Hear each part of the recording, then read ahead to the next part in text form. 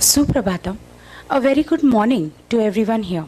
I, Dhanashri Patrikar, welcome you all on the behalf of the organizing committee on the second day of this national workshop sponsored by NAC Bangalore in collaboration with the IQAC RTM Nagpur University. The theme of this workshop covers pedagogy per se and NEP at large, and this surely the three sutri of NEP, that is Jnana, Pradnya and Satya, would surely be instrumental in realizing the SDGs. I extend my warm greetings and regards to the dignitaries on and off the dais. We are indeed very fortunate to have amongst us Dr. Ajit R. Thete, former Joint Director, Technical Education and Director, Center for Development of Leadership in Education, Pune. He will be addressing on the topic Integrated, Comprehensive and Alternative Pedagogical Approaches in Higher Education. To chair this very session, we have with us Dr. Ganesh Kedar, Professor and Head, PG Department of Mathematics, RTM Nagpur University. I request Dr. Rita Vadettiwar Madam to please welcome Sir with a sapling.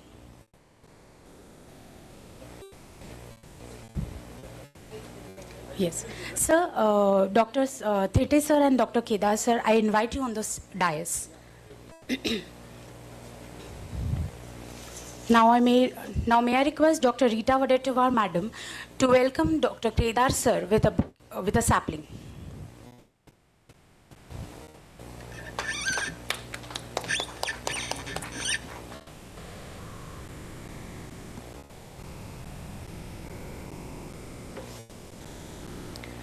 Now I request Dr. Kedar Sir to welcome Dr. Ajit Thete Sir with a sapling.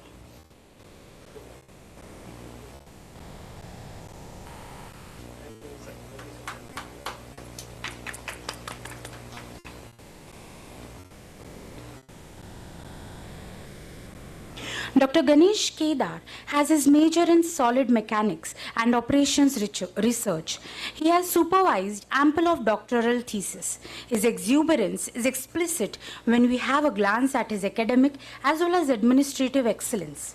Sir has organized many workshops, seminars and conferences.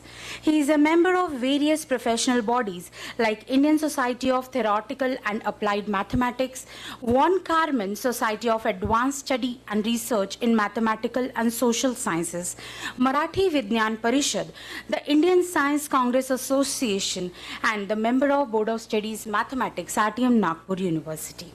Sir has participated in ample number of workshops, as good as he has written 49 research papers which were published not only in the national importance journals but also of journals of international importance. He has 332 citations, 10 H index and 10 I10 index to his credit. This is a great benchmark to look up to, sir. I now request Dr. Kedar to introduce our speaker for the session, Dr. Ajit Thete.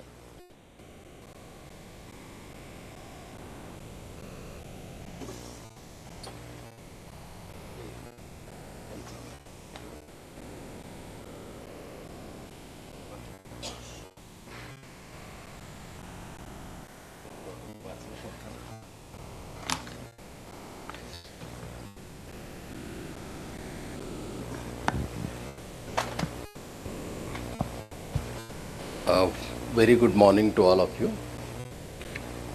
Today's speaker, Dr. Ajit Thete, organizers and participants present over here. Once again, I welcome you all for this first session of today. We have a speaker, Dr. Thete, for this first session.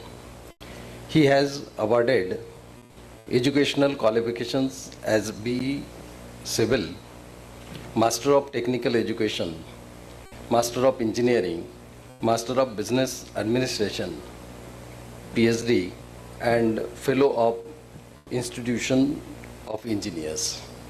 He is a member of 7 professional bodies. He has professional experience of 36 years in teaching, administration, and mentorship for institutional development for quality standards. Presently, he is working for prestigious universities and institutions in India for faculty development programs, curriculum development, and other quality-driven projects. He served as a joint director in technical education in the Department of Higher and Technical Education, Government of Maharashtra. He also served positions such as head of the department in civil engineering. He has developed and authored the unique document of quality learning system that is being used for last 21 years across 1,000 and more institutions in the state of Maharashtra. He has authored 5 books and contributed chapters to 2 books. He is the first author in India to write a book on outcome-based education for the higher education. He has 126 research papers in his credit and traveled across Asian and European countries as a part of academician. He has worked as a member of task group, Department of Science and Technology, and chairman, Strategic Planning, Technical Education, DST Jharkhand. Currently, he is working on different committees and statutory bodies of Government of India and Maharashtra, such as member of CSR Committee on Technical Education, Government of Maharashtra, Advisory Committee, GMNIRD, Dr. Babasaheb Ambedkar Marathwada University, Aurangabad, member Government Council, MSME, and Government ITI, Aurangabad, Evaluation Committee, YCMU, Nashik, Board of Studies in Universities and Autonomous Institutes. He is also a member of Impartiality Committee, TUVSUD, South Asia, a leading certification, testing, inspection, auditing, and training company of Germany. He has worked in all types of institutions like universities, conventional colleges, medical colleges, dental colleges, engineering colleges, vocational education, pharmacy colleges, and management institutes for different quality management projects inclusive of outcome-based education. His domain of work includes strategic planning and policy design, curriculum design following NAP 2020, project development, curriculum development, outcome-based education, instructional system design, institute design, and much more. So it is very long to read all or everything about him, and we are very fortunate to have such kind of personality for today's session. So I request Dr. Thete to start his presentation over here. So I invite Dr. Thete.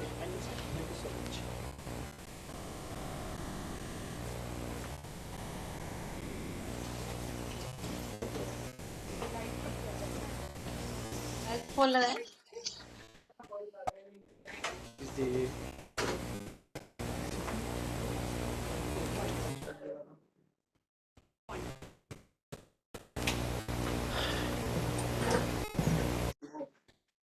पड़वा से आराम है हाँ और गिला दो पत्ती उत्ती खोज गिला थे हाँ Good morning.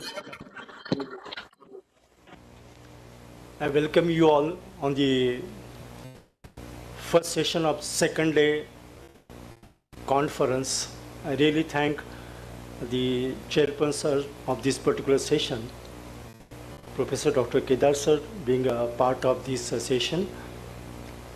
We have Director IQAC, all faculty members, from especially Pharmacy Department, Mr. Dr. Rajesh Ugale sir, and many more faculty from across the nation who are attending this program. The theme that has been selected or been for this 2 days conference is a very comprehensive and significant theme, and we all are being a teacher. While teaching in the institutions or while working as a teacher in various capacities, always there is something in our mind is about this development of students, development of their future capacities so that they can be really successful in the life. When we do a variety of innovations in our institution,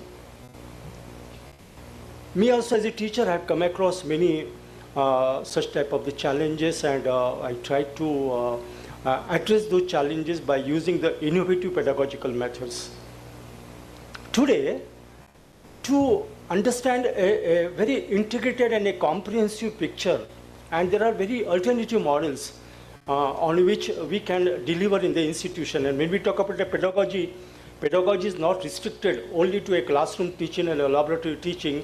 It goes across the cross-section of developing the students for future life and future career. And something beyond that, something, because as we, since morning we talk about Sustainable Development Goal 4 and the National Education Policy, which has taken many inputs from them. So herein, our role of institutions, of course, all type of institutions, including universities and colleges, all these things, we now have to think how we can really deliver the teaching learning process and variety of educational activities so that whatever agenda is there before us, that agenda can be properly addressed. This is the basic theme of my presentation, and that's why I put the title as Integrated, Comprehensive and Alternative Pedagogy in Higher Education. I have put 3 words. First of all, I'll make it very clear about these words as such. Now my present agenda is Pedagogy in National Education Policy 2020. You will find variety of policy initiatives have been taken into that. Then what is the concept of that pedagogical aspect? What keywords are there? And how pedagogical approach, a theme of presentation, can be done? And then designing pedagogy according to NEP 2020. This is my agenda which I'll be presenting before you on the guidelines of these 5 points. Now, when we talk about pedagogy in outcome-based education, because we know that when we come to the point of outcome-based education, this pedagogy in context of outcome-based education is very important. When we do outcome-based education, we cannot ignore domains of education. I'm going to tell you on these aspects. Then, of course, I have taken 4 case studies to present before you. I know the time constraint, and I will try to cover up those points. Otherwise, my PPT is there with you, which you can refer to them.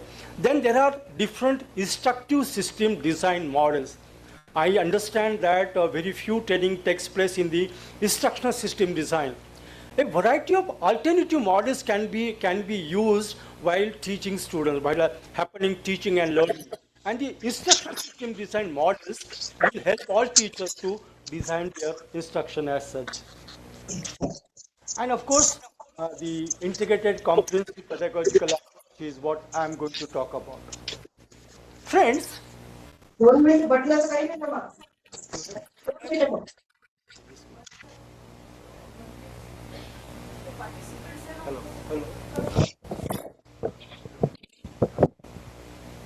hello.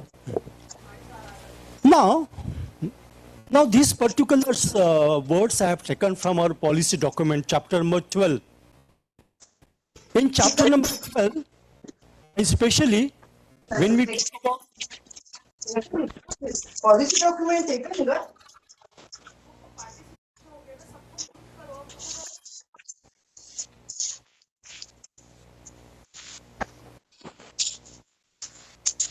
the policy document of national education policy has given thrust on pedagogy and curriculum.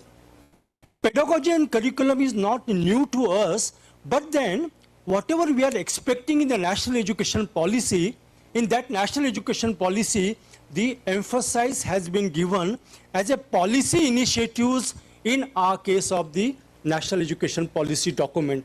And that we need to understand when we go to, I'll quickly move to the, so that you can see that particular slide. Remove that, please. Yeah. I have intentionally put this particular slide. High quality pedagogy is necessary to successfully impart the curricular matters to students. Pedagogical practices determine the learning experiences that are provided to students, thus directly influencing the learning outcomes. So I have gone through since 1964 policy, I've gone to the different types of the policy document. This is an NEP document, is the first document where they have gone to the penetrated to the educational processes, pedagogy and the curriculum design as such. This is a message to all of us that how we can incorporate this into our processes.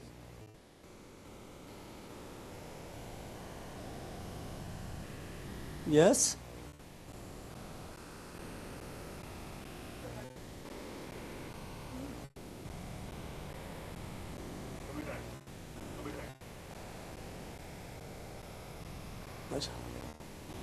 I don't want to tell you the definition, my dear friends. But when I'm talking about pedagogy and whatever paper on which I'm going to make a presentation on integrated comprehension, integrated alternative approach in the pedagogy, I would like to see to this definition, pedagogy is art, science, or profession of teaching.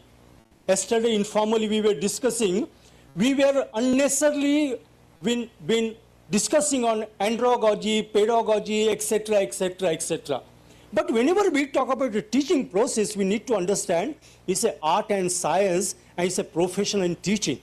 So irrespective of either you're teaching to a school education or higher education, you have to understand. Second definition, there are a good number of definitions. Here I have taken the second definition. Pedagogy is the approach to teaching, is the theory and practice of learning, and how this process influenced by social, political, and psychological development of learners. This we need to understand.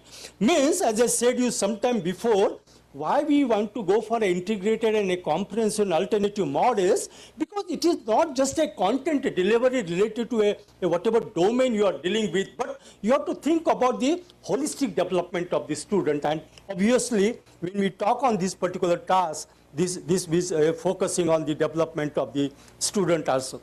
The keywords which I will be discussing quickly, I am talking about domain knowledge, I am talking about NEP 2020, outcome-based educations, domains of learning, Bloom's taxonomy, instructional system design, integrated, comprehensive, alternative models, and I'm of course going to talk to you about the pedagogy. Now the pedagogy approach on which we are going to talk about, here we talk about an integrated approach. Now, as I told you in the very beginning, as a teachers or as an universities or as an institution, whenever you are designing a pedagogy, pedagogy is not, again I'm repeating, not limited to a planning, lesson planning or delivering a particular domain knowledge. But now we have to think that in the background of the pedagogical perspective, their scope, we need to see that how we can have a holistic development of the student. And that's why here an integrated approach at university level, at department level and institute level, we have to focus on development of domain knowledge. Domain knowledge is very important when you go in the world of work. Obviously, National Education Policy 2020, lot of initiatives has been taken, and it is a guideline document for all of us whenever we design a curriculum or design a pedagogy at the institute level. And of course, as a part of NEP only, we have an outcome-based education. There are many other points, but here my focus is on these three aspects whenever I'm talking about an integrated approach as such. Why I'm talking about a comprehensive approach? A comprehensive approach because here I would like to focus on the development of knowledge, skills and attitude. We know everything and everybody, you must have gone through the not only National Education Policy document, but even National Knowledge Commission report 1994 and so many documentation. You know that even if you go long back to the 1964, what Kothari Commission says that the future of the nations are being shaped in the four walls of the classroom. So only theoretical input is not sufficient today. We have to focus on development of knowledge base, skills and attitude. And while doing so, we cannot ignore Bloom's taxonomy. I'm going to take, many of you must be knowing about the Bloom's taxonomy, but in the context of this today's presentation, I'm going to focus on these aspects. So this is what I mean to say, an integrated approach, a comprehensive approach means you will plan the teaching learning processes and activities in such a fashion that we will be able to address developing the knowledge, skills and attitude part of that, and that too in the line with the Bloom's taxonomy, whatever it has been mentioned. And of course, when I say alternative models, there are a good number of models. I know that I won't be able to cover. There are 25 models which are right now in practice, which we can use for the teaching students and creating a teaching learning environment in the institution. Few, 2, 3, I'm just going to quickly touch to these models. But alternative model, and I want you all people, and I'll make an appeal that please go through the instructional system design model. Because in higher education institution, obviously we are dealing with the adults. And adults in the classroom, you know that they are more and more get bored if you deliver only content. I can see today also that you being all adult and very learned delegates, when you listen to these things, because many more things are known to you. But then, when you practice these different instructional system design models, that's why I've taken one case study to just share with you. Now, why a NAC has a role to play and why our university has contributing or conducting this program along with NAC Bengaluru, that we need to understand. I was discussing since yesterday and many times and even today with the ma'am about the role of NAC. My dear friends, if you see these 7 wonders, what we call 7 criteria of NAC, these are all under the framework of pedagogy.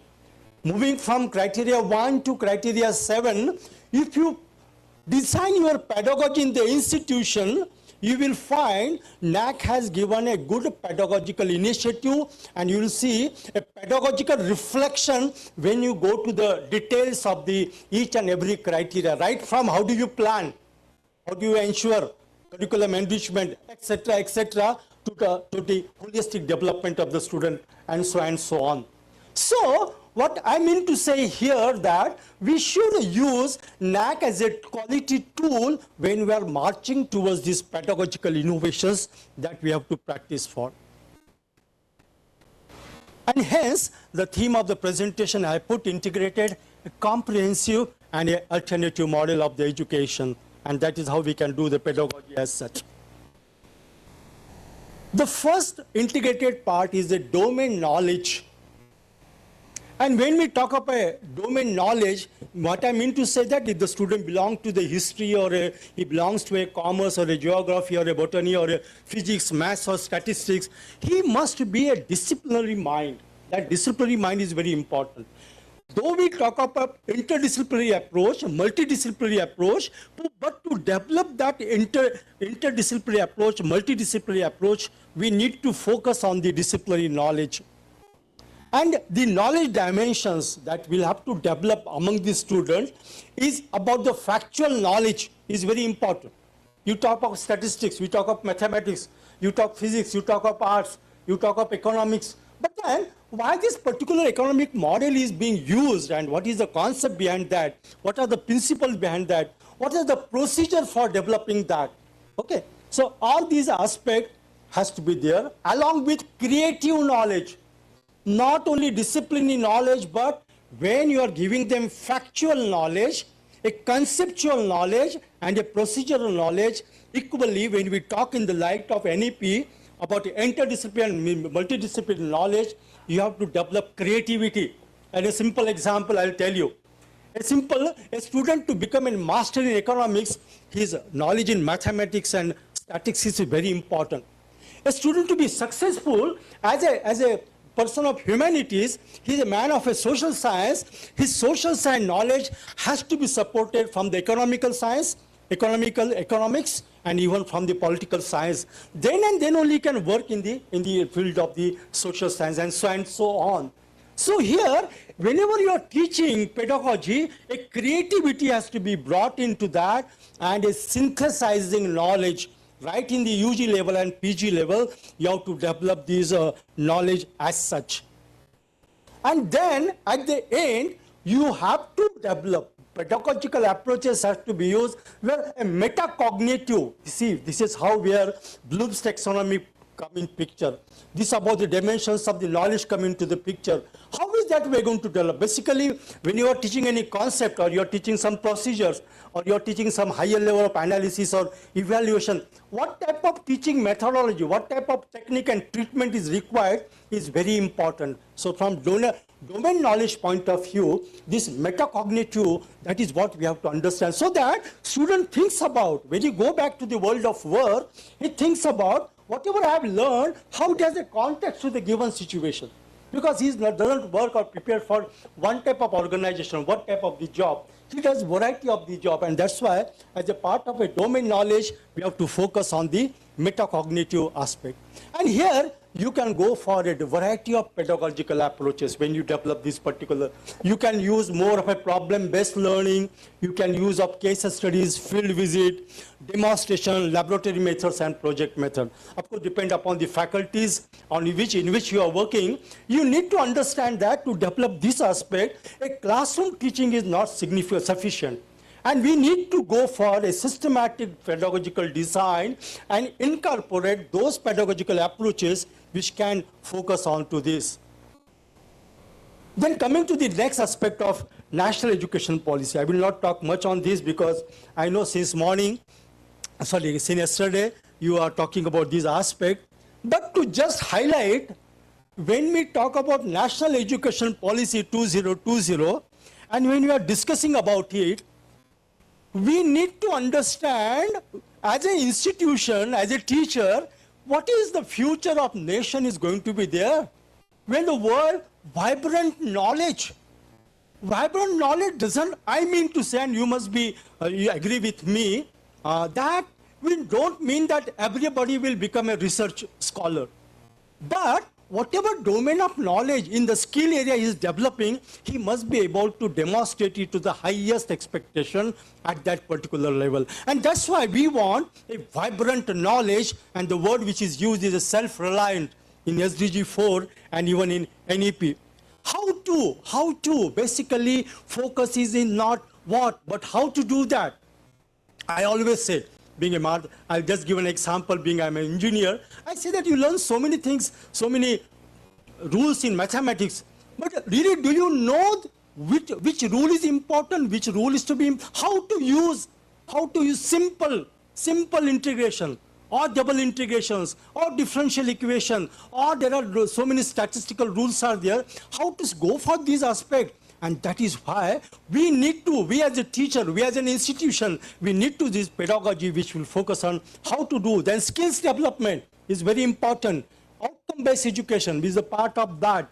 Holistic development, we have not focused on what is. People are graduated, but every report says that they are unemployed, they are not getting job. Now it's our institution, even today in our country, we know that how much is the percentage of the poor people, they don't have jobs. And that's why it's our institution, our responsibility as an institution that developing the skills and development of holistic development. Okay, that holistic development, not only field of the domain, but in the variety in which we have to prepare. Challenges are there, stress management is there, social values, human values, professional ethics, so that he has to be not only that, as ma'am is here, yesterday we were discussing about the Upanishad. In Upanishad, it is said that you should focus on development of 5 koshas, 5 domains of your personality. Annamaya, Pranamaya, Manomaya, Vijnanamaya, and Anandamaya. These are the 5 domains of your body, so you must be good in health and hygiene. Liveliness and versatility has to be there. Your attitudes, what we call the soul, has to be well developed. Your mind, disciplined mind, creative mind, synthesizing mind, and at the same time, you have to be Anandamaya, emotional balance has to be there. So, when we talk about holistic development, is important. For that, knowledge of self is important. Interdisciplinary and multidisciplinary approach is very essential today, because we know that a student of economics or a student of commerce go and work in an IT company abroad as economist, as a manager, financial manager. So we need to, while delivering, because and I'm very much want to specifically say here, because this program is organized and conducted by the university, we need to, I'm repeating again, we need to focus more and more in the humanities, commerce and management, science, I'm talking about basic science, because more focus is given to so-called as a professional education. But what about the backbone of the entire economy? And that's why I say that no, even humanities, commerce and management, science is a professional education, because they play a very vital role in the significantly. And that's why herein, when I'm learning management, when I'm learning commerce, when I'm learning sociology, when I'm learning psychology, all these aspects, you have to talk about the interdisciplinary approach and multidisciplinary approach. And of course, now more and more models are coming in our NEP, multi-entry and exit model. And that's why I will not focus much onto that, because it will take more time. But there is now provision of multi-entry and exit. After 1 year, you get a diploma. For second year, certificate, diploma, and graduation. But for that, you have to plan a pedagogy in such a fashion that after 1 year, if he's taking an exit, he must be an employable.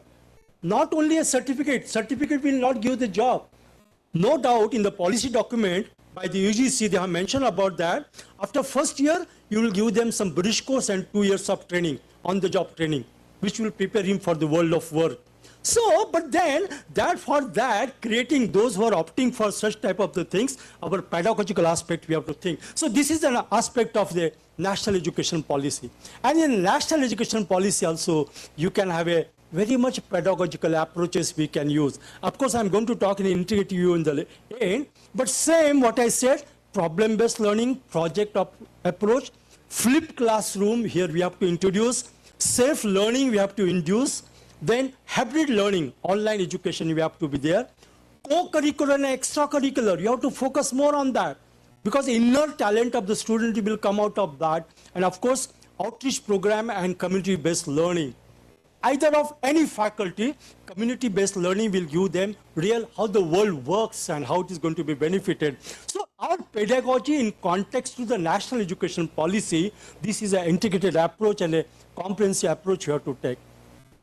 I'm not going to talk much on this line, my dear friend, but I just wanted to say that even in national education policy, the Bologna process, outcomes of Bologna process, where it is Washington Accord also it has been come. These are the 4 objectives of higher education accepted all over the world. We have to design our pedagogy keeping in view, in a nutshell, these 4 objectives. Preparing for employment, obviously, we have to plan. Preparing for life as an active citizen in democratic societies. Then personal development, and of course, the development and maintenance of a broad, advanced knowledge base. Here I'm not talking about the last slide is about the research oriented. Research orientation is of course there, but when we cater to the variety of the target group, I mean to say learners and the domains of learning on which they are gaining the knowledge, abilities, or their career, we need to see that this Bologna process model, or rather objective which has been accepted internationally, has to be brought into our picture of our institution whenever you are designing a curriculum and whenever you are designing a pedagogy as such. Friends, we are going to talk on outcome-based education. Why outcome-based education has got a 19 location in the national education policy, they mention about learning outcomes and outcome-based education. Why for?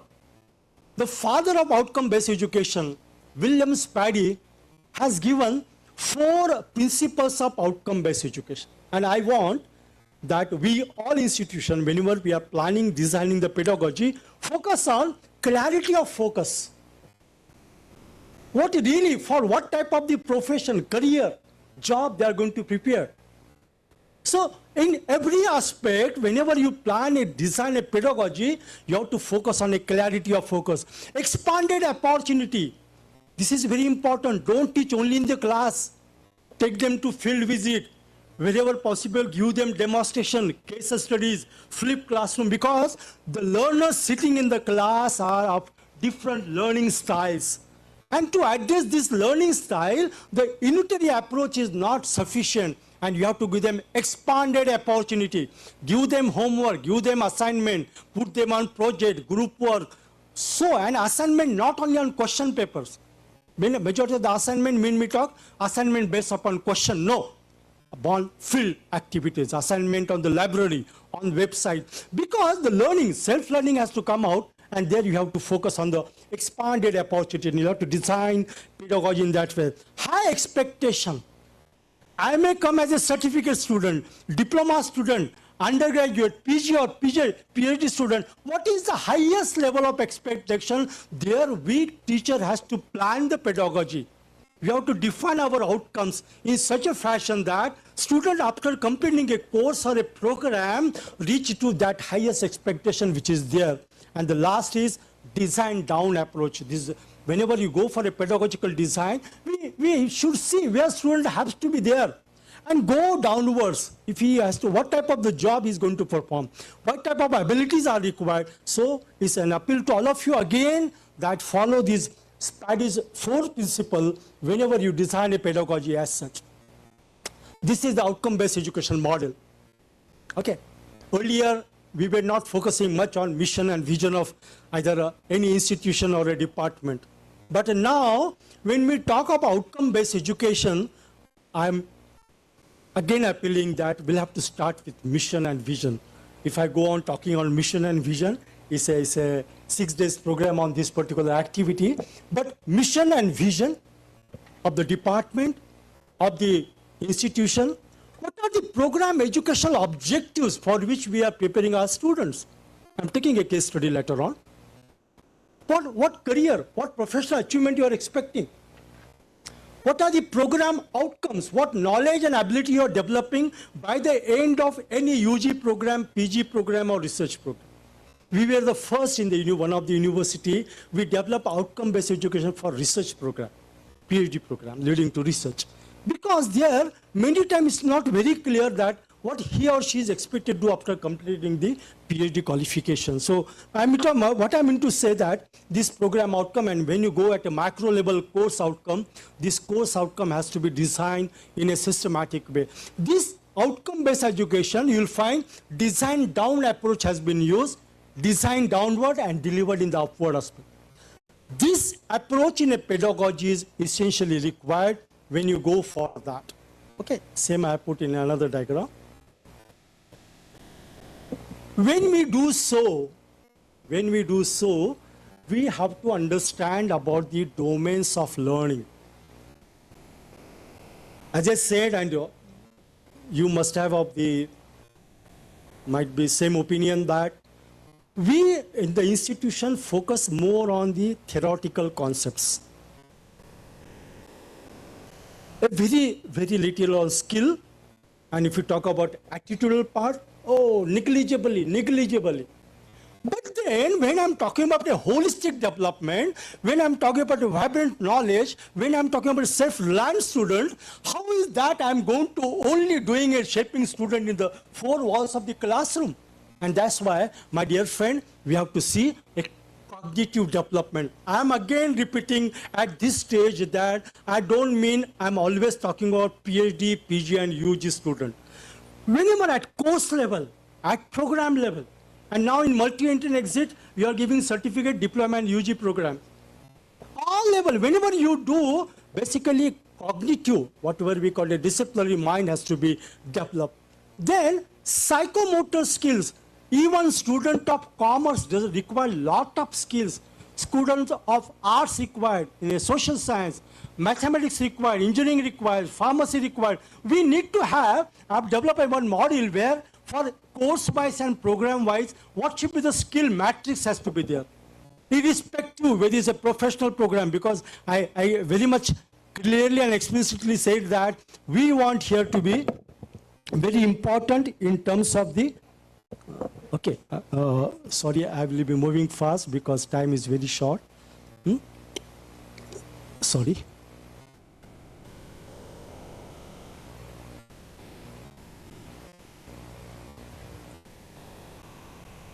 So, when we talk about these pedagogical approaches, we have to focus on these aspects of domains of learning, and we have to also focus on the affective domain of that. When we talk of taxonomy here, I won't not going to talk to you about taxonomy, but this will tell you, this graph will tell you what is the highest level expectations required in a cognitive domain.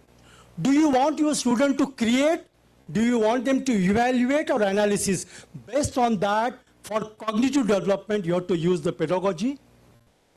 When you go for a psychomotor development, skill development, there you have to provide whether you want students to articulate, you want them to a precision level, or you want really to come out with a naturalization, because students are completing their education. They must be able to, when we talk about interdisciplinary approach and multidisciplinary approach, their naturalization has to be there.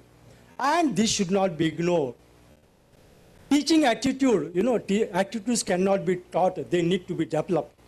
So, when we talk about this, where we really want our students to be there, when we talk about holistic development, obviously everyone wants on the organizing. In a given situation, he must be able to organize himself or herself. And he not only that, he's internalizing, becoming a role model for others.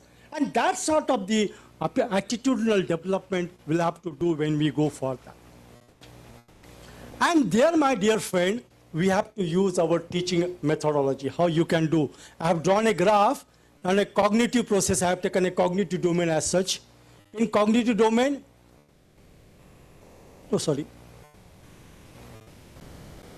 in a cognitive domain, I have seen here, remember, understand, apply, analyze, evaluate, and create. Okay. Now, what I did for any course, for a knowledge dimension, going for factual, conceptual, and to a metacognitive, if you draw a graph, I want everyone should go with such a type of graph. Every course, every program, where you want your student, whenever go for a pedagogical design, you should have such type of a pictorial design before you, that where you want your student, if you are teaching a course or if you are teaching a program. I've taken an example of a cognitive domain. Where do you want to understand to be a conceptual level? You want to apply to a principal level? You want to evaluate to a methodology procedure level?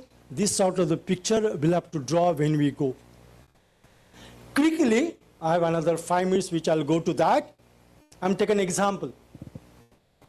I've taken an example of a BA history program. Whenever you are going for a pedagogical design based upon this discussion, what are the program objectives for which we are preparing our students?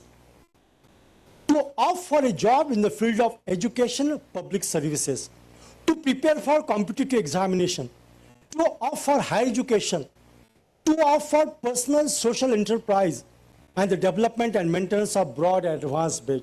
This is the program education objective. This is the career and professional achievement for which we are preparing. So we have to plan our pedagogy in that direction. These are the outcomes on which we have to develop. I cannot go on reading all these things. I will just read the part of B and C.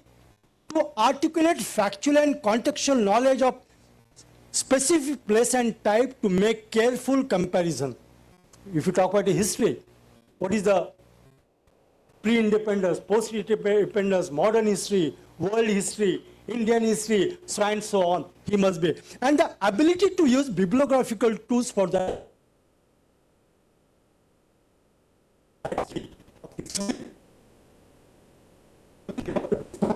Course outcome, I have seen civilization. You are teaching this particular course. Now you want them to describe the evaluation of human society and transformation of ancient civilization like Mesopotamia, Greek, China, Roman, etc. How you are going to teach? Because they should be able to describe how these different society has evolved. And but just by teaching in a classroom is not required. This course outcome will direct you that here more of you required flipped classroom or a participatory approach or a case study approach, or even sometimes you go for a project approach to understand. Taking one more example, compared to each and other among the several societies of the world. So to compare again, we have to go for a variety of program. This is for BCom. Just have taken an example. You have to design to prepare for competitive higher education, same are there. Now here, when we talk about program outcome, again I am reading few, describing various concepts and theories, providing strong academic foundation whenever he goes for that. For that you have to plan. Demonstrate educational skills in the areas of marketing, finance, accounting, HR, tax, economic, and several other branches of commerce. This ability we have to develop, how you are going to plan your sessions into that. Same is for the outcome. This is for science and technology. I've taken an example of a physics. Physics, again, you go for a research, they go for advanced knowledge, and focusing more on the fundamental and systematic or coherent understanding of academic field of physics. Not only that, if you read within that, condensed matter physics, molecular physics, mathematical physics, analytical dynamics. This is what where you have to take our student of UG, I'm talking about UG student. Demonstrate the ability to use skills in physics and its related area of technology. Understand our UG program presently we are teaching and what type of outcomes are stated by UGs in the according to that. I've taken a mathematical physics. In mathematical physics, apply the knowledge of calculus, vector calculus, probability and probability distribution whenever you go for reaching them mathematical physics. So this ability I have to develop. How I am going to develop this ability? Not by teaching classroom. I could given them lot of exercises, case studies and problem solving where they can develop this ability. So a pedagogical innovations and integrated approach that is required here. This is for pharmacy I have taken. Again, our outcomes which are required at a master in skill domain of specific to discipline, successful employment in business and industry, and higher education. Pharmacy knowledge, modern tool usage, leadership skills, and professional identity, so and so on. And for that, if I'm talking about a pharmacology and toxicology as one of the course in my pharmacy, what pedagogy and what ability I have to develop according to Bloom's, compare the mechanism of actions, adverse effect, and dosage of various drugs. Demonstrate isolation of different organs, tissues from the laboratory animals by simulated experiments. This is where we have to take to our students, and that's why how the pedagogical aspect have to be used into that. So, my dear friend, here we have to go for alternative models. As I said to you, 25 models are there. I'm not going to talk about those 25 models, but I'm going to give a very, very snap work of that. But before that, try to understand instructional design is a technology for the development of learning experiences and environment which promote the acquisition of specific knowledge and skill by the student. Very few, yes, time, yeah. These are the different models. So friends, this is what I wanted to really say about. There are so many models. So sorry, I'm slightly going about that. And just last two slides. This is how you have to plan your institutional level. Integrated approach you have to follow. This I have given a picture of integrative model. And I will not go to these models. Again, I have disturbed. So friends, this is how there are 25 stages which I have stated into my books. And of course, whatever said by, let us sacrifice our life today so that our children can have a better tomorrow. This is my book on outcome-based education, which talks about this pedagogy as one of the parts. Okay, thank you, you all. I'm sorry, sir, for taking 1 or 2 minutes more. Okay, thank you so much. Thank you. Yeah, no issue. I understand. Yeah, yes. Any questions? If you have quick 2-3 questions, if the chairman allows, yes, please. We have been exposed to the outcome-based education and I've been reading about it. You talked about bringing attitude into our instructional delivery.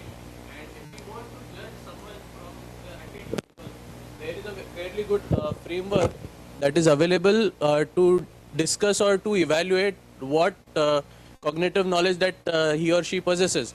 But if you have to take attitude also into consideration, because what happened earlier was there was a lot of freedom given to the faculty to judge his or her attitudes, and the marks were given as per that attitude, and attitude was also one of the component.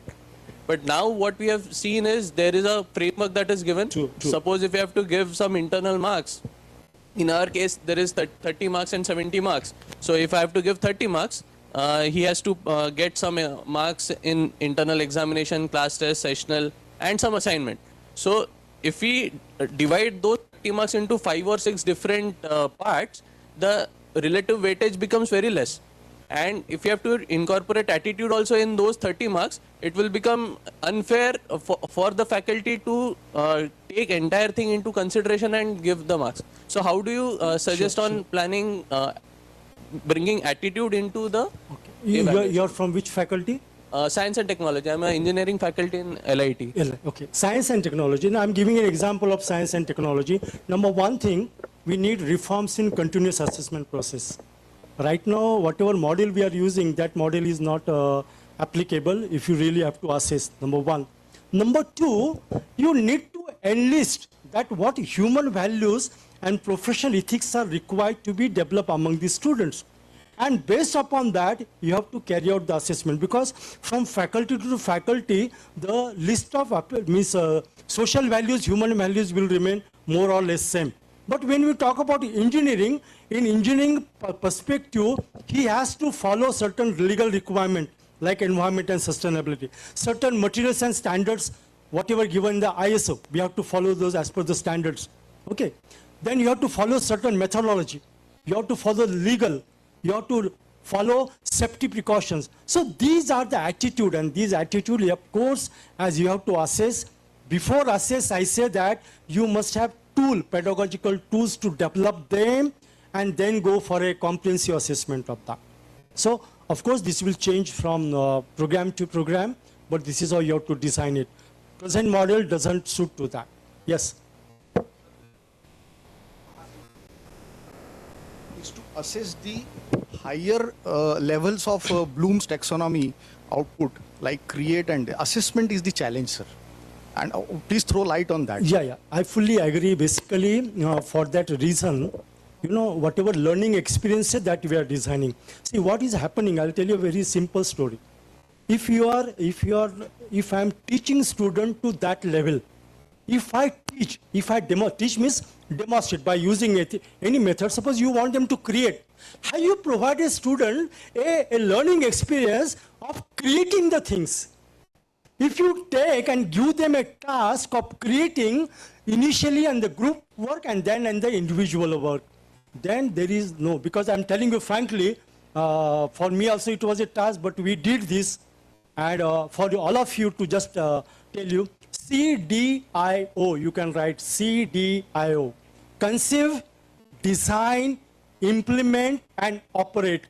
This curriculum philosophy is followed in majority of the European countries, and they focus on how do you really able to, whatever, any faculty, he's able to operate, and that is how, see, pedagogy, that's why I say, it's not a course I'm teaching to a student. You have to understand, you're teaching them a program, not a course. And that's why lot of integrative approach within the department, within the institute, whenever you are planning, we require that. So it takes an entire village to raise a child. This is how we have to follow the principle whenever we go for the designing. Okay.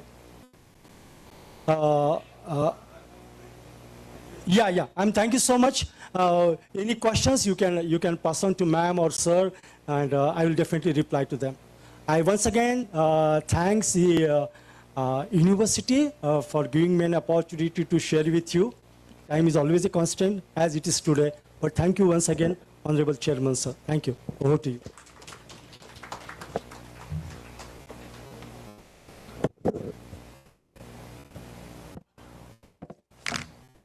So it was a very nice lecture, but due to the time barrier, we could not extend some time because we are having lecture on 10 past 10, 10:10. So you should not reach to 2020. So Dr. Thete throw some light on integrated, comprehensive and alternative pedagogical approaches over here. And as he said, the pedagogy, art, science and profession of teaching. So he emphasizes on the point that instead of only the teaching, we must focus on the holistic development of the students, and for that the students must have the disciplinary knowledge for that. And we are also using the tools, but not but that must be used in the organizing manner, because we are preparing the students or the knowledge of them in the shape of cone. But because in NAP now there is a expected multi-entry and multi-exit, so that we must, that is the very tedious task to design the curriculum accordingly, that when they exit from the program over there, they must reach at certain level over there. So anyway, at last I must say, we are shaping the humans and not producing the machines. So that aspect also to be considered over there when we think about the development of the students. So I am very much thankful to Dr. Thete to deliver such a nice talk over here. Thank you. And also I am very much thankful to organizers also to give me an opportunity to listen you as well as to chair this session. Thank you. Thank you all.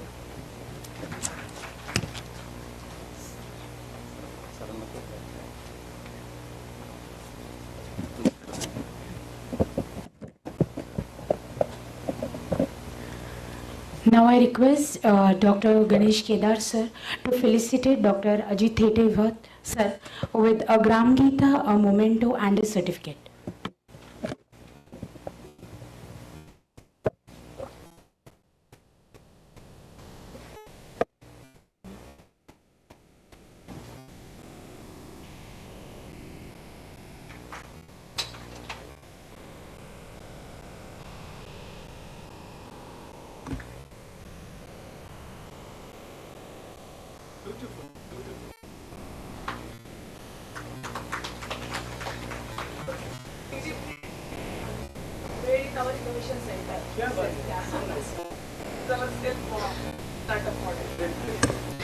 Thank you so much, sir. Now, he has joined already. Rao sir has joined.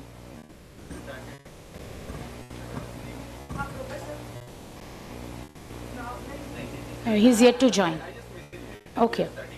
Okay.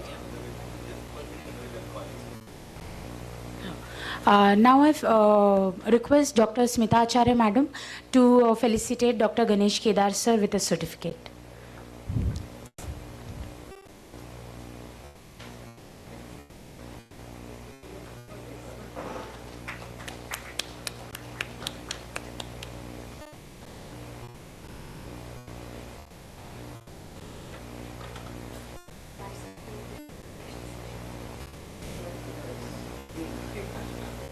Thank you, sir, for also mentioning Panchakosh, which helps in reinstating the relevance of philosophy at large. Thank you. Okay.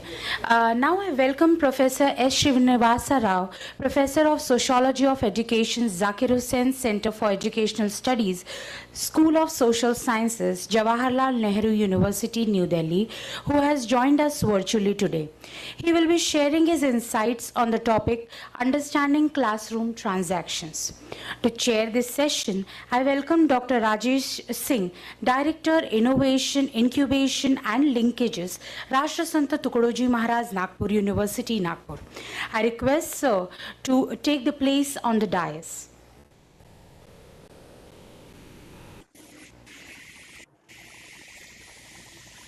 I request Dr. Dheeraj Kadam Sir to welcome Sir with a sapling.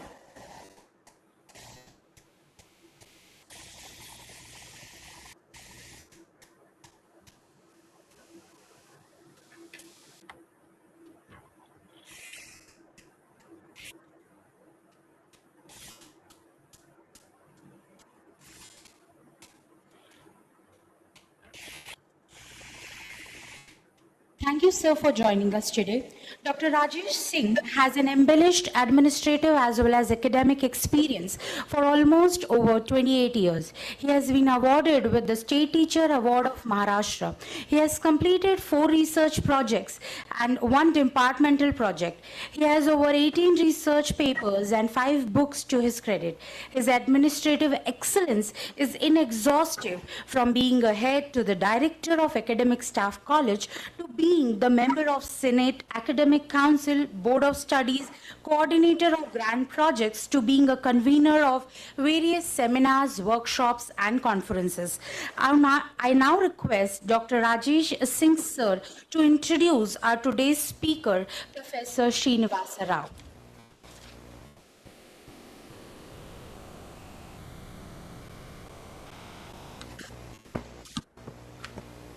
Very good morning, Professor Srinivas Rao. Good morning. Good morning. And my dear participant friends, guest speakers, and head of the department, also chairman IQAC, who is doing all these activities. I have been given the responsibility of introducing Professor Srinivas Rao. But before that, I will say a few words about this activity.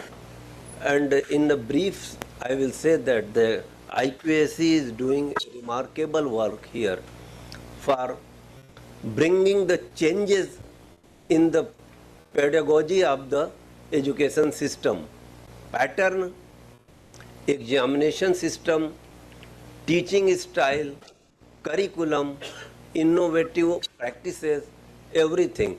If you will attend this 2 days program, certainly you will get many new ideas here, and after going back in your institutions, you will try to implement.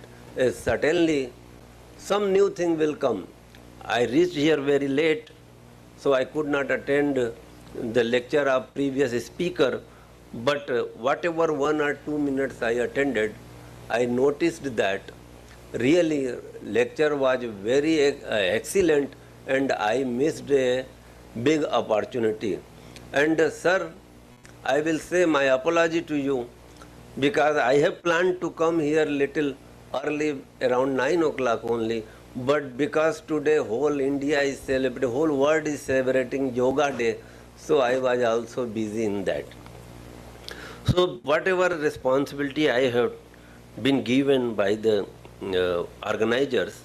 So first is that to introduce our renowned speaker, Professor S. Srinivasa Rao.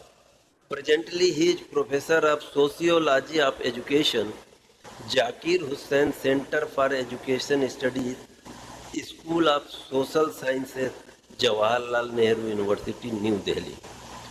Professor Rao has completed his PhD in Sociology of Education from Jawaharlal Nehru University, and he has worked from 92 to 97 in that institute. And before that, he has also completed his MPhil from the same institute.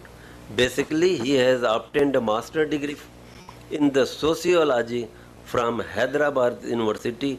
But I am glad to read this biodata because he has completed his graduation in the Faculty of Science, and also I think his major was physics.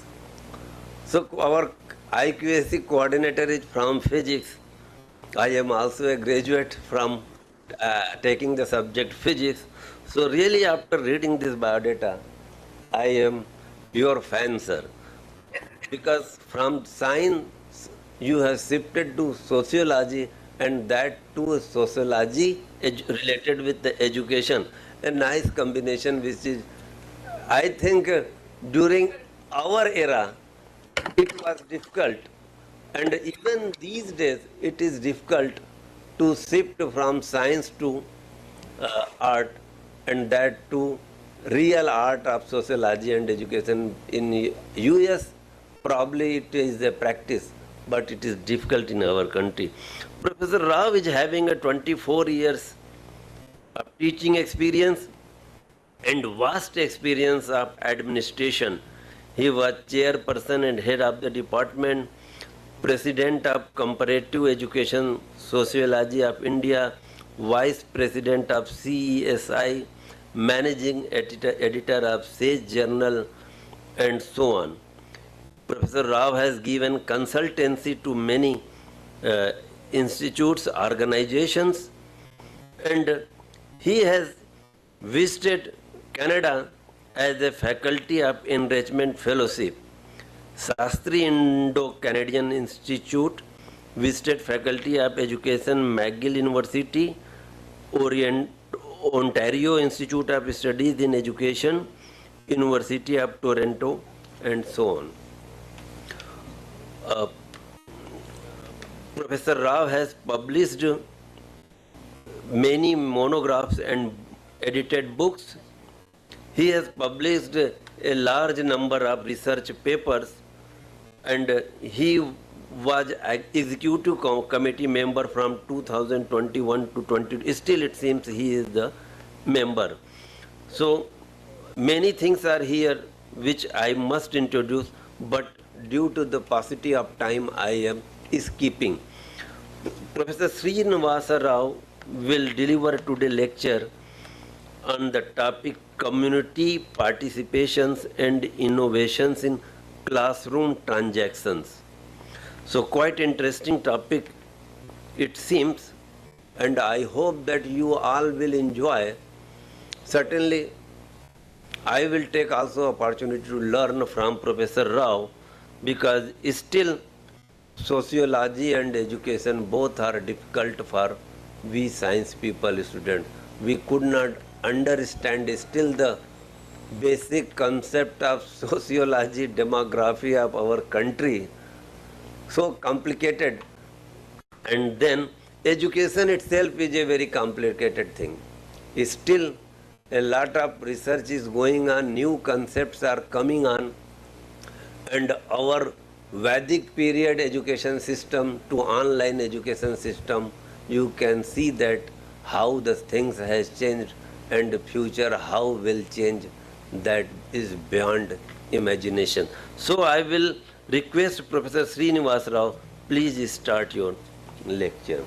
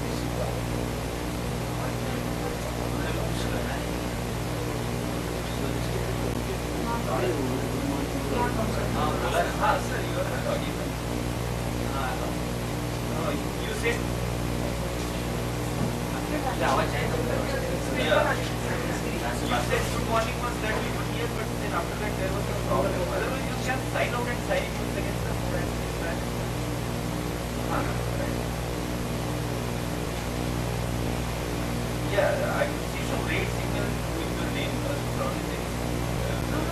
This is for sharing. Your grade is for sharing. You are mute also. But we can't hear. I think there's a problem from this. No, I am able to hear you on mobile. Are you? No, sir, you are not ready.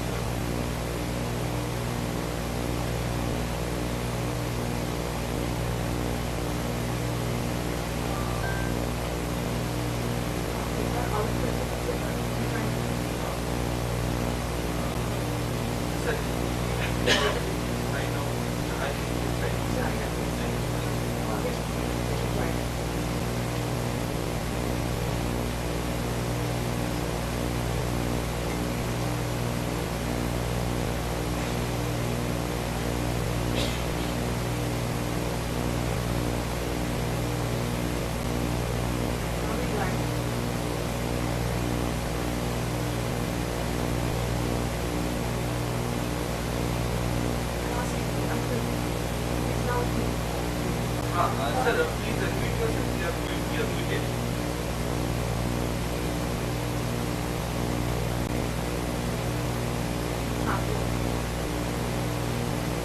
Am I audible now?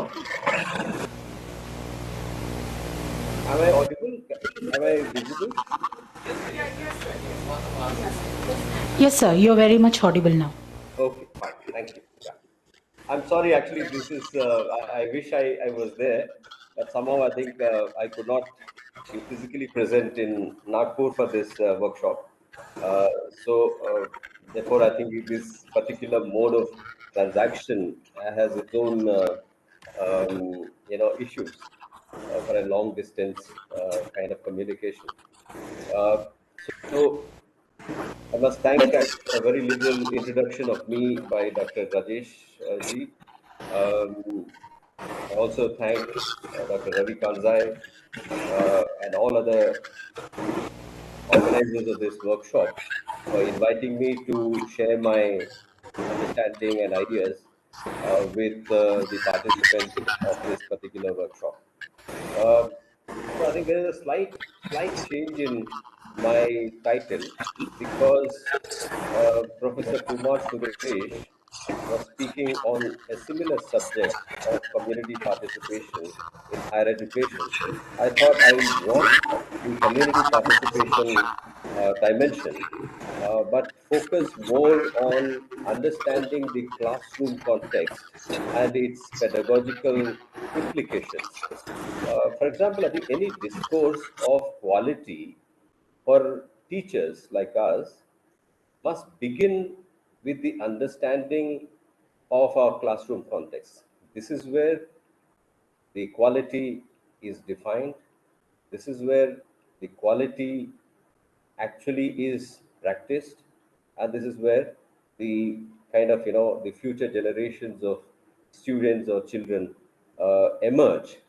So therefore, any meaningful transaction or discussion of the quality enhancement and innovations in education has to begin by understanding the context of the classroom. So I'll share actually the slides. I think maybe I must have lost it in the rejoining. Is it visible? Are the slides visible?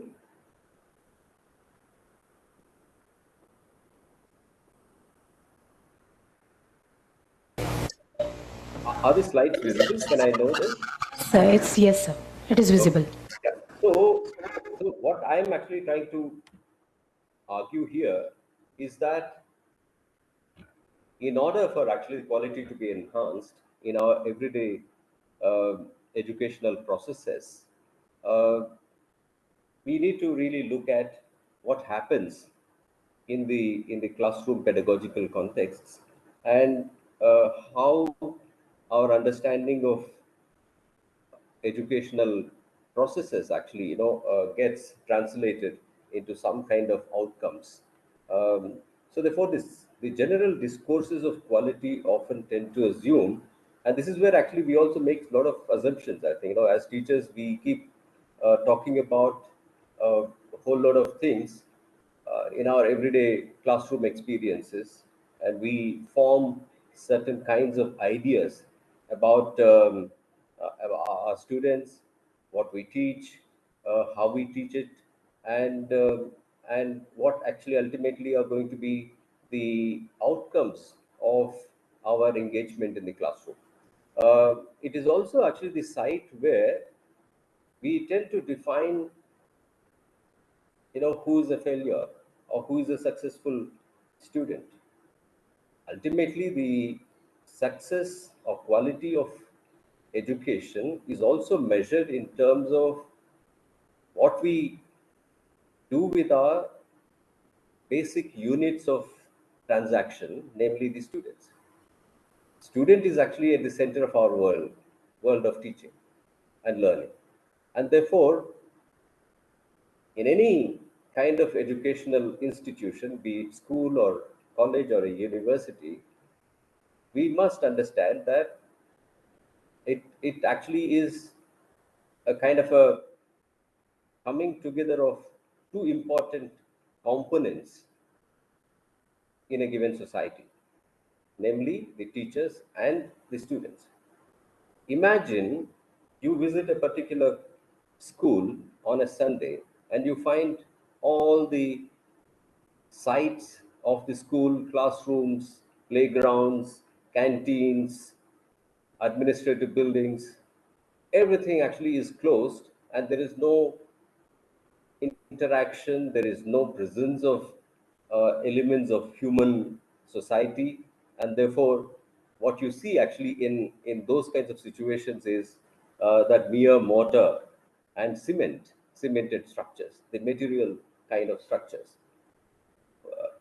And can actually these structures merely make what we call a school or a college or university, or how do they transform from being a kind of inanimate material object into a animate kind of lively kind of situations of human interactions who seem to be coming together for producing a very important function for the society, namely to provide uh, the future functionaries, future citizens, that what the adult society actually requires is being shaped actually in our classrooms.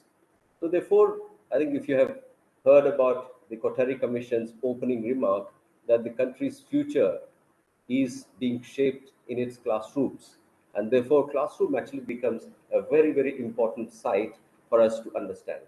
So I think as teachers, is our responsibility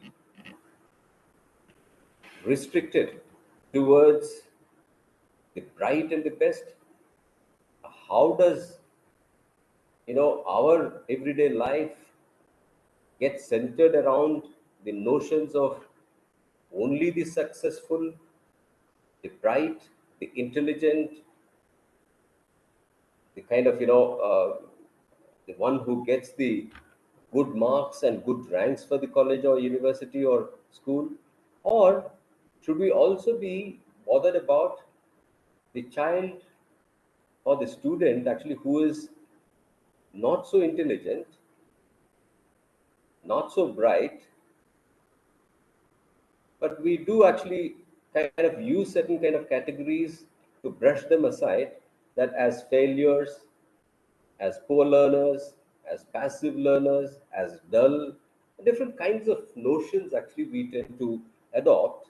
And that actually, how does that impact the overall kind of context of quality in an educational situation? So the quality of how we define the quality of educational process has to move beyond what we generally call as the best, bright, intelligent, and the mere notion of the quality. Rather, it must include how we tend to sort of incorporate even those who are who may not actually be as bright, as intelligent, or as actually kind of successful as some of the students, as gifted actually as some of the students. So therefore, I think the notions of quality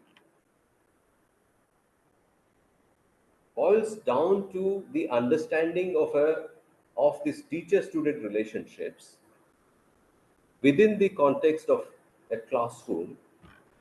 You meet actually the student every day, and that actually gives us certain kinds of perceptions about each other. It's not actually that we as teachers forming certain kind of opinions about the students, but the students, upon seeing us, also are making certain kind of perceptions of us. So therefore, the general discourses of quality often tend to assume that the students' educational achievements or learning are manipulable and that they can be altered easily irrespective of the students' structural contexts or cultures. In a country like ours, actually, which is hugely diverse, you have a varieties of student body, student composition that come into our classrooms. And every student actually brings with him or her a unique kind of experience emerging from their own specific diverse situation, and that actually will have an impact in the way they learn within the classrooms. Now, I will not be very much enthusiastic if we say that a particular school or a classroom has got 100% result. Underneath that, how the experiences, how deep actually are these experiences of schooling or college education or university education are for a student, and how those experiences are carried forward into the society in which the child is going to lead his or her life for the rest of the life. And these are the people actually who are going to be important in the overall functioning of any society or any nation. So therefore, I think what we make of the student in the classroom, not simply in terms of how the market or the kind of kind of a corporate idea of excellence tells us actually to define. Rather, it's not actually kind of uniformity or standardized kind of product all the time. A soap may be of the same size, same color, same odor. If it actually is manufactured in an industry, and can we treat the child as a soap? When the child actually comes out of the educational institution, the child actually takes with her or him a kind of a unique set of experiences, which then shape the kind of contribution that child is going to make to the future society. So therefore, whatever commonsensical or general kind of perceptions that center around the quality in today's society, they resist the structure and agency of both the teacher and the child and the classroom context. Therefore, such a kind of argument is not tenable, and I argue here that the specific student cultures of learning arise not just in relation to the structural conditions in the larger society from which children come from, but also most importantly due to the beliefs and practices within micro school and classroom situations and pedagogical contexts. So therefore, I think what I'm trying to basically argue here is that how schools and universities seek, nurture, and celebrate those who are designated as the bright and the successful. But to identify and nurture such potential successful kids, they tend to label those who do not fit into the criteria of success as failures or poor achievers or poor learners or slow learners or problem children. So the definitions of bright and poor learner or active or passive learners are simply the intelligent and dull to use in everyday school or college or university language is symptomatic of the larger social construction that fit the kind of society in which we are living currently. And maybe we need to look at these labels more carefully so that we understand how these labels are meant to serve, to perpetuate, and to exacerbate and reproduce actually the similar kinds of inequalities that already exist in the society. So therefore, I think if you want to have a kind of a decent understanding of the classroom context, we need to understand certain assumptions. What are these assumptions? As I said, that if you want to understand the schooling process or educational process, we need to understand that there is something which is called everyday life of a school, of a university, or a college. That the school or college actually begins its operations at a particular point in time in a day, say, for example, 8 o'clock in the morning. If it is a school, it begins with a school assembly where there is a kind of a, assemblage of all the children with the principal and the teachers, and the principal kinds of gives the messages of the ethos and the, the belief systems, the values, the ethics that the college or school tends to sort of believe in or practice, and therefore the children are expected to internalize those kinds of values in order to make the learning experience in tune with the general ideas of education of the top management or the teachers in the school. In a way, actually, if the principal actually communicates in an assembly, it also is a message to the teachers as well. So therefore, as educational leaders, actually you tend to sort of communicate what I would like in my school or college, and therefore the teacher actually also begins to kind of operationalize those kinds of ideas when he or she practices the teaching learning within the educational institutions. Children are also actually, they also begin to understand. So therefore, the any typical school day or university day or college day begins with certain kinds of messaging like this, and then the structuring of the schooling or university education or college education begins to take shape in terms of what you call structuring of into periods. And any school day or college day would have about 5 to 8 classes or more than that for sometimes, and every period is supposed to be having a particular amount of time, and each level or class or standard of education would have particular disciplines or subjects to be transacted. If you look at actually the class one, we begin with a general understanding of everything, language, mathematics, everything together, environmental science, everything together.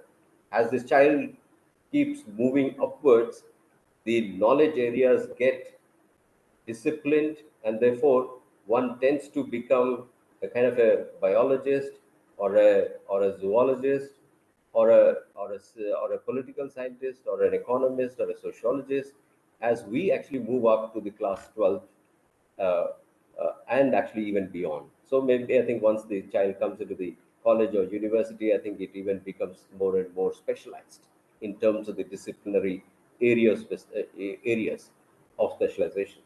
So what it means actually is that it begins at a very homogeneous level in any educational system, and the number of periods given to certain kinds of subjects tell us that these subjects are very important in the given contemporary kind of a society. For example, I think if you look at any school timetables, you will see that the subjects like mathematics, sciences are given more importance and more number of periods than the liberal arts and the language kind of courses. So therefore, what happens is that it actually tells us actually that there are certain kinds of disciplines are valued, and it's a kind of a messaging actually that gets reflected in the very structuring and organization of the knowledge areas within the school context. So even actually before we even actually want to get into this whole discourse of how knowledge gets prioritized and distributed within the educational contexts, and how actually that has a linkage with the larger society that is going to kind of receive these children once they are out of the education system. But let me tell you actually that any educational institution has its own everyday life. We actually begin with an assembly and we get into the periods. We sort of, transit from one period to another period.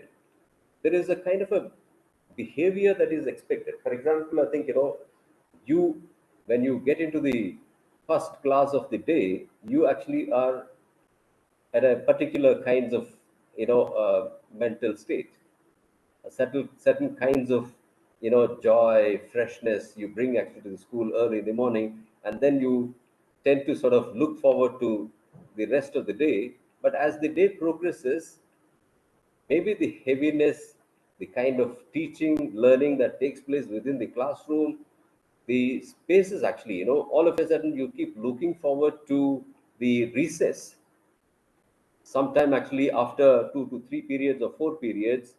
And then suddenly I think that you can see the energy of the child coming back to life during those periods. I think you can see the life of the students, actually the enthusiasm that is there in the child, uh, so much actually energized when they enter the school, when they get into the recess, and when they tend to sort of leave the educational institution for the day.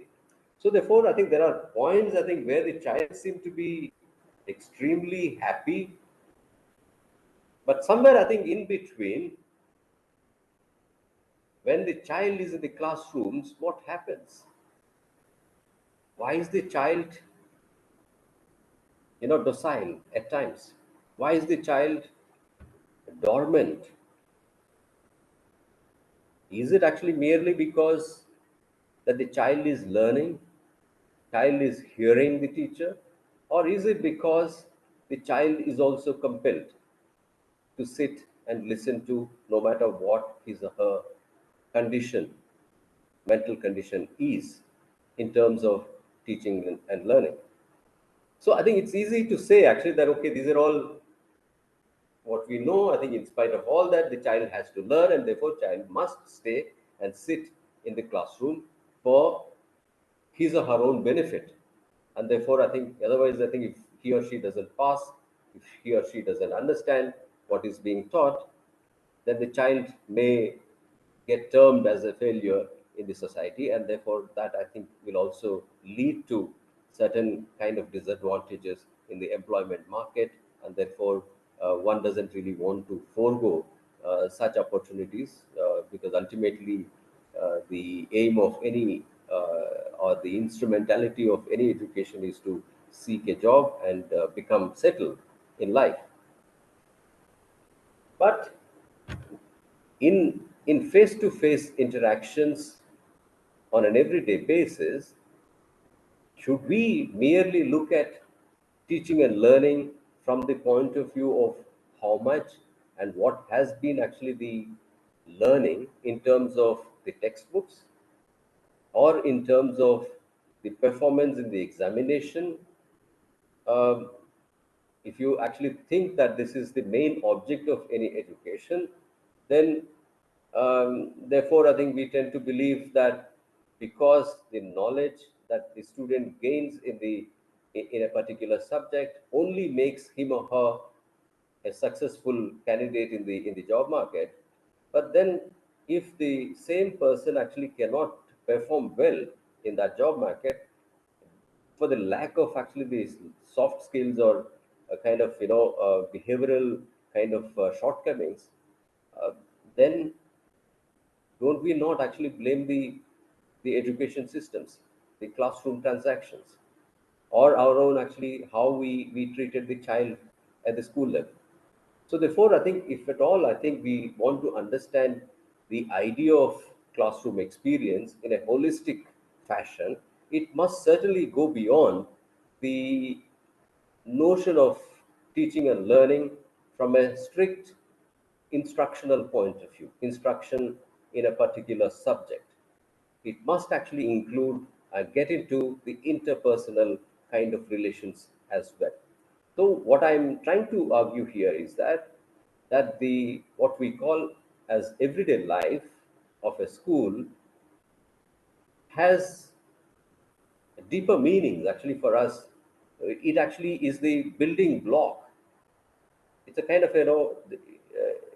essence of what kind of future citizens we require, and how do we actually prepare these citizens for tomorrow's world.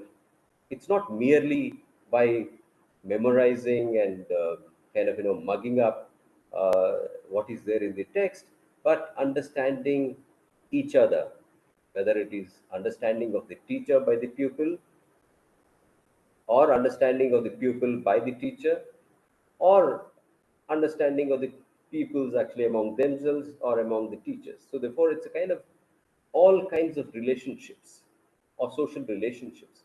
Social relationship is nothing but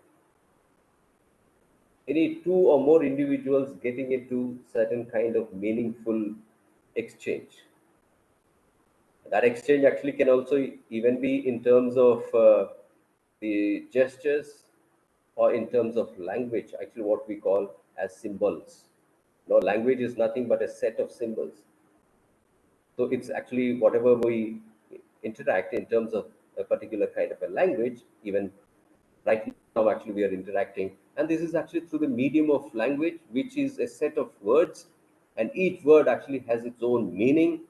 And similarly, I think in everyday social life of the school or a classroom, we tend to communicate these kinds of meanings every minute of our existence within the premises of the school. So, therefore, I think if at all we want to understand as teachers the classroom context, we need to understand what happens every day within the classroom we are teaching. So, for example, I think I'll just give you one micro kind of example. We all actually must have experienced our classroom situations. When the teacher is not there, classroom must be hitting the roof actually with all kinds of noises and sounds, drums and beating the benches, all sorts of, I think the students express themselves actually without any control, without any order, and therefore I think they seem to be enjoying the company with each other. But as the word goes, actually, one student says actually that the teacher is approaching the classroom, then slowly you can see the noises actually kind of disappearing. And as the teacher enters the classroom, there's a pin drop silence. The noises actually come to a halt. Why does this take place? How do we understand it? The certain kind of everyday activity has certain meanings. Even if you don't tell the student to be silent, even as a teacher, you don't even have to give a command, but the children actually get into some sort of an order in the classroom. But if it is the first class for you as a teacher, a new teacher, then the students might not have actually seen your classes, they might not have interacted with you before, and then the students also begin to kind of speculate what kind of a teacher you are going to be, and they'll probably have certain idea as they keep seeing you actually as you enter the classroom, in terms of your demeanor, in terms of your body language, in terms of the first word actually or first sentence you utter in front of them. Is actually this, the child begins to sort of form ideas about what kind of a teacher he or she is. Is that teacher a strict teacher, or a lenient teacher, or actually can we also play around with this teacher? So therefore, I think the meanings that are conveyed in this everyday contexts of the classroom we begin with a kind of a stage of speculation. We speculate the other person.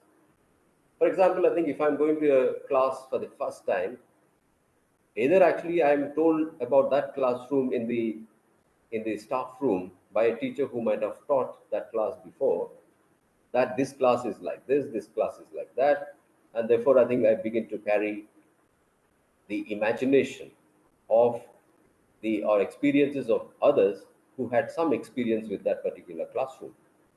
But when I approach, I actually carry these things. If I'm the first one, actually, my first day of teaching in my career as a teacher, there's a particular way in which actually I begin to kind of imitate and internalize certain idea of who I am, why I am there, actually, what kind of teacher should I be, whether actually what is the purpose of my being teacher.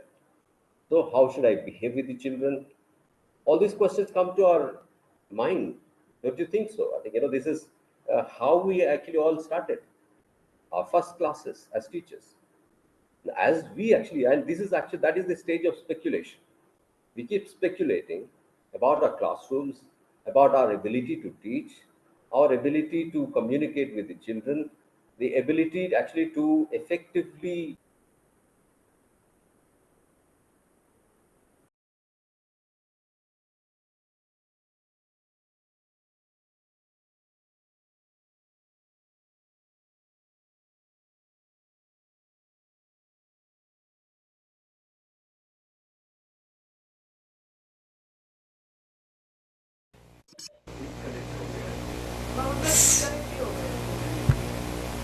It is showing, I guess.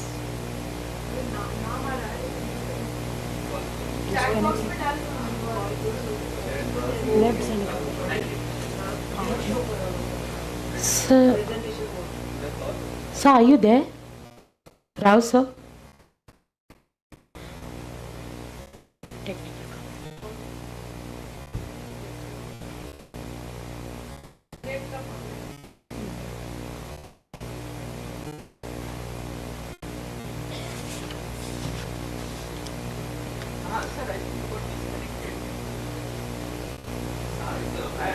Your slides are not going forward. I mean, you are the first slide.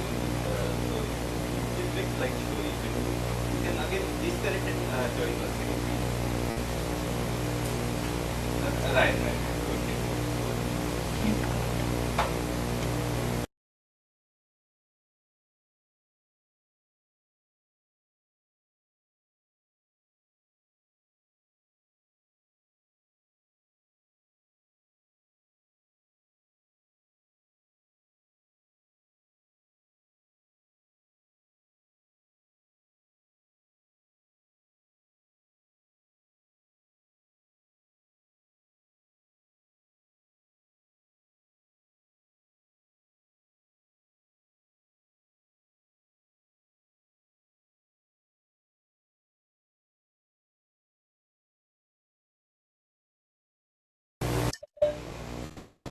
Sir, you're not audible, sir. He's working on the slides. Is the slideshow put by committee? Please. Sir, can you please put your presentation on the slideshow mode?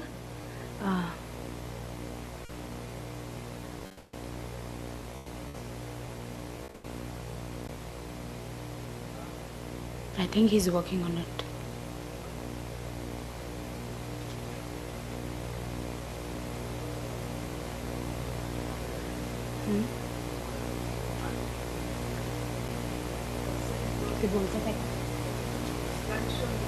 Sir, you're not audible either.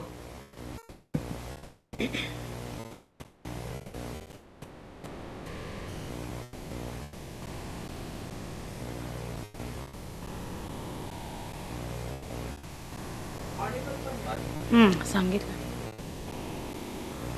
So you're not audible, unfortunately. Hope you have not muted me from the other side. Okay, sir, now you're audible. Okay. Wait. Yeah. Okay. Can you I'm audible now, no? Okay. Yeah. Yeah. Okay. Is the slideshow clear?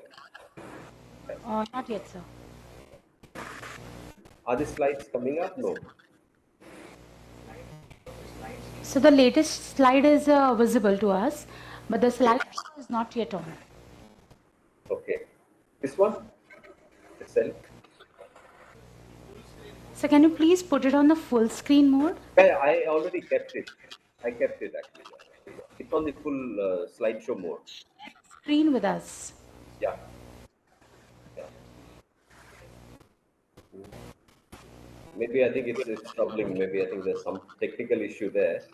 Okay. So if you are audible, I think if I'm audible, can I go ahead actually because there's Okay, I please need carry to. on. Please carry on. Okay. Yeah. Right. Yeah. So what I'm trying to argue here is that the everyday life of the classroom has its own kind of uniquenesses which actually inform to us as teachers actually in a number of ways, and every kind of interaction which involves two or more individuals in a classroom situation or within the kind of larger educational context of the school or university or college will have actually meanings to us, whether it is verbal or non-verbal kinds of meanings, and every kind of interaction would tell us something new, something different. It actually gives us the clues for our our learning, and actually at times I think you also think about certain amount of freedom actually as teachers and as students actually we experience, that it's not even if a college or university or school is very rigid, compartmentalized in terms of the hierarchical power structures and authority structures, it still actually allows certain amount of freedom for all of us actually to negotiate. And so far as the classroom is concerned for a teacher, it's actually a liberated space for the student, for the teacher. So the teacher actually is the primary sort of sort of resource that delivers actually what he or she wants, and in the methods actually they use and the kind of approaches they use in those pedagogical kinds of contexts. So what is important actually in our understanding of this everyday life is that we begin to understand that there are different kinds of things actually we need to uh, specifically understand. What is my own understanding of myself as a teacher? Because this is a kind of the self is a very reflexive kind of quality. So therefore, what I think my role is in terms of being a teacher has a greater sort of impact on how I teach and what I would like to achieve in a classroom, and what would be the outcomes actually I want to generate in that kind of transactional process. For example, if I think, just as I think many of us as teachers think, that we are basically the lion tamers, that our students are like wild animals, and therefore our task of a teacher is to kind of discipline them, and therefore I think we need to set them right. And that understanding of the student actually completely kind of neutralizes the idea that any child, even if at the age of 5 or 6, comes with a body of knowledge about the society, about the circumstances, what education is, and therefore I think that messages and that information that the child also collects from his or her surroundings, from the family, from the peer groups, and that actually the child brings into the school or college. But at the same time, actually, when the teacher thinks actually that he or she is a line tamer, only a disciplinarian, then I think the notion of actually that identifying that agency of the child gets completely diluted.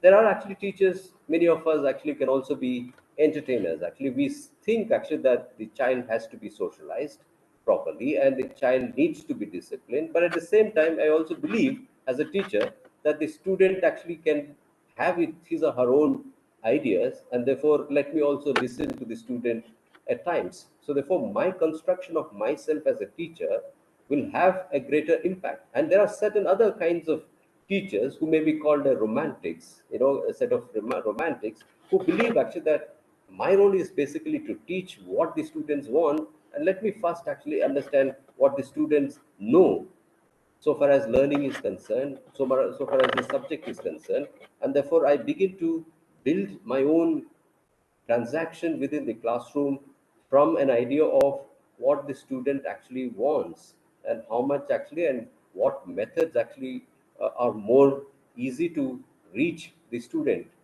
and to enhance his or her learning process. So therefore, I think understanding of the self of the teacher becomes a very crucial objective in this. And at the same time, the whole perceptions, it's also actually the sociology of the classroom setting is also about the perceptions, and it involves actually organizing our impressions and drawing conclusions. And it is much more than seeing. Actually, what you see is not a perception. What you see actually may be wrong, actually, at many times. What you need to understand is that the perception is also based on certain kinds of information, certain kinds of history, certain kinds of actually experiences. So, therefore, we as teachers actually use certain kinds of interpretive schemes when we are when you get into a kind of a situation, you tend to sort of interactional situation, we tend to use certain interpretive schemes. If a student actually is not performing well, then we tend to begin to kind of form the ideas that okay, the student is not doing this because he or she may have actually particular kinds of background like this. Sometimes actually these kinds of perceptions may also create problems for uh, the overall um, labeling and the stereotyping of the student. Sometimes actually the stereotypes may help the student, but sometimes actually they may, or to a large extent, they may end up actually creating more problems actually for the students. So as teachers, what we do actually most of the times is that we pick up actually certain relevant kinds of understandings only actually to deal with our kind of situation or contexts. That actually is also a problematic kind of situation. So therefore, in any kind of classroom situation, teachers and their self conceptions, teachers' definitions of what a pupil is, and pupils' own self conceptions, pupils' conception of the teachers will make what we call the classroom situation or the classroom context. That actually is very crucial for any kind of meaningful engagement to improve the quality of our teaching and learning processes at a very, very micro level of the of our context as teachers.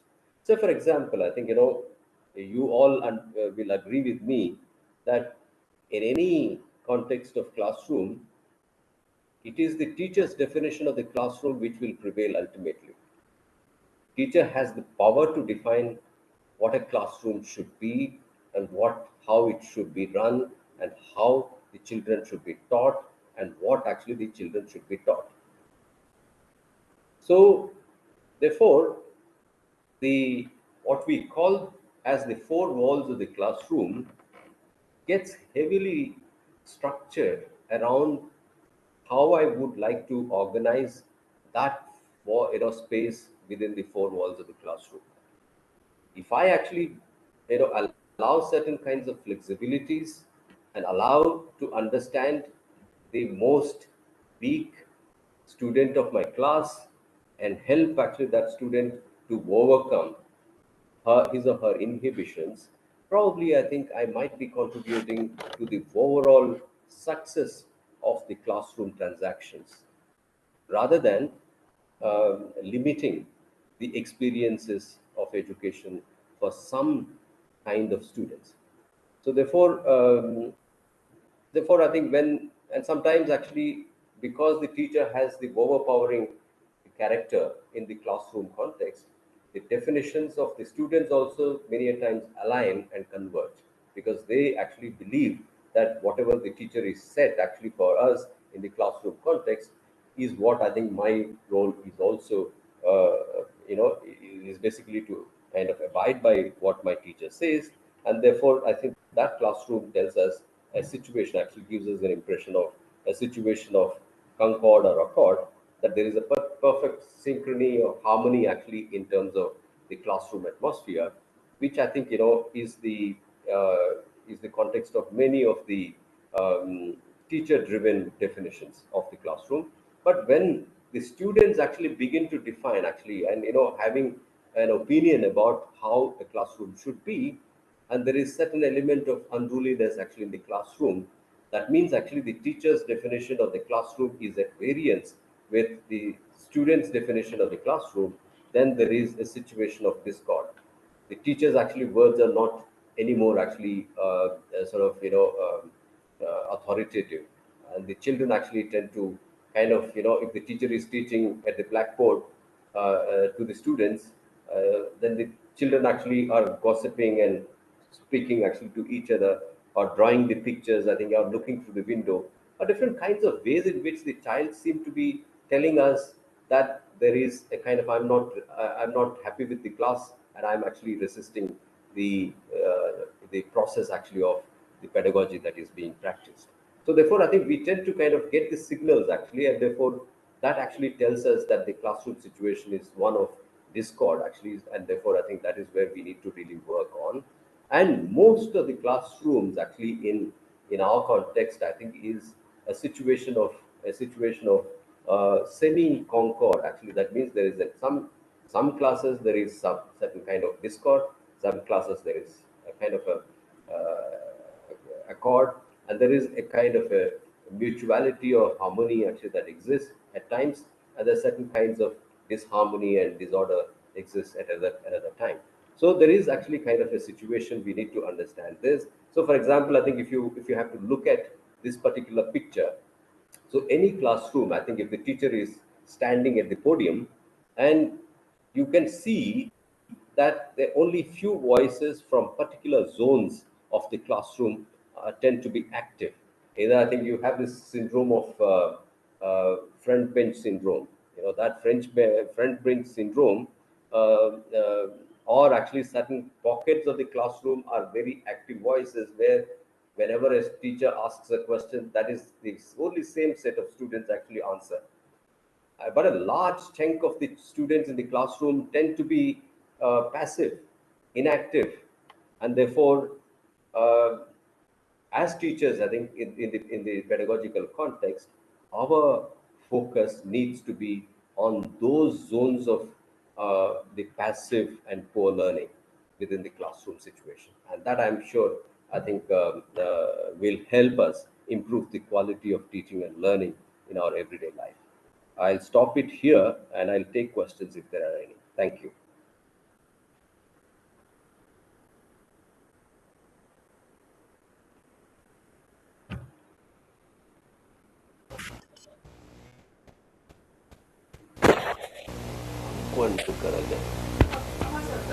Thank you very much, Professor Srinivas Rao. Now I will request to participants, if you have any question, you can ask. One or two questions we will permit.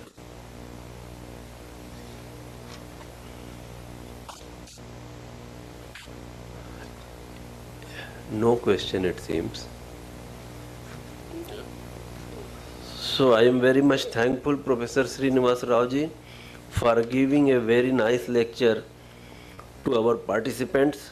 Mainly you have discussed about quality, classroom value, relation of a student and teacher.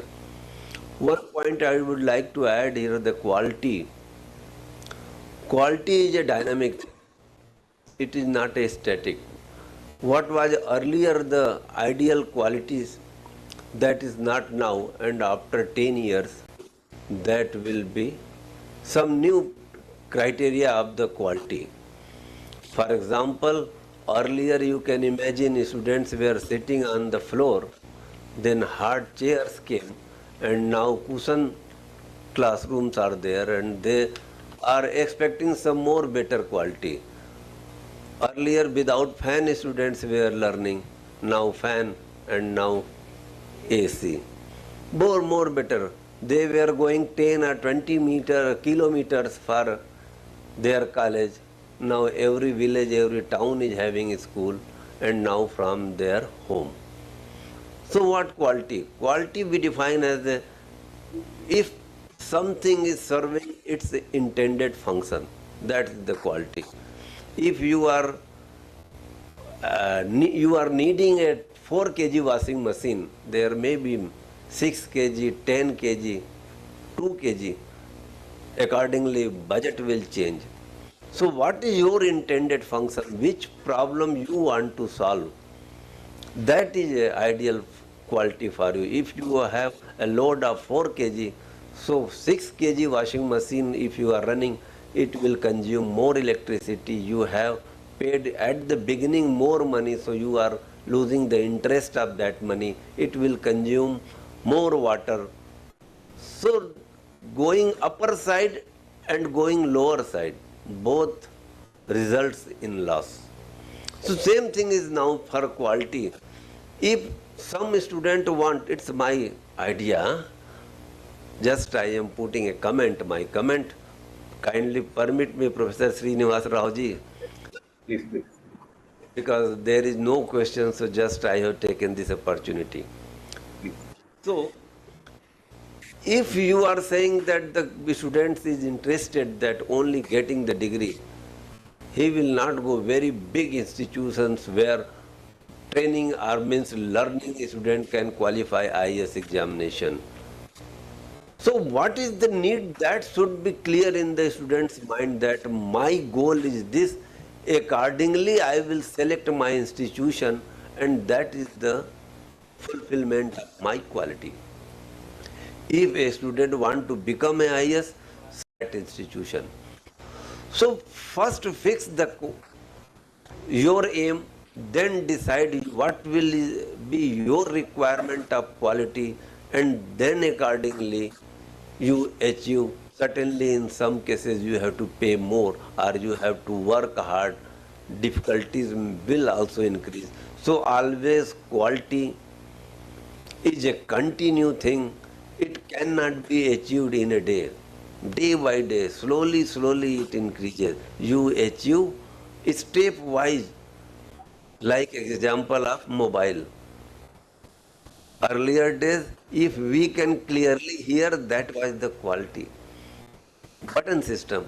Now many features are coming, clear videos, and now speed is the parameter, 3G, 4G, 6G. Still we are not satisfied. We are saying that quality is not good. We need more fast internet, more fast downloading. So you can imagine that quality has no limit in fact. जितना मिल जाएगा वो भी हमको unsatisfied रखेगा. That means this is the human nature, and that's why we progress also. Whatever development is being achieved, innovation, that is due to this nature of human being, that we want more and more. ये दिल मांगे more.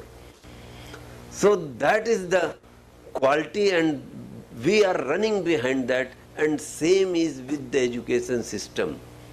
Nothing is perfect in term of quality. Job pattern, whatever pattern you are getting these days, this will become outdated very soon, and you will say that now this is my new perception about the quality. So I hope that you have enjoyed an excellent lecture of Professor Srinivas Rao ji, and I am very much thankful to all of you and Professor Rao for giving valuable time and making us more knowledgeable. Thank you very much. You will present what after? Thank you. Thank you. Thank you so much, sir. So we would like to present you with a soft copy of the certificate of our appreciation and warmth. Please accept it on our behalf, sir. No, thank you. Thank you.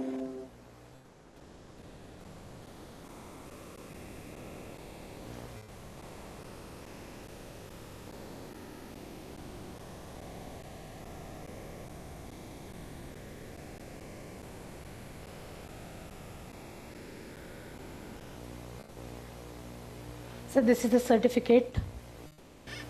Thank you for giving your precious time to us, sir. Thank you.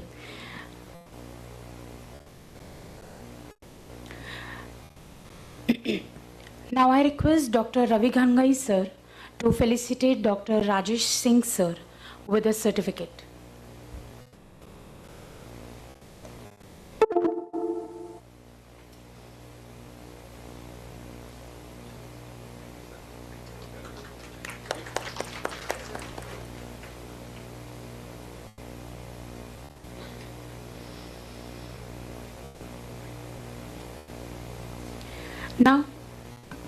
Now we shall be moving towards our oral presentation session swiftly, and for the same I request Dr. Ravi Khangai sir to take over the mic.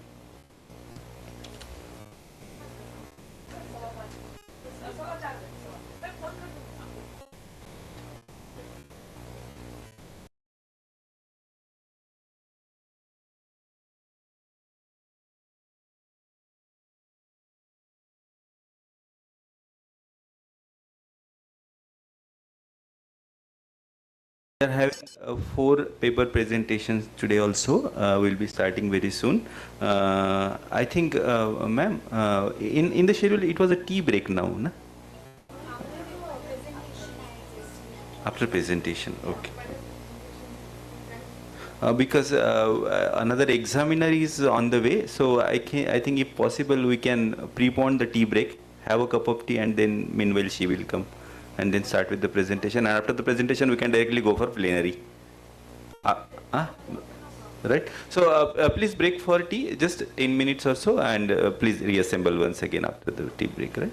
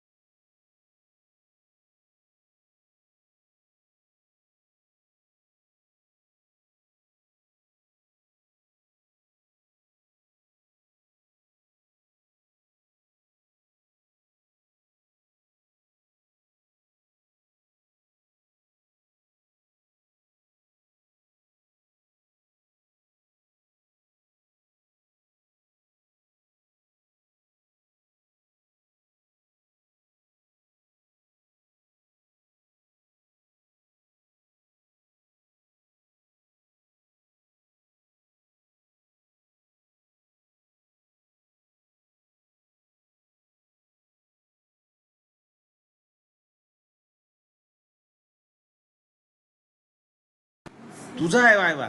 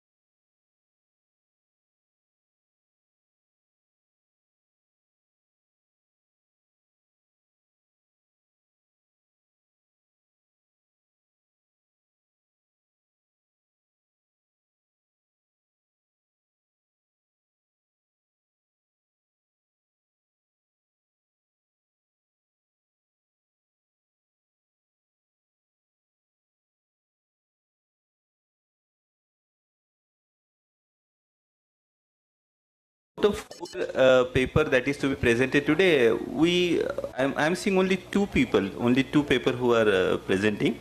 Suchita Wagmare is there and Shobha Sahasrabuddhe is there. Sonali Gadekar, is she here?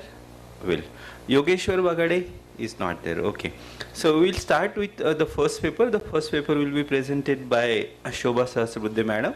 The rule of the game is as it is yesterday, 10 minutes you will get total, 8 minutes you have to finish and 2 minutes for Q&A. Thank you.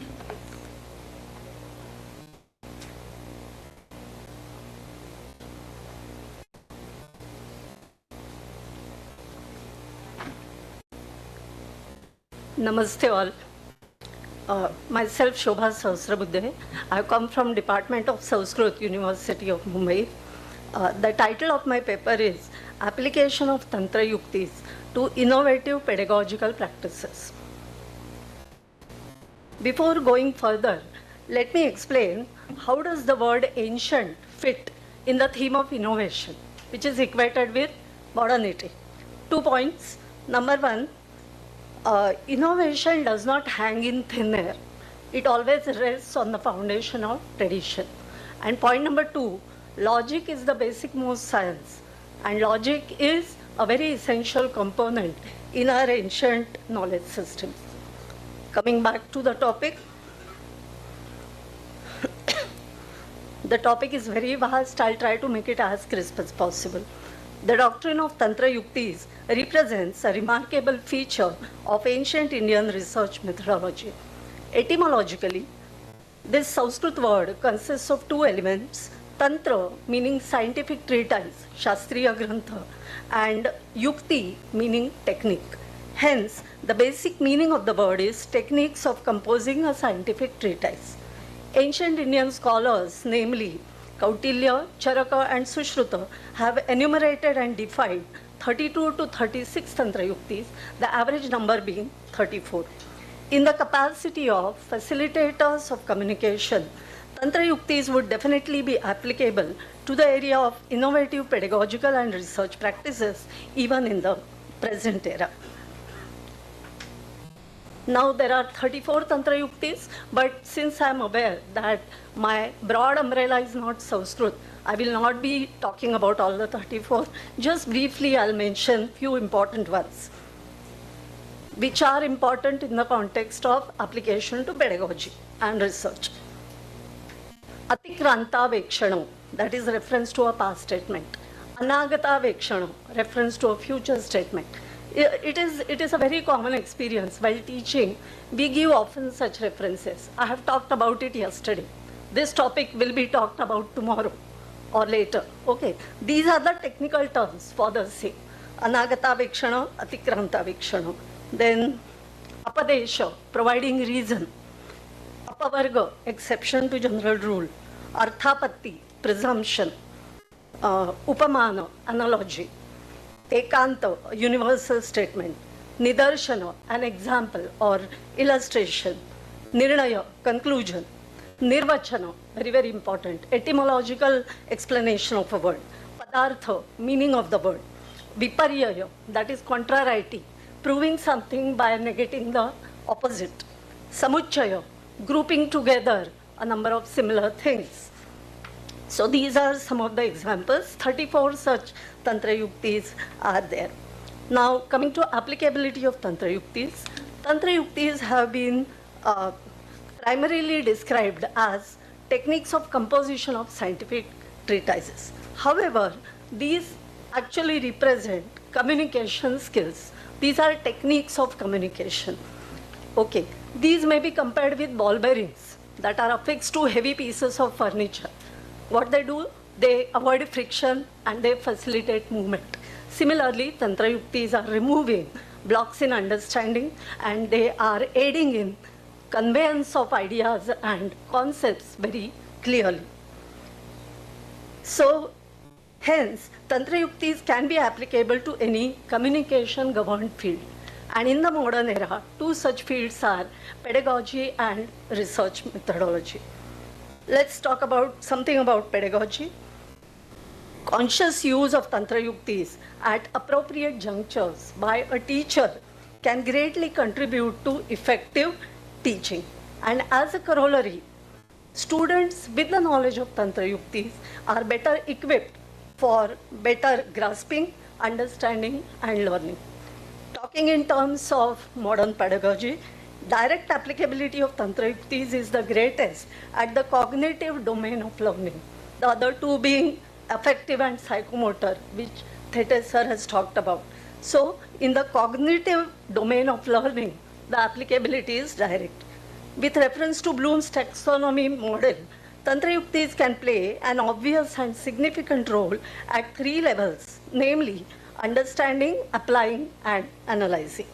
In the field of research methodology, now the term research methodology involves systematic procedures adopted by the researcher throughout the research activity.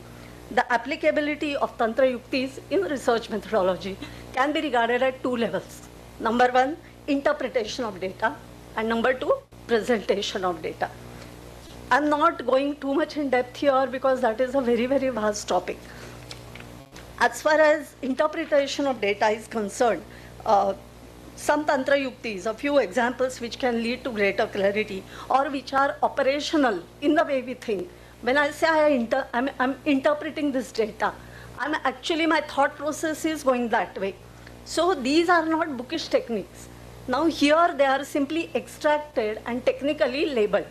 This is how our mindset is. This is how our thinking goes. When I want to interpret a particular thing, I'm taking help of Nidarshana. I'm comparing things with examples and trying to understand it better. Here is where Tantra Yukti Nidarshana is coming in the picture. Okay. Secondly, Viparyaya, contrariety. Sometimes we understand a thing by negating the opposite thing. If it is not so, yes, this is so. Got it. So there, Viparyaya, this is operative.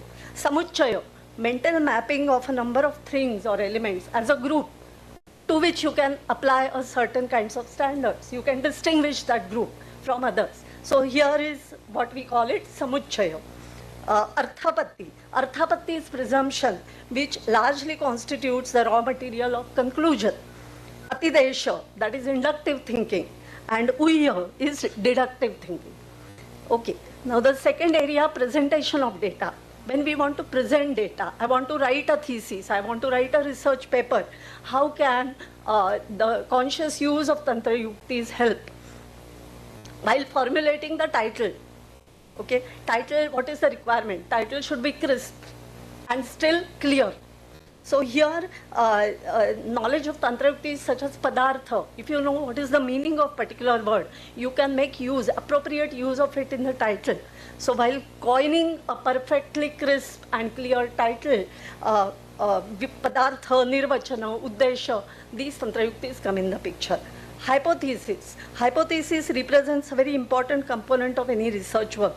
It may be simply defined as a presupposed conclusion. Okay, so clear drafting is the main parameter here. Clear drafting of hypothesis is very, very important. So Tantra Yuktis such as Atidesha, Arthapatti, Uyya, they may be effectively employed for this purpose. The Tantra Yukti Vidhana may be equated, yeah, sure. So synopsis, abstract. So at various levels, conscious use and application of Tantra Yuktis can prove to be really helpful. I'll come to the conclusion. Tantra Yukti represents a unique doctrine in ancient Indian knowledge system. Although primarily described as techniques of the composition of a scientific treatise, Tantra Yuktis may also be regarded as essential elements involved in the effective transfer of thoughts, ideas, and concepts. These can greatly contribute to the development and sharpening of the skills of linguistic expression, may it be written or oral. Therefore, the wonderful doctrine of Tantra Yuktis is applicable to a number of communication-governed areas of the present era, pedagogy and research methodology being important ones among those. Thank you.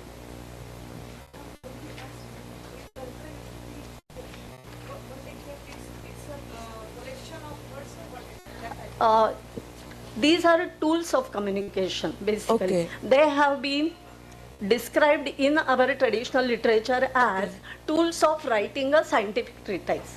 अगर आपको शास्त्रीय ग्रंथ की रचना करनी है तो आपको ये मेथोडोलॉजी फॉलो करनी है. Okay. So in Kautilya Arthashastra, the last Adhikarana is devoted to this. It is named as Tantra Yukti. And he cites examples from his own composition. Okay. Previous 14 Adhikaranas contain the whole matter of Arthashastra. So 15वा जो जे अधिकरण आहे कौटिल्याने त्याला title दिलंय तंत्रयुक्ती. He defines each tantrayukti and he gives an example from his own composition. This is how I've used etymology. Nirvachanam. Actually, there is no time. I wanted to take as a case study the same paper. Okay. So I began with Nirvachanam. Okay. What is Tantrayukti? I have made use of Nirvachana then. So what can be a systematic method of presenting any research work? We are using, not that we are not using. When we say I am an effective, a good teacher, subconsciously I am making use of all these techniques. But our scholars have tried to give them in a methodical way, given definitions. And Charaka, Sushruta and Kautilya, they have given definitions. Basic concept is same, but the wording varies. Okay. Yes, of course. All of them have given different definitions. Western research, yeah. हो रहा है अभी थोड़ा थोड़ा. Even Sanskrit scholars, they are not fully aware of this. It is a you can say comparatively neglected concept. या फिर people have not understood the real perspective. They have only been regarded. काव्य शास्त्र में इसका प्रयोग है. Tantra Guna. There are two, if anybody is interested, there are two very good books by Vake Lele. त्यांनी ह्याच्यावर खूप काम केलंय in 80s. I have cited in my bibliography. Okay. So I think it is not properly interpreted, so people don't know about this. yes, this is a very and it is applicable in all eras. Okay. It is universal and it is eternal. But we will have to modify it, of course, according to. But the basic principles are eternal. So my MPhil work was on this. I have tried to explore or study Brahma Sutra Shankara Bhashya in the light of Tantra Yoga. Okay. And now my PhD work is going on. It's not complete as yet. I've extended the topic. I'm studying 5 commentaries by Vedantic Acharyas in the light of Tantra Yoga. Quantitative पण आहे ना, आहे. Statistics आपण काढू शकतो. We can actually label and enumerate those. Okay. Actually पूर्व पक्ष उत्तर पक्ष हे पण तंत्रयुक्तीमध्ये येतं. But I have not mentioned it. 10 मिनिटात ते गागर में सागर सारखं. आणि आय एम अवेअर की इथे संस्कृतचे विद्यार्थी नाहीत. So I have to decide my perspective असं आहे. सो पूर्व पक्ष उत्तर पक्ष are like walls. I can count it. It is used again and again.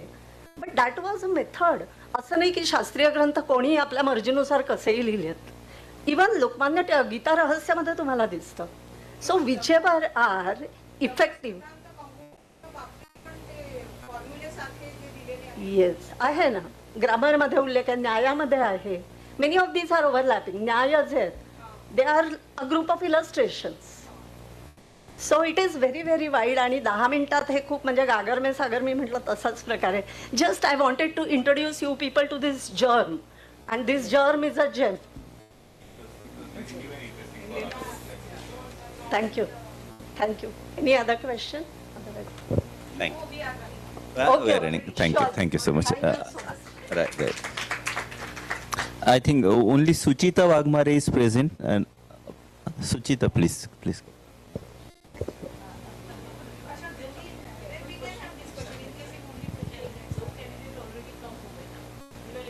But I think that would be fair then, because we have given only 10 minutes to other and then giving more time.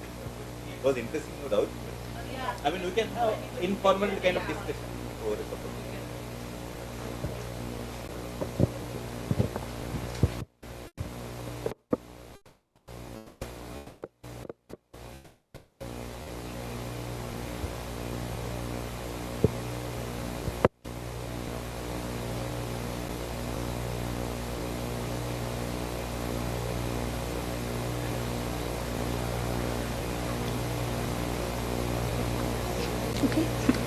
Good morning, dignitaries, and good morning, everyone.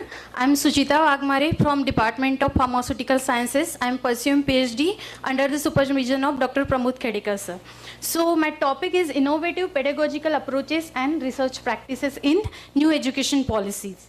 So content of my topic is introduction, then innovative pedagogical approaches, research practices in NAP, and conclusion and references.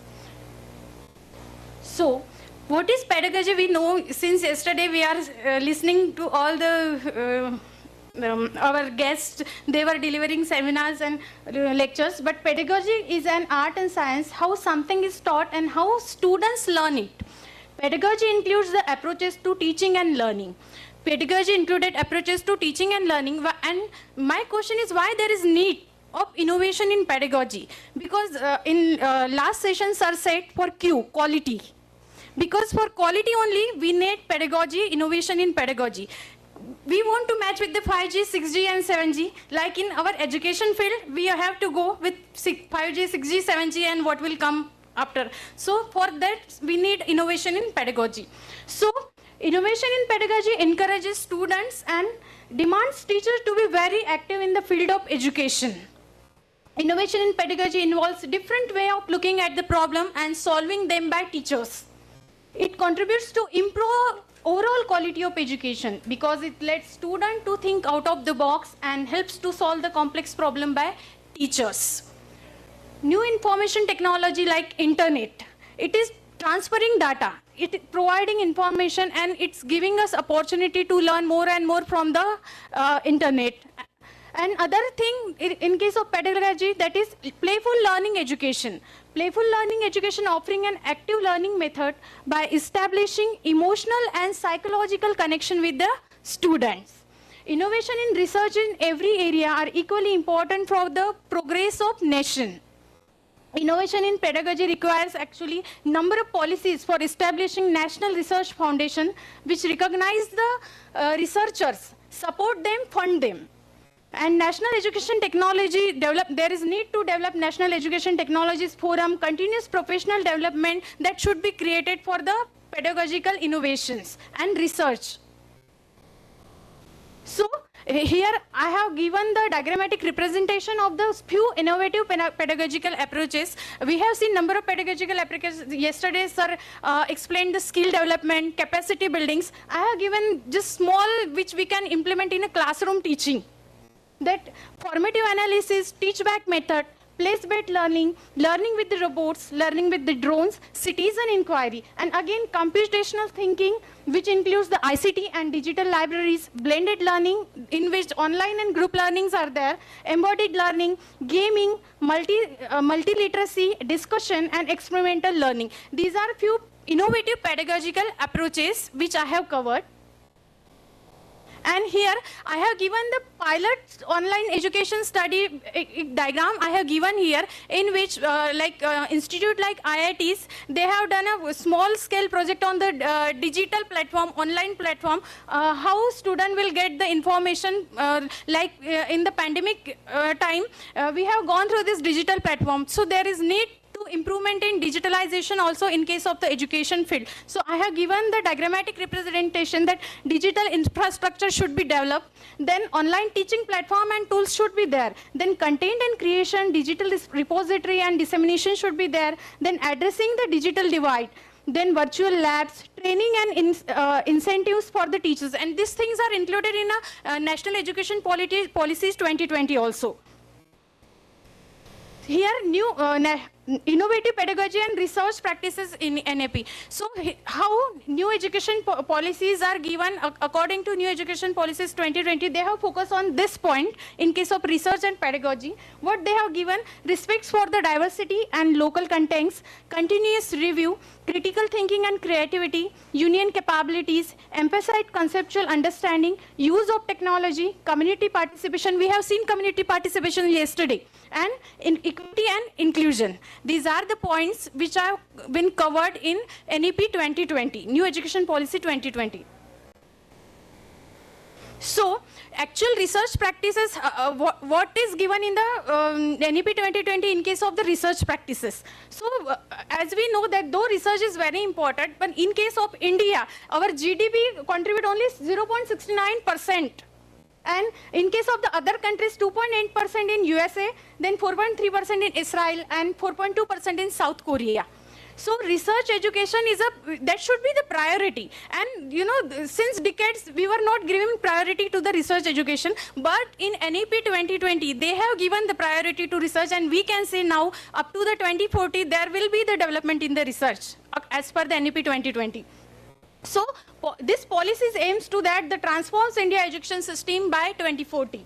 So National Research Foundation will bring some hope to the younger generation by providing fund to them, by providing facilities to them. And one of the goal of National Research Foundation is to recognize the scientists, those people who are providing research, who are contributing, who are giving their contribution in research, and they are going to fund them. This NRF, I have said that this NRF will fund the grant proposal to the scientists who are working there.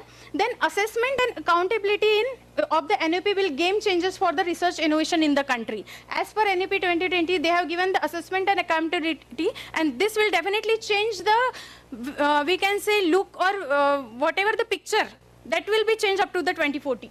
Then another encouraging policy given by NEP, National Education Policy 2020, that is that they have given the researchers to retain the intellectual property rights.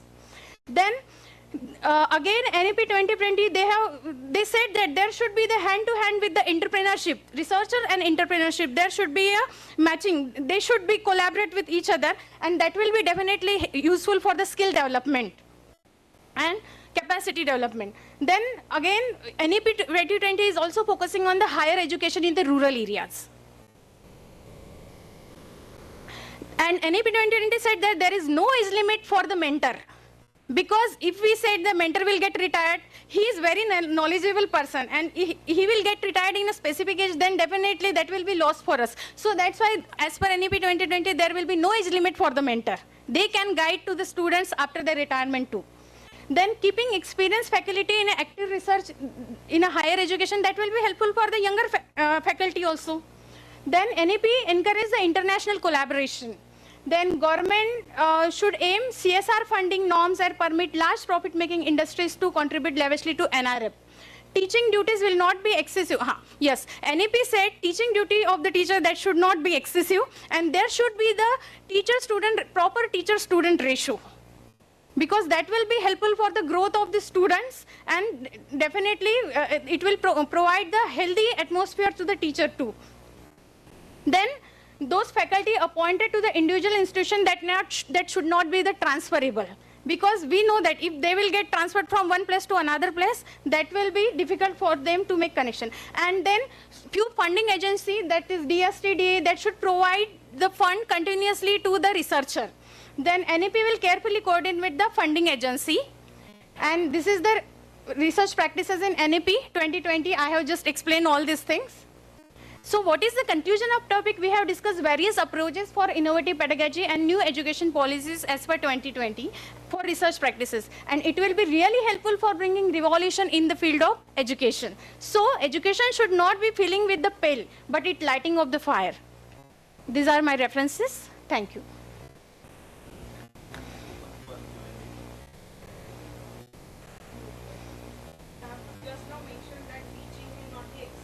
Yes. What is the definition of excessive? Teaching not. It is not teaching. Teacher should not spend excessive time or more time than considered in a premises.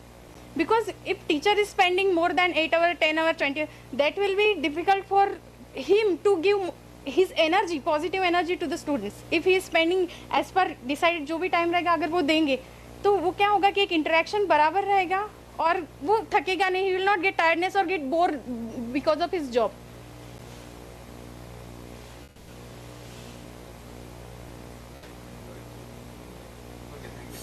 Thank you.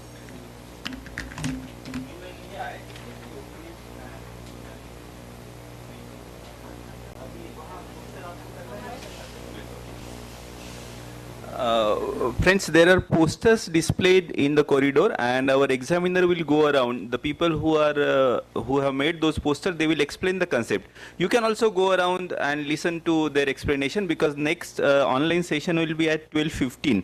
So we have a couple of 15 minutes or so. I request you to assemble here just 2-3 minutes before. It is online session again.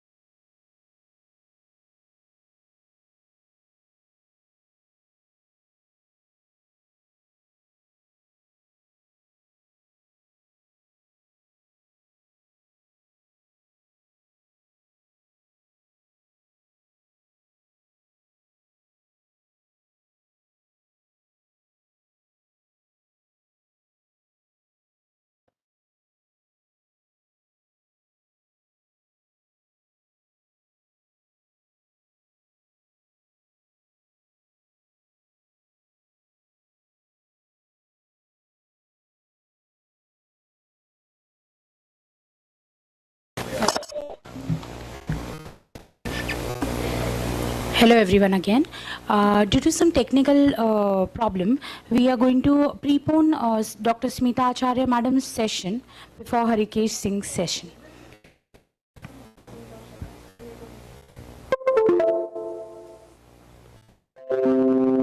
I now welcome Dr. Smita Acharya, Director IQAC RTM Nagpur University, as a speaker for this session.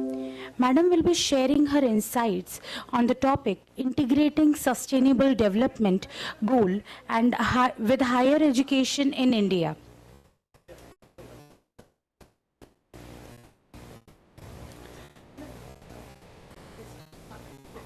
To chair this session, we have Dr. Prashant Puranik, Professor Pharmaceutical Department and Chairperson of the Board of Studies, Department of Pharmaceutical Sciences with us.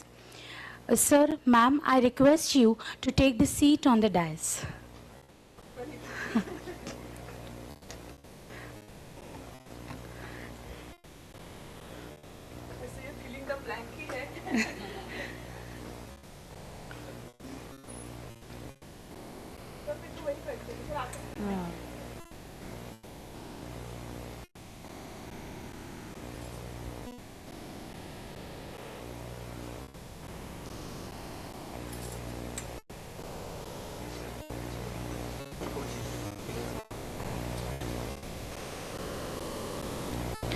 I request Dr. Rita Vadetyawar Madam to welcome Dr. Puranik Sir with a sapling.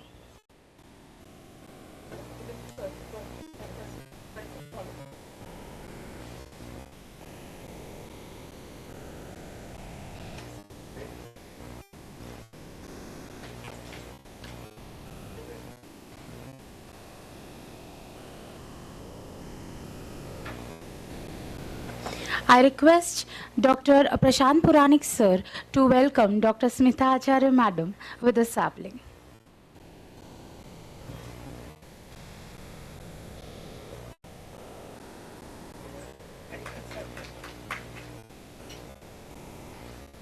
Thank you, sir. Thank you, ma'am.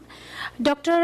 Prashant Puranik has a massive teaching experience of over 26 years and research experience of over 18 years. He has 32 papers of national and 41 papers of international importance. Sir has 5 books and 3 patents to his credit. Along with the academia, he has an impressive administration competence. From being the chairperson of Board of Studies Pharmaceutical Sciences, Rashtrasant Tukadoji Maharaj, Nagpur University, to being the RRC member of over 3 different universities.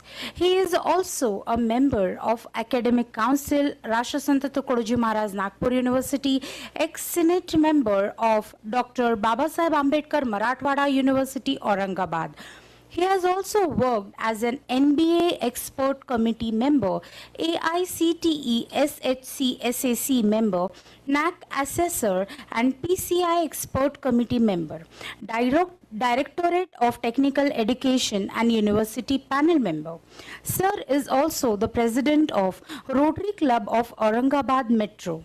That's some gargantuan work to look up to, sir.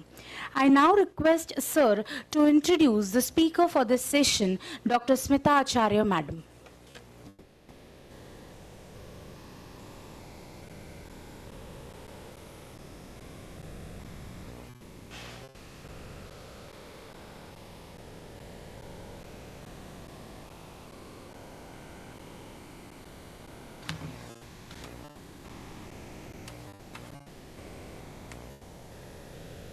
Good afternoon to all. First of all, I thank the organizer for giving this opportunity to chair this session. And to my credit, it's my pleasure to introduce you the speaker for today's plenary session, Dr. Smita Acharya Madam. Madam, I welcome you here. All of you know Dr. Smita Acharya Madam, who is presently working as a director IQAC and coordinator NAC RTM Nagpur University. She is also a professor at Department of Physics.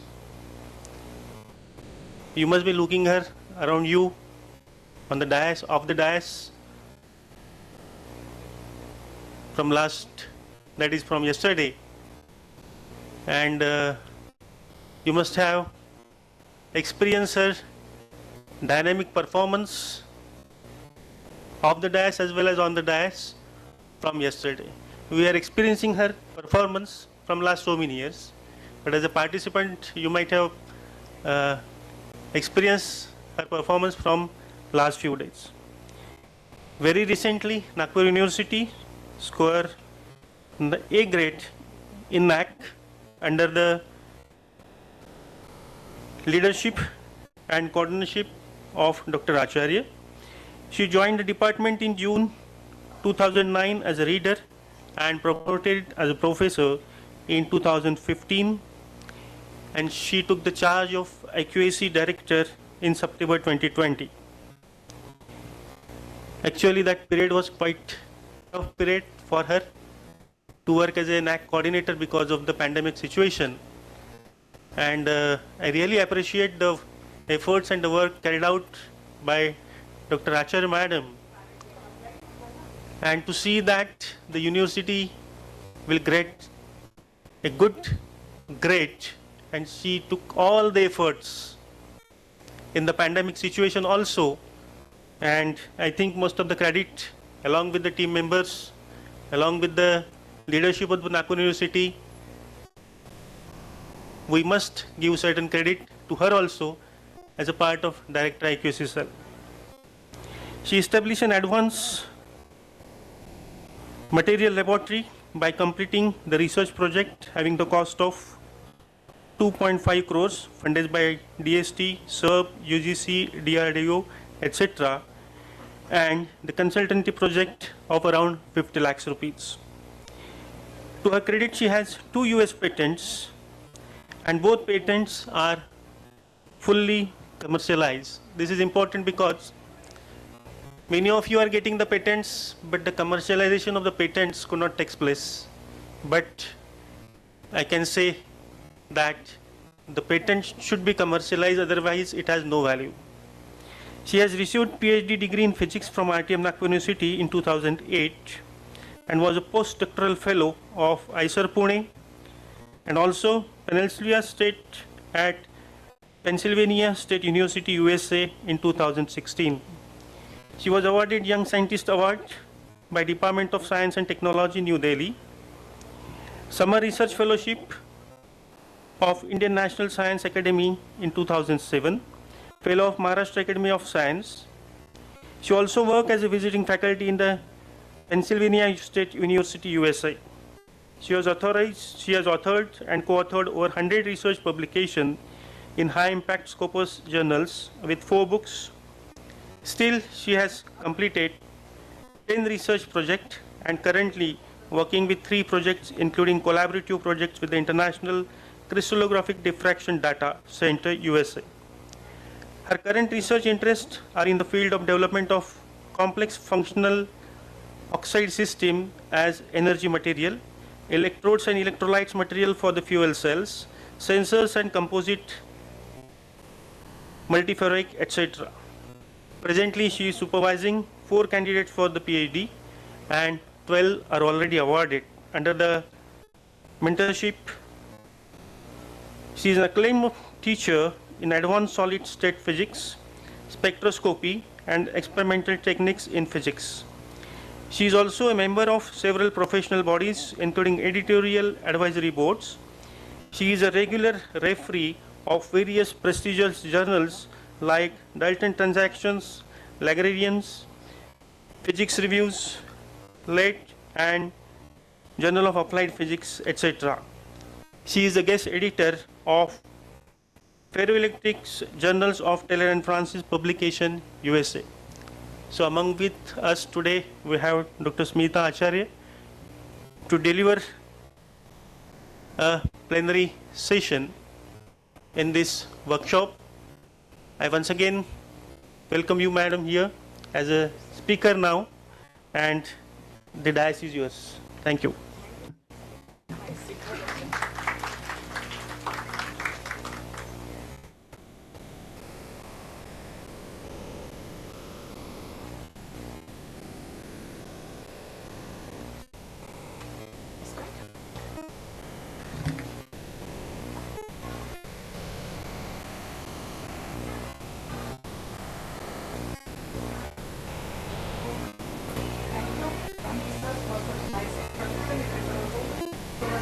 me for this detailed introduction, but thank you as a part of organizing. And this session is just a filling the blank because our regular speaker is not there. So on just 2 days before, I has been informed to you have to fill the gap because the regular speaker is not there. So whatever topic I prepare, this is just a 2 day before I read and I make some survey, literature survey, and I prepare this topic for you because I feel that this is a very important topic. And whatever the topics we have covered in this 2 days workshop, that topic is somewhere skipped. So I feel that I should highlight, okay, not in detail, but I want just to highlight few points so that all the participants as well as my colleagues of the university will get aware with this. Okay, so the topic I have just designed for you is integrating sustainable development goals with higher education. Okay, when I go through the literature of sustainable development goal, then I found that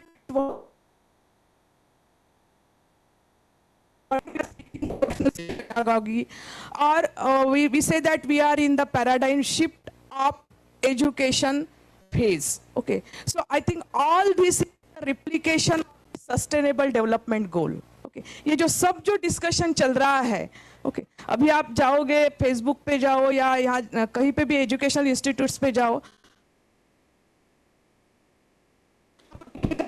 workshops organise हो रहे हैं. Okay, आपको भी force किया जा रहा है faculties को कि अटेंड करो. There are certain changes in our pedagogy practices. Okay, so all these are the replication of the sustainable development goals. Okay, I just for this purposes I have just make my presentation to highlight few points. The first point, I am just introducing you what is the SDGs, Sustainable Development Goals, briefly review because most of you know these goals. Then what is the need of SDGs linkages with the HEI.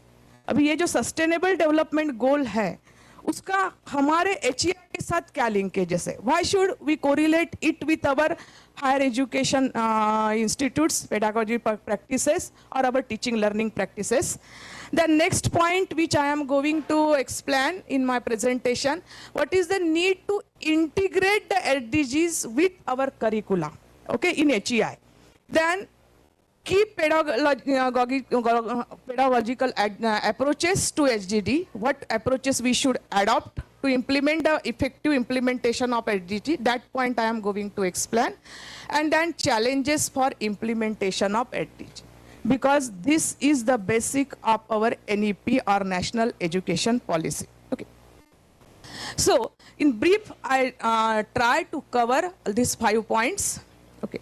Now what is SDGs? Okay, this is the development goal of world. Actually, sustainable development goal is the target or mission. It is a mission statements. We can say it is a because we know every institutes have their goals, mission, vision and mission, okay, or objectives. So this is the world mission. Sustainable development goal is the world mission of next 15 years.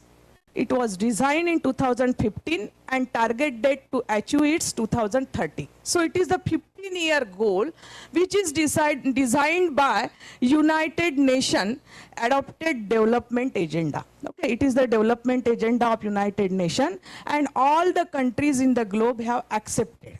Yeah, we participated.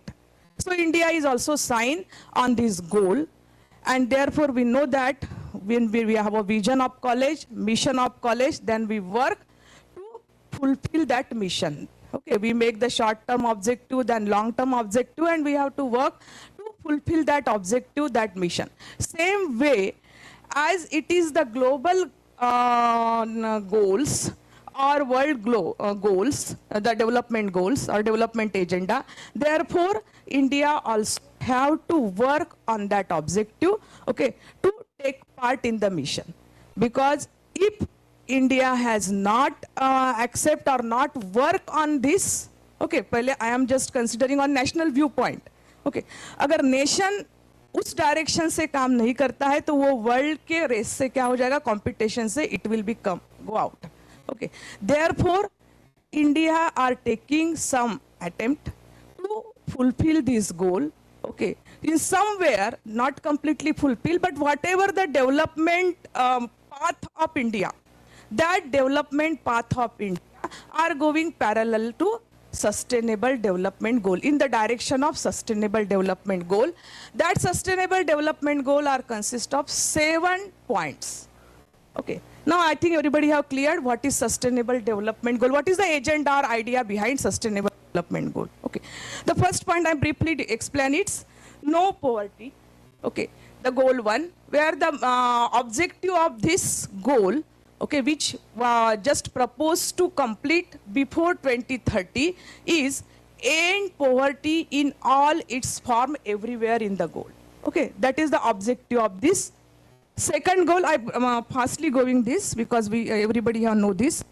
Second goal, first of all, SDG 2, end hunger, achieve food security, and improve nutrition and promote sustainable activity. This is the objective of goal 2.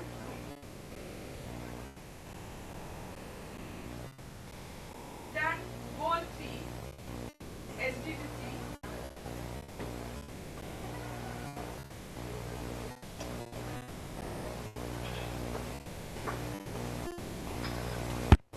Goal 3 is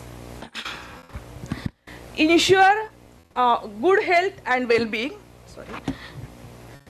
It is the third goal, and objective of the 2030 is ensure healthy lives and promote well-being for all at all ages. Then goal 4, which is closely related to our education system, that ensure inclusive and equitable quality education and promote lifelong learning opportunities for all. This is the objective of this goal. And if you go to the goal, the objective of the goal 4, you find that your whole NEP, National Education Policy, is oriented with respect to this goal. Whatever is included in the NEP, okay, all these points are just to fulfill the objective of this point. Okay. Next is goal 5, achieve gender equality and empower all women and girls. Okay, जो कल भी हमने एक point gender inequality पे ये किया, explain किया. This is nothing but the goal 5. आपने देखा होगा कि आप NAC का जो प्रोफॉर्मा है criteria 7 में पहला ही point ये है gender inequality. This is coming from what? Origin कहाँ से आया है? SDC से point है. Then goal 6, ensure availability and sustainable management of water and sanitation for all. Okay, the name of the goal is clean water and sanitation. Under this, we will have to fulfill this objective. Okay. Then 7, ensure access to affordable, reliable, sustainable, and modern energy for all. Okay, so affordable and clean energy is the motto, and this one is the objective to fulfill this up to 2030. Next, goal 8, promote sustained, inclusive, and sustainable economic growth, full and productive employment, and decent work for all. Okay, this is the objective, having title decent work and economic growth. Okay, this is the SDG 8 goal. 9 goal, build resilient infrastructure, promote inclusive and sustainable industrialization, and foster innovation. Okay. The title of the goal is Industry, Innovation and Infrastructure. Next, goal 10, reduce inequalities. This is the title for all scale. The objective of the goal is reduce inequality within and among countries. Then goal 11, make cities and human settlement inclusive, safe, resilient and sustainable. Okay. It is the 11th SDG point or goal having a title Sustainable and Cities Communities. Okay. Then goal 12, ensure sustainable, consumable and production pattern. The main aim is responsible consumption and production. Next, climate action, having objective take urgent action to combat climate change and its impact. Next, goal 14, life below water, where objective is conserve and sustainable use of oceans, seas and marine resources for sustainable development. Then goal 15, life on land, and goal 16, peace and justice, strong institution, and next 17, partnership for the goal. Okay, so these are the 17 goals designed by the UNESCO as a development agenda of globe. Okay, now you feel that this cover overall development. ये जो 17 गोल जो दिए हुए हैं उसमें total development plan agenda आता है. Now what is the, and only single out of this 17 goal, only single is related to SDG. Then you feel that why should there is more important in HEI or in HEI future plan or university. HEI indicate the higher institutes as well as university, affiliated college as well as university, both I am considering. Okay, then what is the correlation of this goal? Even though out of 17 only single is related to education, then why there is a necessity to reform whole education system? Why there is given so much importance to the whole education system to fulfill the world mission, world development goal? Okay. The main is why there is a need for SDG linkages with higher education institutes and universities. Okay. What is the need to linkage this with HEI and make total reform in HEI? The HEI and university have been a powerful operator of local, regional and national innovation, economic development and societal well-being. It is the epicenter. Actually, HEI and the universities are the epicenter for whole development. It is a direct communicator with the society. Okay. And thus, it is act as a media or medium to correlate the world goal, okay, with the society. Then HEI and university drive technological and societal progress. Of course, it is a powerhouse. Therefore, it is directly, it's a bridge between society and government policy. Then, next, what is the next aim? To correlate or linkage SDG with higher education is the path of providing knowledge about SDGs to students, because it is, these students are the future generation which are the implementer body, because the main aim is 2030, fulfillment of main aim is 2030. तो 2030 तक हम लोग तो retired हो जाएंगे, लेकिन हमारी जो जनरेशन है उनको ही वो फुलफिल करना है. So student, so SDG to student to communicate the properly aim and to understand the SDG, what should be the action taken to SD fulfillment of SDG, ये सब किसको करना है? Students को करना है. And we will have to aware our students about the SDG. Okay. So the path of finding knowledge about SDGs to students will lead to development and implementation of modern, sustainable and innovative solutions. Therefore, to fulfill this target, the assistance of HEIs and university is indispensable. Okay. And due to that, these SDGs are linked with the HEI or university, and to fulfill that, the education reform is originated. Okay, so this is the main why SDGs are linked with the higher education institutes. Now, what is the importance of such linkage for HEI and university? अभी हमको क्यों करना चाहिए? HEI ने why we should have to take much serious about the SDGs? Okay, because after 5 years, after 6 years, whatever the demands from our students, okay, who have knowledge about SDGs, who have an attitude or who have developed a skill of problem solving related to SDG, okay, that demand of such a skill, okay, or attitude are expected. Okay.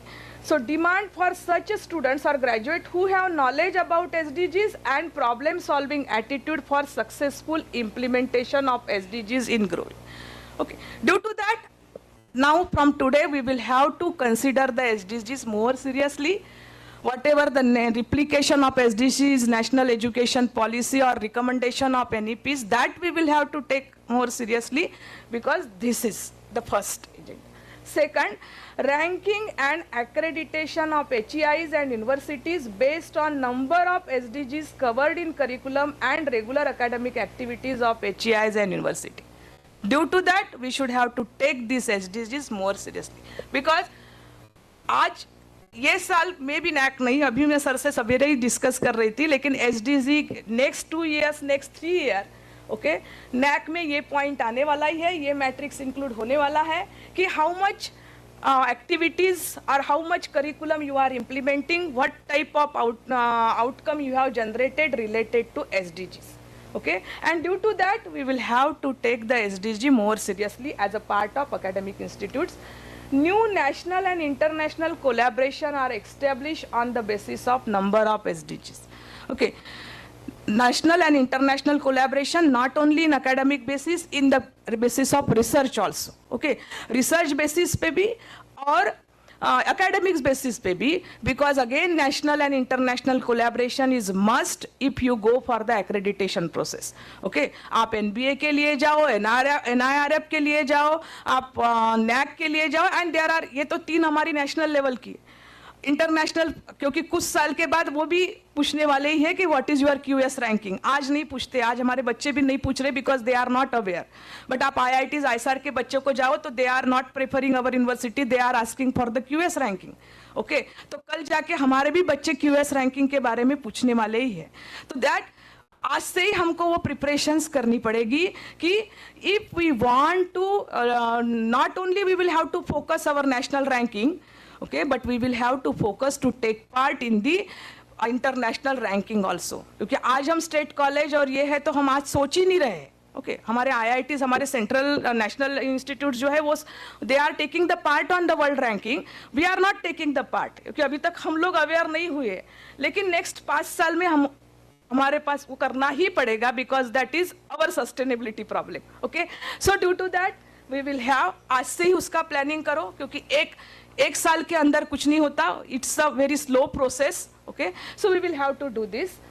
Next, early implementation and functioning of SDGs related education will ensure a bright future for institution in these changing circumstances. Okay, and due to that we will have to take seriously the SDGs.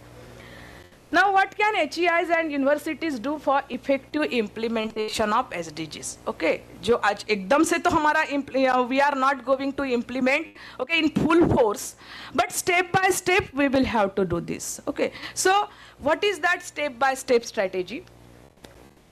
The provide students with knowledge, skills, values and behavior to understand and address the challenges of SDG. That is the main aim. Okay, we will have to start. Now how we can achieve, because when I say that कि provide the student with knowledge, skill, values and behavior, वो तो हमारा regular part है academics, but related to SDG. Okay, which knowledge, skills and values should we include in our curriculum? ये सबसे बड़ा point है कि अगर एसडीजी हमको इम्प्लीमेंट करना है, इफेक्टिव इम्प्लीमेंटेशंस करना है एसडीजी का, तो how we can this point, how we can include in our curriculum, क्योंकि जब तक वो करिकुलम में नहीं आएगा उसका इफेक्टिवनेस नहीं बढ़ेगा. Okay, so how we can include this in curriculum.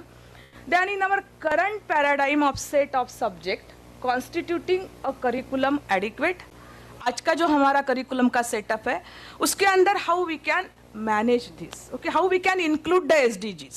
Okay, and next, how can we make learning relevant and interesting to students? क्योंकि आपने देखे होंगे जो 17 SDGs है उसमें से कुछ तो आपके सब्जेक्ट के साथ तो रिलेटेड है, लेकिन कुछ नहीं है. तो is it only we consider that SDG which are relevant to our subject and neglect other? Okay, or how we can make it relevant? Okay, that is very essential. If we make the particular subject relevant, I can make the history relevant to physics. Okay, सिर्फ उसके लिए मुझे proper orientation और proper मेरी subject teacher की study चाहिए, I can make the history with the physics, I can correlate pharmacy with the physics, pharmaceutical science subject with the physics, okay, but there is required a proper orientation, proper thinking, curriculum correlation, okay, everything is required, that is the expertise of that particular curricular framer, जो frame कर रहा है curriculum उसकी expertise होनी चाहिए, और expertise ये हम जनरेट सेल्फ लर्निंग से हम डेवलप कर सकते हैं expertise, and we can correlate anything with any, because मैंने देखा है, okay, I have a certain exposure with the foreign universities working, so I have seen one of the art student, they complete the computer software designing course and he start the career in computer designing with the art subject, okay, ancient history उसका basic subject है, थोड़ा पर computer के software का training ले लिया है, computer software उसका सर्वाइवल है, इंटरेस्ट जो है वो एंशिएंट हिस्ट्री में कर रहा है, तो there is a correlation can be establish between the different subject, सिर्फ हमारा ओपन माइंड से हमने एक्सेप्ट करना चाहिए, नहीं तो मैं सोचूंगी मैं तो साइंस वाली हूँ, आर्ट का हिस्ट्री का सब्जेक्ट मेरा ये नहीं है, this is not the cup of my tea, ऐसे नहीं है, okay, so as a subject teacher we can make learning relevant and interesting to students for particular SDG related, and that is the skill of curriculum developer, okay. Now I have given you one case study problem, discuss you one case study problem, okay, how we can implement the SDG in our curriculum, regular curriculum, and how we can implement this. अभी ये जो case study problem मैं आपके साथ discuss करूँगी, then you will feel that कि ये तो नो पॉवर्टी, मैं बोलूँगी फिजिक्स वाले का प्रॉब्लम ही नहीं है, ओके, ये तो पूरा ह्यूमैनिटीज के रिलेटेड जाएगा, लेकिन how we can correlate it with particular subject, ये कोई भी सब्जेक्ट के साथ कोरिलेट हो सकता है, what is the main skill, the main skill is that whatever the outcome you are expecting from the student, okay, student से जो आउटकम आप एक्सपेक्ट कर रहे हो वो आउटकम आप प्रॉपरली डिजाइन करो, as a physicist viewpoint, as a chemist viewpoint, as a pharmacological viewpoint, okay, and then you feel that कि ये जो मुझे लग रहा है वर्डिंग, दो वर्डिंग का सब्जेक्ट, ये पूरा टोटली ह्यूमैनिटीज का ये है, वो कैसे हमारे सब्जेक्ट के साथ कोरिलेट हो सकता है, तो फर्स्ट ये एनईपी में भी यही बोला गया है कि फर्स्ट यू डिजाइन, ये चालू, एनईपी आल्सो टेल यू कि first you design your outcome, okay, learning outcome जो है ये पहले डिजाइन करो, and then design the curriculum, okay, so here whatever problem I am discuss, whatever the case study I am discussing here, so in this case study first we design the learning objective, तो पहला SDG जो है वो I have selected here, okay, the first SDG is no poverty, okay, now अगर ये subject, ये SDG मुझे मेरे सब्जेक्ट में इंक्लूड करना है, I can include in UG level as well as PG level as well as research level, okay, ये तीनों भी लेवल्स के प्रॉब्लम मैंने डिस्कस किए हैं, okay, तो पहला हम जाते हैं, पहला लर्निंग आउटकम जो सर ने सवेरे बताया, knowledge which is include the cognitive learning objective, okay, now cognitive learning objective में भी अभी on the basis of outcome आप डिसाइड करिए कि वो यूजी स्टूडेंट्स के लिए सूटेबल है या पीजी के लिए सूटेबल है या रिसर्च स्टूडेंट के लिए सूटेबल है, क्योंकि हर इसी के आउटकम क्या रहेगा, अलग अलग रहेगा, okay, and that you can give in the term of small project, mini project, UG student है तो उसको मिनी प्रोजेक्ट के फॉर्म में दे दो उसको टॉपिक को, ओके, अगर पीजी स्टूडेंट्स है तो माइनर प्रोजेक्ट, मिनी माइनर थोड़ा सा एक्सटेंडेड, और रिसर्च स्टूडेंट है तो उसको मेजर प्रोजेक्ट के टाइप में टॉपिक में दे दो, ओके, तो पहला मेरा लर्निंग, अगर मुझे नो पॉवर्टी ये टॉपिक पढ़ाना है बच्चों को, मेरे करिकुलम में डालना है, आप ये करिकुलम में कैसे डिजाइन कर सकते हैं, आप बोलेंगे मैडम हमको तो ऑटोनॉमी नहीं है हमारे कॉलेज को, how we can design, there are add on courses also, okay, हमारा अगर हमारा आरटीएम नागपुर यूनिवर्सिटी के अंदर आप है तो लाइफ लॉन्ग लर्निंग वाला है, लाइफ लॉन्ग लर्निंग वाले कुछ add on courses, short term courses की परमिशन आरटीएम नागपुर यूनिवर्सिटी आपको दे रही है, ओके, या आप नया सिलेबस भी प्रपोज कर सकते हो, उसमें पूरा credit wise you can design your syllabus and give your syllabus, अगर वो भी परमिशन नहीं देते हैं तो रेमेडियल कोर्सेज के अंदर आप एड ऑन कोर्सेज आपके ही इंस्टीट्यूट्स लेवल पे आप ले सकते हो, तो देयर इज नो बैरियर कि हम ऑटोनॉमस नहीं है तो हम कैसे करेंगे, हमारा एफिलेटेड इंस्टीट्यूट है, आरटीएमएनयू के सिलेबस में ये है ही नहीं, there are so many constraint to design the curriculum, ये ये जो आप एक्सक्यूजेस है, ये एक्सक्यूजेस नहीं, अगर आपको रियली विलिंग है, इम्प्लीमेंट करना चाहते हैं, तो all this excuses are nullify है। ओके, तो अगर मैं पहली लेवल डिसाइड करती हूँ cognitive learning objective as per the Bloom taxonomy, तो what I expect, what should be my learning objective? The learner understand the concept of extreme and relative poverty and is able to critically reflect on their underlying cultural and normative assumption and practices. अभी ये आपको decide करना है कि ये जो outcome है, ये मेरे यूजी लेवल के स्टूडेंट्स के लिए इजी जाएगा या पीजी लेवल के लिए जाएगा या रिसर्च स्टूडेंट को मुझे देना है। This is the skill of a teacher. Okay, ये एजुकेटर की स्किल है कि ये जो लर्निंग आउटकम मैं एक्सपेक्ट कर रही है कॉग्निटिव लेवल्स का, तो ये because same is not fit to all, same size is not fit to all. Okay, अभी अगर नागपुर यूनिवर्सिटी के फॉर एग्जांपल मैनेजमेंट में स्टूडेंट्स आ रहे हैं, उसकी क्वालिटी अलग है। कहीं एफिलेटेड कॉलेज के लिए स्टूडेंट्स आ रहे हैं, उसकी फाइनेंस के स्टूडेंट, मैनेजमेंट और फाइनेंस के स्टूडेंट आ रहे हैं, उसकी क्वालिटी अलग है। आईआईएम में जो स्टूडेंट जा रहे हैं, उसकी क्वालिटी अलग है।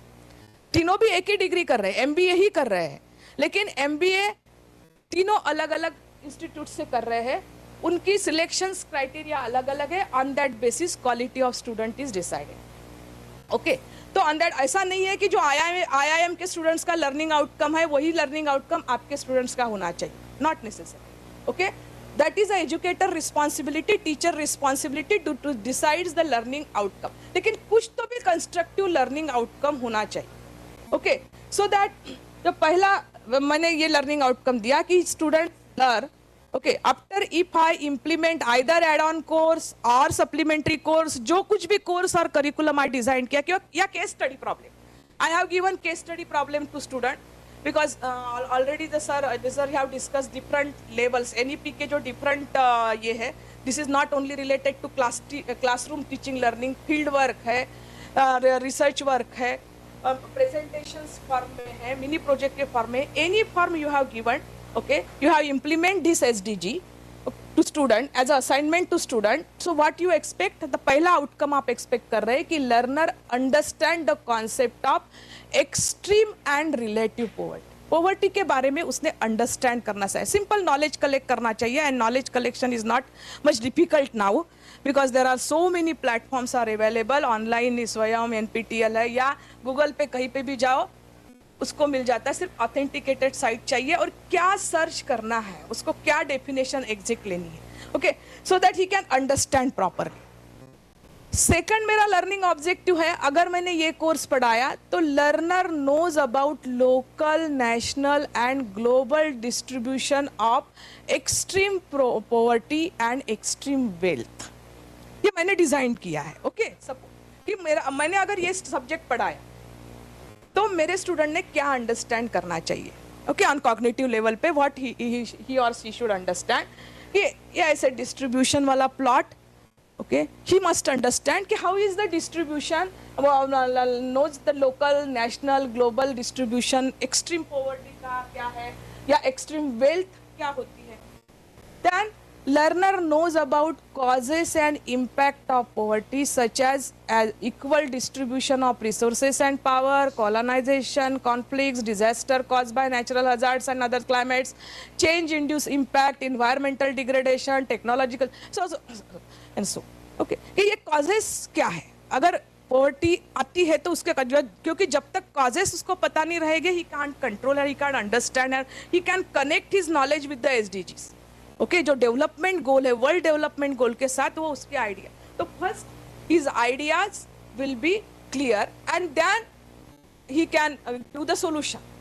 प्रॉब्लम जब तक वो प्रॉब्लम ही अंडरस्टैंड नहीं करेगा तो how he the student can give the solution.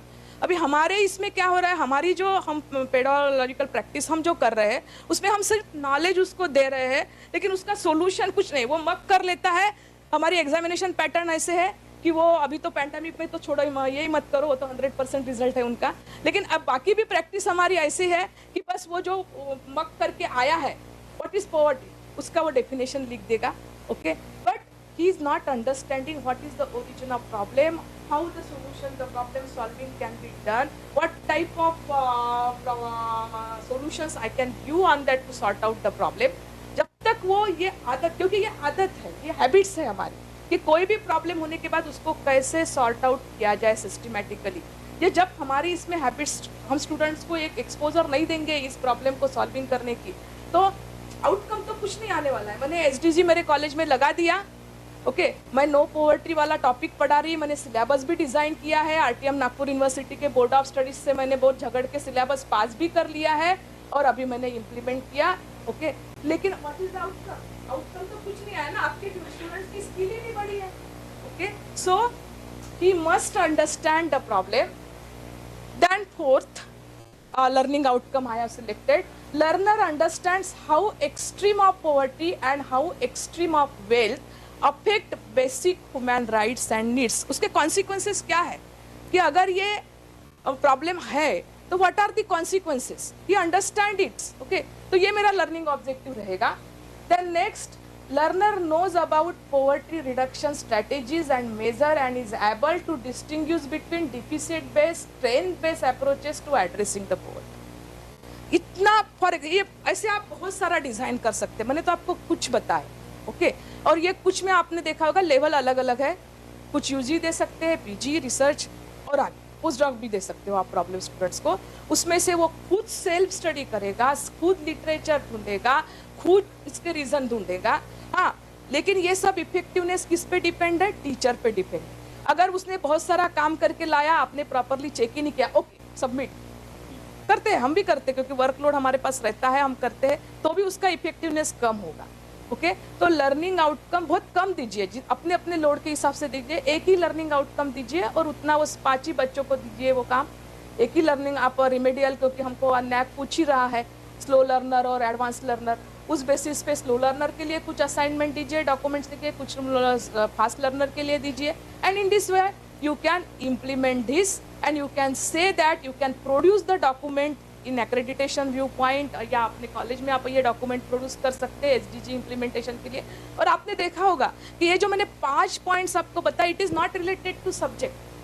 Physics वाला भी स्टूडेंट ये काम कर सकता है, मैनेजमेंट वाला भी कर सकता है, हिस्ट्री वाला भी ये काम कर सकता है, it is not related to subject. तो आज जो हमारे ऊपर प्रेशर आ रहा है कि effective CBCS implementation, multidisciplinary courses implementation, तो बाय दिस वे, ओके, ये तो मैंने मॉडल एग्जांपल आपको बताया, by using such a model example we can implement this, okay.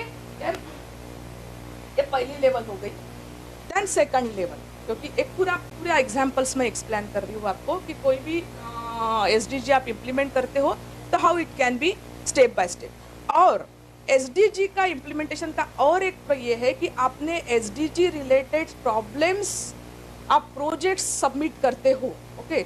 अभी आर्ट्स कॉमर्स के I am not much aware कि कौन सी ऑर्गेनाइजेशन स्पॉन्सर करती है, लेकिन साइंस के बारे में मैं बता सकती हूँ कि एसडीजी के कोर रिलेटेड अगर मैंने प्रोजेक्ट्स लिया, अभी आपने मेरे बायोडाटा में सुना होगा 2.5 करोड़ के प्रोजेक्ट है, मुझे आए हैं, सभी ऑर्गेनाइजेशन ने स्पॉन्सर किए हैं, क्योंकि मेरा जो रिसर्च टॉपिक है एनर्जी रिलेटेड टॉपिक है और कहीं पे भी मैं अप्लाई करूँ तो कोई नहीं बोलता है, ओके। वो प्रोजेक्ट सैंक्शन हो जाते हैं क्योंकि टॉपिक ही मैंने ऐसे सिलेक्ट किया जो वर्ल्ड नीड है। तो ये जो एसडीजी के टॉपिक है, this are the world need, development plan of world. तो आप इसके रिलेटेड अगर आर्ट वाले, साइंस वाले, आप इसका प्रोजेक्ट्स लिखते हो और आपके जो फंडिंग ऑर्गेनाइजेशन है, ओके, तो फंडिंग साइंस वालों को थोड़ा ज़्यादा फंडिंग मिल जाता है, लेकिन आप लोगों को भी फंडिंग कम, क्योंकि आपकी रिक्वायरमेंट भी कम होगी, mostly data analysis, data collections पे होगा। तो अगर आप इसके रिलेटेड प्रोजेक्ट्स लिखते हो तो मुझे नहीं लगता कि आपको रिजेक्शंस प्रोजेक्ट सिलेक्ट नहीं होगी, ओके। तो जो करंट नीड है उस बेसिस पे अगर आपने रिसर्च प्रोजेक्ट्स भी आपके डाले, ओके, वो पर्टिकुलर लिटरेचर सर्वे करके पर्टिकुलर आपने प्रॉब्लम फाइंड आउट किया, लर्निंग आउटकम फाइंड आउट किया, ओके, तो projects, getting the project is a easy task I think, okay, it's not much difficult. Now I come to second case studies का second example मैं देती। मैंने पहला example learning outcome का cognitive based लिया, second है socio emotional learning objective, because this is related to social topic, okay. So now you will have to decide कि आपको कौन से लर्निंग ऑब्जेक्टिव, आप 10 भी लर्निंग ऑब्जेक्टिव ले सकते हैं आपके स्टूडेंट्स के हिसाब से, या 1-2 भी लर्निंग ऑब्जेक्टिव ले सकते हैं। तो अगर मैं सोशियो इमोशनल लर्निंग ऑब्जेक्टिव्स पे इंटरेस्ट टू स्टूडेंट्स के, सो what should be my that object. to empower individuals and communities to affect change in distribution of power and resources in the community and beyond. Okay, my student is able. मेरे students में क्या ability आना चाहिए? मेरा course पढ़ने के बाद या मैंने जो भी उसको ये प्रॉब्लम दिया है वो प्रॉब्लम उसने आंसर करने के बाद what type of ability I am expected? I am expected he or she must be able to empower individual and communities to affect change in distribution of power and resources in the community and beyond. इसका answer देने की ability उसमें develop होनी चाहिए. Okay, how he should attach to the society in related to that problem. What type of ability? Second, to raise awareness about extreme of poverty and wealth and encourage dialogue about the solution. आप debate रखिए, आप extend को रखिए students के साथ. Activity है ना, students activity.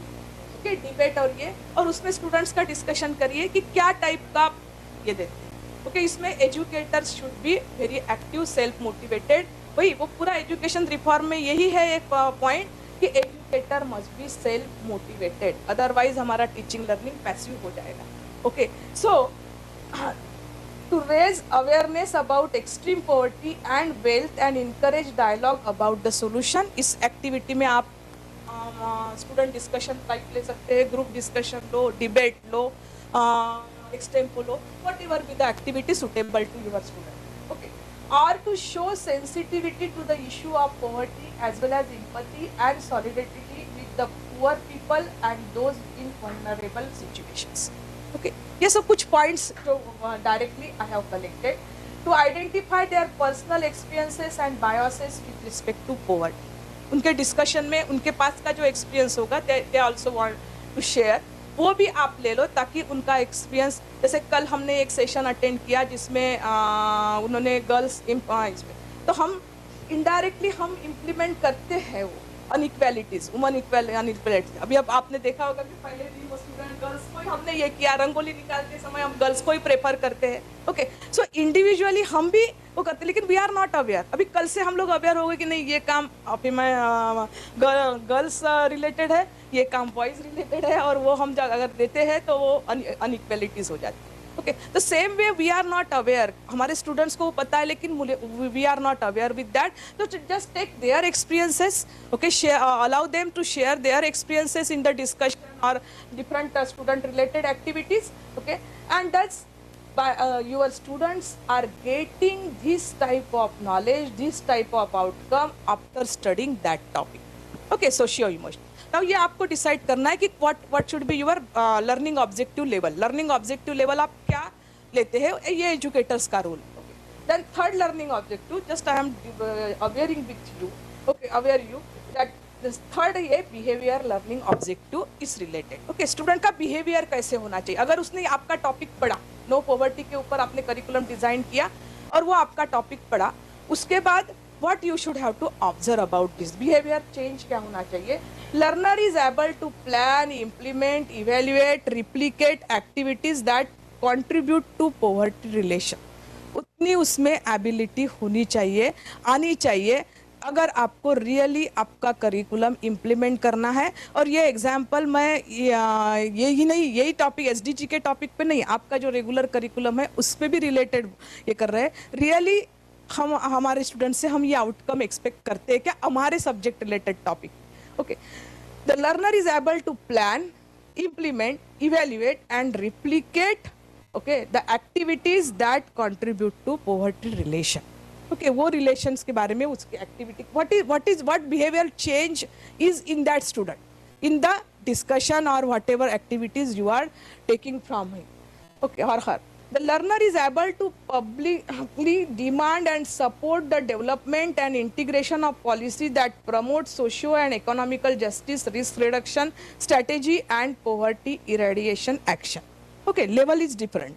I'm not expecting it's UG level के students से हम expect कर सकते हैं, but research problem you can take. The learner is able to evaluate, participate in and influence decision making related to management strategies of local, national, international enterprises concerning poverty generation and eradication. इतनी अगर student में कैलिब्रिटी आ जाती है आपका subject पढ़ाने के बाद, तो वो खुद का पॉलिसीज डॉक्यूमेंट बना सकते हैं। आज हम बोल रहे हैं वो अनएम्प्लॉयड है, ओके, आर्ट पढ़ के कल ही कोई सर ने डिस्कशन में हो रहा था कि हमारे सोशल स्टडीज़ वाले रेट ऑफ अनएम्प्लॉयमेंट बहुत ज़्यादा है, क्योंकि हम लोग इनोवेशन वही डायरेक्शन में इनोवेशन सोच ही नहीं रहे, इसीलिए रेट ऑफ अनएम्प्लॉयमेंट, क्योंकि वो सेल्फ डॉक्यूमेंटेशन या वो स्किल ही डेवलप नहीं हो रही जो उसके सब्जेक्ट के रिलेटेड उसको चाहिए, okay. And then the learner is able to include poverty reduction, social justice and anti-corruption consideration in their consumption activities. Okay, yeah, there are so many. These are the some examples I have just given. Okay, इतने changes, इतना learning outcome अगर मैं वो SDG goal 1 करके students को देती हूँ तो इतना learning outcome I am expecting at different level, different learning level. Okay, अभी ये जो outcome है, how it should be included in curriculum. क्योंकि अगर ये आउटकम मैं एक्सपेक्ट कर रही तो ऐसे करिकुलम डिजाइन करना है मुझे अभी, okay. So what should be the curriculum so that जब मैं पढ़ाऊंगी तो इतने ऑब्जेक्टिव लर्निंग ऑब्जेक्टिव उसके अंदर आएंगे। तो simple one example 1 unit topic I have given. कौन से टॉपिक होने चाहिए अगर वो that SDG I am included in my regular curriculum. तो वो जो करिकुलम डिजाइन है, okay, what ever curriculum I design, okay, what should be the point of this? Okay. पहला पॉइंट होना चाहिए definition of poverty, balance, national local, this should be local national distribution, extreme poverty and extreme wealth and their reason. Okay, I think it is something incomplete word. Then second topic कौन सा होना चाहिए, मुझे पढ़ाना क्या है, okay, what is poverty से मैं स्टार्ट करूंगी, उसके बाद मैं उनको पढ़ाऊंगी कि लोकल नेशनल डिस्ट्रीब्यूशंस कैसे होता है, वेल्थ और पॉवर्टी के बारे में, and what are the main basic reason for national local irregular distribution, okay. Then importance of social welfare protection system and major, ये मेरा सेकंड टॉपिक रहेगा करिकुलम का, okay. Then third topic, importance of equal right to economic resources as well as access to basic services, ownership and control over land and other form. What are the reason for the poverty in the world? Okay. Then interrelation of poverty, natural hazard, climate change and other economic, social and environmental shocks and traces. ये topic रहेगा जो curriculum मैं design करूंगी, okay. Then work condition related to poverty such as sweat shops, child labors, modern slavery, like this, okay. And then okay, so for designing this course, these are few points again, okay, so that my learning outcome will be fulfilled depending upon the level of learner, okay. So all this is possible only the educator और जो teachers है, जो syllabus curriculum frame experts है, he must first design, he will have to work itself. क्योंकि अभी आपने देखा कि पहले उसको लर्निंग आउटकम देखना पड़ेगा, लेवल ऑफ स्टूडेंट्स देखनी पड़ेगी, देन लर्निंग आउटकम देखना पड़ेगा, एंड देन ही और she should have to design the syllabus. इतना हम वर्क नहीं करते हैं, इसीलिए हमारे सिलेबस में एक लैक है, ओके। क्योंकि करिकुलम डिजाइन ये भी बहुत इंपॉर्टेंट स्किल है कोई भी लेवल का, एंड अगर वही हमको what type of outcome we are expect that is come out, okay, they would do that. And then so here if I complete this whole work, then I can implement SDG 1 in my institutes, okay, properly. So how we can implement the SDG, I think that point you have get little bit idea. अभी मैं थोड़ा सा एक topic ये ले लेती हूँ, क्योंकि SDG 4 जो है वो हमारा क्वालिटी एजुकेशन से रिलेटेड है। So I again take that only that SDG goal, okay, and then I jump to another point of the outline, okay. तो अगर मुझे SDG 4, क्योंकि ये करना ही है, everybody have SDG 4 because it is a core of SDG, okay. So we will have to incorporate SDG 4 in our curriculum, okay. In NAAC हम interested नहीं है, लेकिन नैक ने हमको फोर्स कर दिया है कि हमको करना ही है, ओके। और नैक को तो जाना ही है, अगर क्योंकि मैनेजमेंट आपको, अगर आपको ऑटोनॉमी चाहिए, NAAC A grade is must, या आपको फ्यूचर यूनिवर्सिटी से ये चाहिए तो NAAC grade is must, you will have anyhow go to NAAC. कितना भी अभी आपने स्टेप बाय ये किया होगा, 10 साल से आप लोग पोस्टपोन करते आए हैं, लेकिन अभी ये टाइम आया है कि यू हैव टू डू, वैसे एनईपी क्या होगा, 2 साल से इंप्लीमेंट हुआ है, कोरोना का रीजन दे रहे हैं, लेकिन 2023 उन्होंने डेडलाइन दी है महाराष्ट्र गवर्नमेंट ने, ओके। फिर भी ह्यूमन मेंटालिटी के कारण थोड़ा सा एक्सटेंड करेगा, लेकिन 2025 से हमको करना ही है NEP, okay, implement. So this point again it's considered we should have to implement in the SDG. So what is the objective? Ensure inclusive and equitable quality education and promote lifelong learning opportunities for all. ये हमारे SDG का objective, जो education related SDG है 4, उसका objective है, and that is the base of NEP. Now when we implement the NEP, again what will be the outcome we expect? The learner understand the important role of education and lifelong learning opportunities for all, formal, non-formal और informal. ये NEP के ही points है, okay. Then इसलिए NEP is nothing but the replicate. हम बोलते हैं कि government ने क्यों चेंज किया, इतना सारा ह्यूमन मैन पावर क्रंच है, उसके बाद भी NEP कैसे कर रहे हैं, ये गवर्नमेंट का नहीं है, ये ग्लोबलाइज, ये जो NEP आया है वो ग्लोबल डेवलपमेंट प्लान के थ्रू आया हुआ NEP है, okay. So learner understands education as a public good means assets, public assets, a global common assets, a fundamental human rights and basis for guaranteeing the realization of other rights. अगर हम NEP implement करते हैं तो what should be the learning objective of this? The learning objective is learner understand that the education is not my individual assets. मेरी खुद की degree नहीं है, it's a public assets. आज मैं BA कर रहा है तो वो मुझे कुछ तो भी सोसाइटी को देना है, okay. That quality, that outcome that student must have. So it is understood as our academic degree is not our own assets, our academic degree is the common societal assets.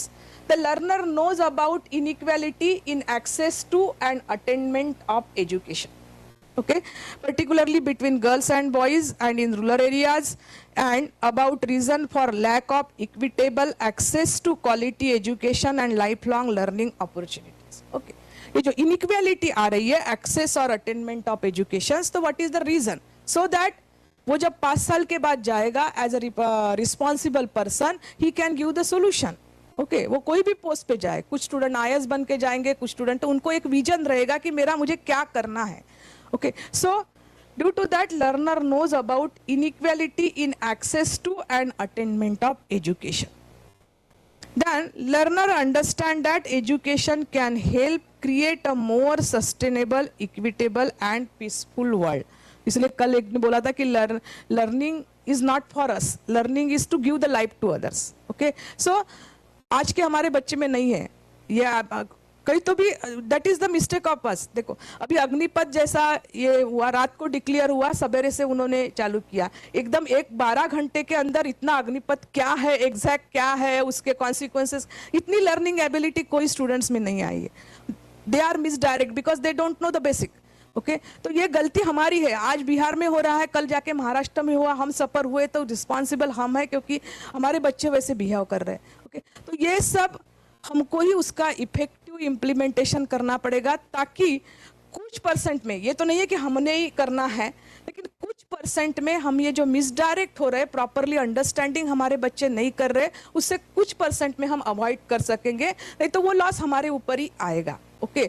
ठीक है, आज हमको salary मिल रही है, हम relax है, कोई जरूरी नहीं है मैंने नहीं किया तो मेरी सैलरी बंद होने वाली नहीं है. ये हमारा एटीट्यूड हम बोलते हैं कि है, इसलिए हम लोग रिलैक्स, जितना मिनिमम है उतना ही काम करना है ना, बाकी ज़्यादा काम नहीं करना है. मेरे 5 घंटे की ड्यूटी है, मैंने कर ली, लेकिन वो तो प्रॉपर करो ना, क्योंकि उसके कॉन्सिक्वेंसेस कैसे भयानक आ रहे हैं आप देख रहे हो, ओके. सो हम जब हुए थे तब हम इतने ज़्यादा ये नहीं हुए, इतने ज़्यादा जल्दी से हम लोग मिसडायरेक्ट नहीं होते थे. आज के बच्चे बहुत इजीली मिसडायरेक्ट हो रहे हैं. उसका मेन लैक क्या है कि जो बेसिक अंडरस्टैंडिंग हो वो कुछ तो भी गलत जा रहा है, ओके. ड्यू टू दैट उनके बेसिक ही डेवलप नहीं है, therefore they easily get misdirect. कुछ भी थोड़ा सा बता दिया कि वो इंटरप्रेट कर अलग वे से कर लेते हैं, क्योंकि वो basic roots are not proper, okay. तो that is our responsibility. We should have to give something, okay, new to them, okay. Some basic जो कल्चर और संस्कार बोलते हैं वो देने की बहुत जरूरी है आज के बच्चों को, ओके. नाउ सेकंड पॉइंट, अगर मैं SDG 4 ओके वो जो कंपल्सरीली इम्प्लीमेंट करना ही है, इम्प्लीमेंट करती हूँ। तो लेवल 2 पे what I expect from the student, they understand importance of quality education for all, a humanistic and holistic approach to education। कल से हम वही सुन रहे हैं। ओके तो दे मस्ट अंडरस्टैंड, अभी आज हम अंडरस्टैंड करने का ट्राई कर रहे हैं, but they must understand because that required the ability to learner to apply participatory method to motivate and empower others to demand and use educational opportunities. आज फ्रैंकली आप मेरे साथ एग्री होगे नहीं होगे, अगर हमारे यहाँ फीडबैक सिस्टम है स्टूडेंट्स के लिए, कितने स्टूडेंट इफेक्टिव वे से फीडबैक देते हैं आप बताइए? इफेक्टिव वे नहीं देते हमारे स्टूडेंट, नहीं है, इतने रिओरिएंटेड ही नहीं है। मैंने विजिटिंग फैकल्टी करके यूएस में काम किया है, मुझे पता है कि वहाँ पे ऐसे होता था कि 4 यूनिट अगर एग्जाम्स के लिए है और कोई टीचर ने प्रॉपरली नहीं पढ़ाया, प्रॉपर गाइडेंस नहीं दिया, 3.5 यूनिट ही पढ़ाए है, तो प्रॉपर बच्चे फीडबैक दिया जाता था कि that is not totally taught to us, our syllabus is not covered, वो टीचर प्रॉपर नहीं दे रहा है। ये हमारे बच्चे नहीं करते, हमारे यहाँ बिल्कुल वो, क्योंकि मैं IQSC में हूँ, मैं 2 साल से फीडबैक ले रही हूँ, सब इस पे वेरी हाईली सेटिस्फाइड ही लिख देते हैं। ओके सब इस पे टिक हाईली सेटिस्फाइड लिख देते हैं। नैक वाले ने भी हमारे को क्वेश्चन किया कि सबका कैसे हाईली सेटिस्फाइड आ जाता है, क्योंकि they are not orient properly. Feedback क्या भरना है ये उनको पता नहीं है, क्या किसके लिए भरना है, क्या भरना है। अगर उन्होंने प्रॉपरली फीडबैक नहीं भरा तो उनका लॉस उनके लिए ही, करियर के लिए ये, they are not oriented properly. Okay तो यही प्रॉब्लम है कि वो जो एजुकेशनल अपॉर्चुनिटी उनको प्रोवाइड किया गया है हमारे इंस्टीट्यूट से, हमको गवर्नमेंट ने इतना हायर सैलरी देके ये किया है उनके लिए, तो वो उनको अवेयर नहीं है कि इनसे हमारे से अच्छी तरह से एजुकेशन उन्होंने लेना चाहिए। इसलिए तो हम उनको रीओरिएंट कर रहे हैं। हम क्लास पूरा सिलेबस नहीं पढ़ाने के बाद भी वो ये, अगर मैं क्लासरूम में नहीं जाऊँ तो सबसे हैप्पीएस्ट रहते हैं ना। अगर एक आधा क्लास हमने मिस कर दिया कुछ पर्सनल रीजन से, तो सबसे हैप्पीएस्ट। उन्होंने तो पूछना चाहिए कि मैडम इतने बजे का क्लास था, टाइम टेबल में है, आप क्यों नहीं आए, आपने पहले इन्फॉर्म नहीं किया था, आप क्यों नहीं आए? क्योंकि हर क्लास का आज हमारी जो एवरेज सैलरी है, तो मुझे लगता है 3 से 4 हज़ार पर क्लास का हमको मिलता होगा। ओके कंट्रीब्यूटरी का नहीं, sorry for contributory, but for permanent teacher मैं बोलती हूँ 2000 के ऊपर तो हमको क्लास का मिल ही रहा है। अगर मैंने एक क्लास मिस कर दिया, अभी सब टीचर है करके आई कैन शेयर, मैंने 2000 से 3000 का मतलब मुझे गेन मिला, क्योंकि I have not taken the class but I have got salary. Okay लेकिन स्टूडेंट्स को अवेयरनेस ही नहीं है कि वो मेरा राइट है, इनसे पढ़ना मेरा राइट था, इन्होंने नहीं पढ़ाया। मेरा 80 स्टूडेंट के क्लास का 80 आवर्स टीचर ने वेस्ट किया, हमारे स्टूडेंट नहीं है वो मैंने जो यूनिवर्सिटी, जो अच्छी यूनिवर्सिटी पेंसिल्वेनिया स्टेट यूनिवर्सिटी का मुझे ये मिला है एक्सपीरियंस। ओके तो वो वहाँ के बच्चे अवेयर, ये डिफरेंस है, वहाँ के बच्चे वो इसीलिए QS रैंकिंग में 100 में है वो यूनिवर्सिटी। ओके और हमारे यहाँ का IISc बेंगलोर जो बेस्ट बोलते हैं, कल सर ने ये बताया कि हम लोग 2nd लार्जेस्ट एजुकेशन सिस्टम में वर्ल्ड में है, उसके बाद भी हमारा IISc बेंगलोर भी 100 यूनिवर्सिटी के रैंकिंग में नहीं आता है। ये कितनी बड़ी बात है, क्योंकि बच्चे ये आर नॉट मच, अगर वो सेंसिटिव हो गए तो हम भी सेंसिटिव हो जाएंगे शायद। अगर वो बच्चा मुझे पूछने आता है कि मैडम कल आपने क्लास ले लिया, हम 80 स्टूडेंट्स आपका वेट कर रहे थे, आपने 80 आवर्स वेस्ट किया है मेरे स्टूडेंट्स का, तो मुझे शर्म आएगी ना नेक्स्ट टाइम मैं जब लूँगी। तो हमारे बच्चे भी नहीं है उतने सेंसिटिव। ओके तो अप्लाई, बिकॉज हमने उनको राइट क्या है, लर्निंग आउटकम क्या है, यही नहीं बताया। So to apply participatory methods to motivate and empower other to demand and use educational opportunities, उनको वो ये गट्स उनमें डेवलप होने चाहिए, that type of output, that type of confidence उसमें डेवलप होना चाहिए।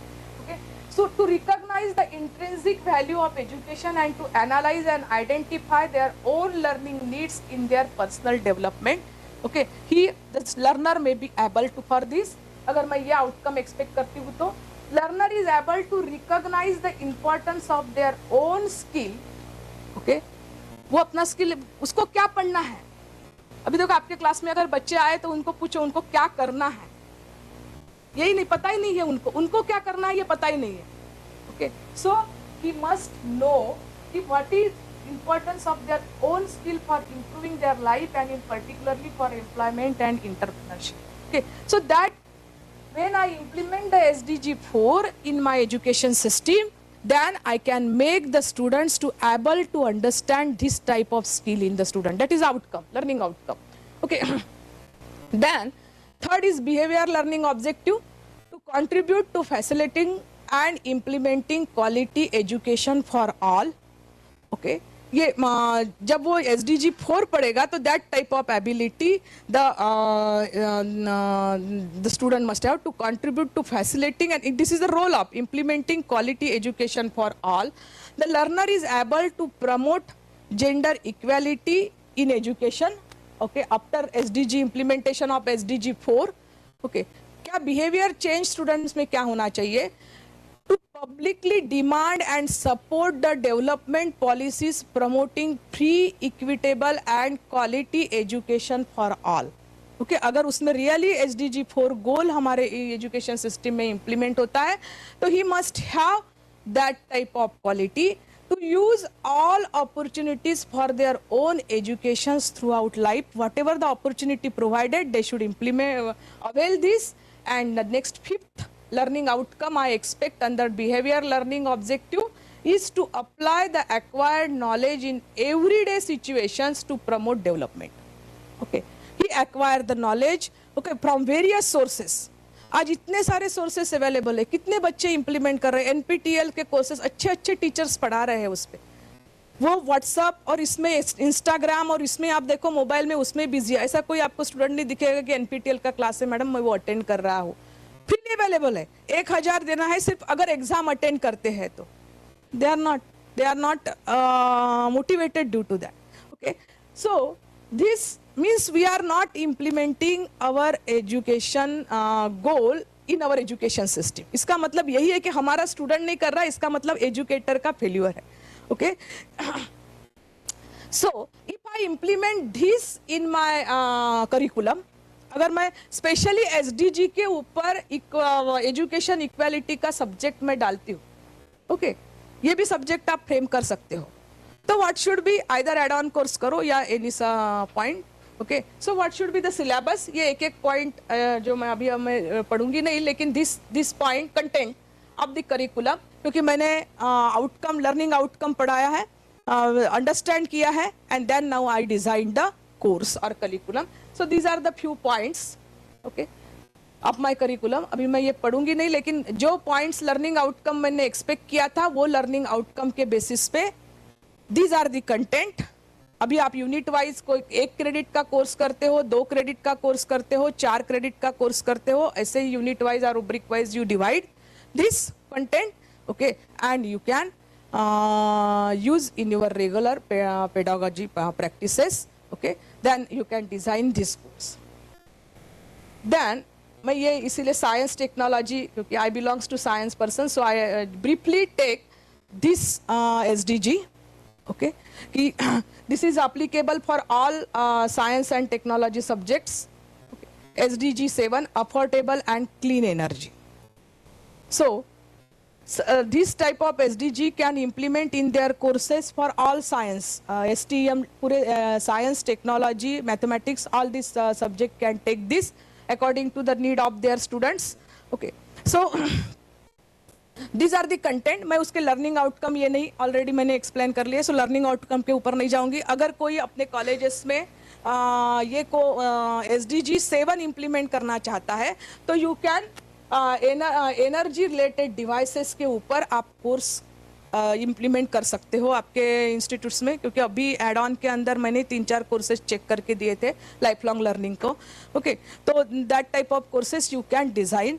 तो what are the content of that course, energy related. अगर आप कोर्स, क्योंकि एनर्जी रिलेटेड सबको ही है, कॉमर्स फाइनेंस है, ऑडिट के रिलेटेड आपको सिलेबस फ्रेम कर सकते हो. ओके, व्हाट आर, ये जो मैंने कंटेंट लिया है इसमें इन्वायरमेंटल, शायद मैंने लिया energy audit, energy required to the luxurious items and energy required to the domestic essential items. उसका अगर audit type of learning outcome आप डिजाइन कर सकते हो. इफ मैनेजमेंट वाले हैं, कॉमर्स वाले, इकोनॉमिक्स वाले हैं, ओके, तो you can design the curriculum by using SDG 7 on that direction. आप वो डायरेक्शन से एनर्जी रिलेटेड ले सकते हो.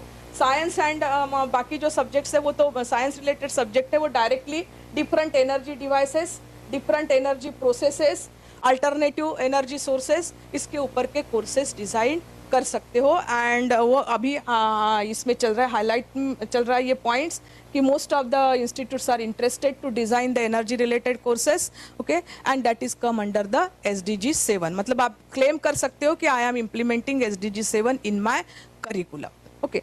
So in this way I try to convince you how you can implement SDG, what is the need to implement the SDG, and how you can implement whatever be the your faculty, whether you are belongs to the humanities or commerce and management, or whether you are belongs to science, or whether you are belongs to interdisciplinary, आप कोई भी discipline के हो, आप ये type के आप courses लेके आप मल्टीडिसिप्लिनरी के अंदर भी दिखा सकते हो, ताकि आपका NEP का पॉइंट्स भी क्लियर हो जाएगा एंड SDG का भी पॉइंट क्लियर हो जाएगा, ओके।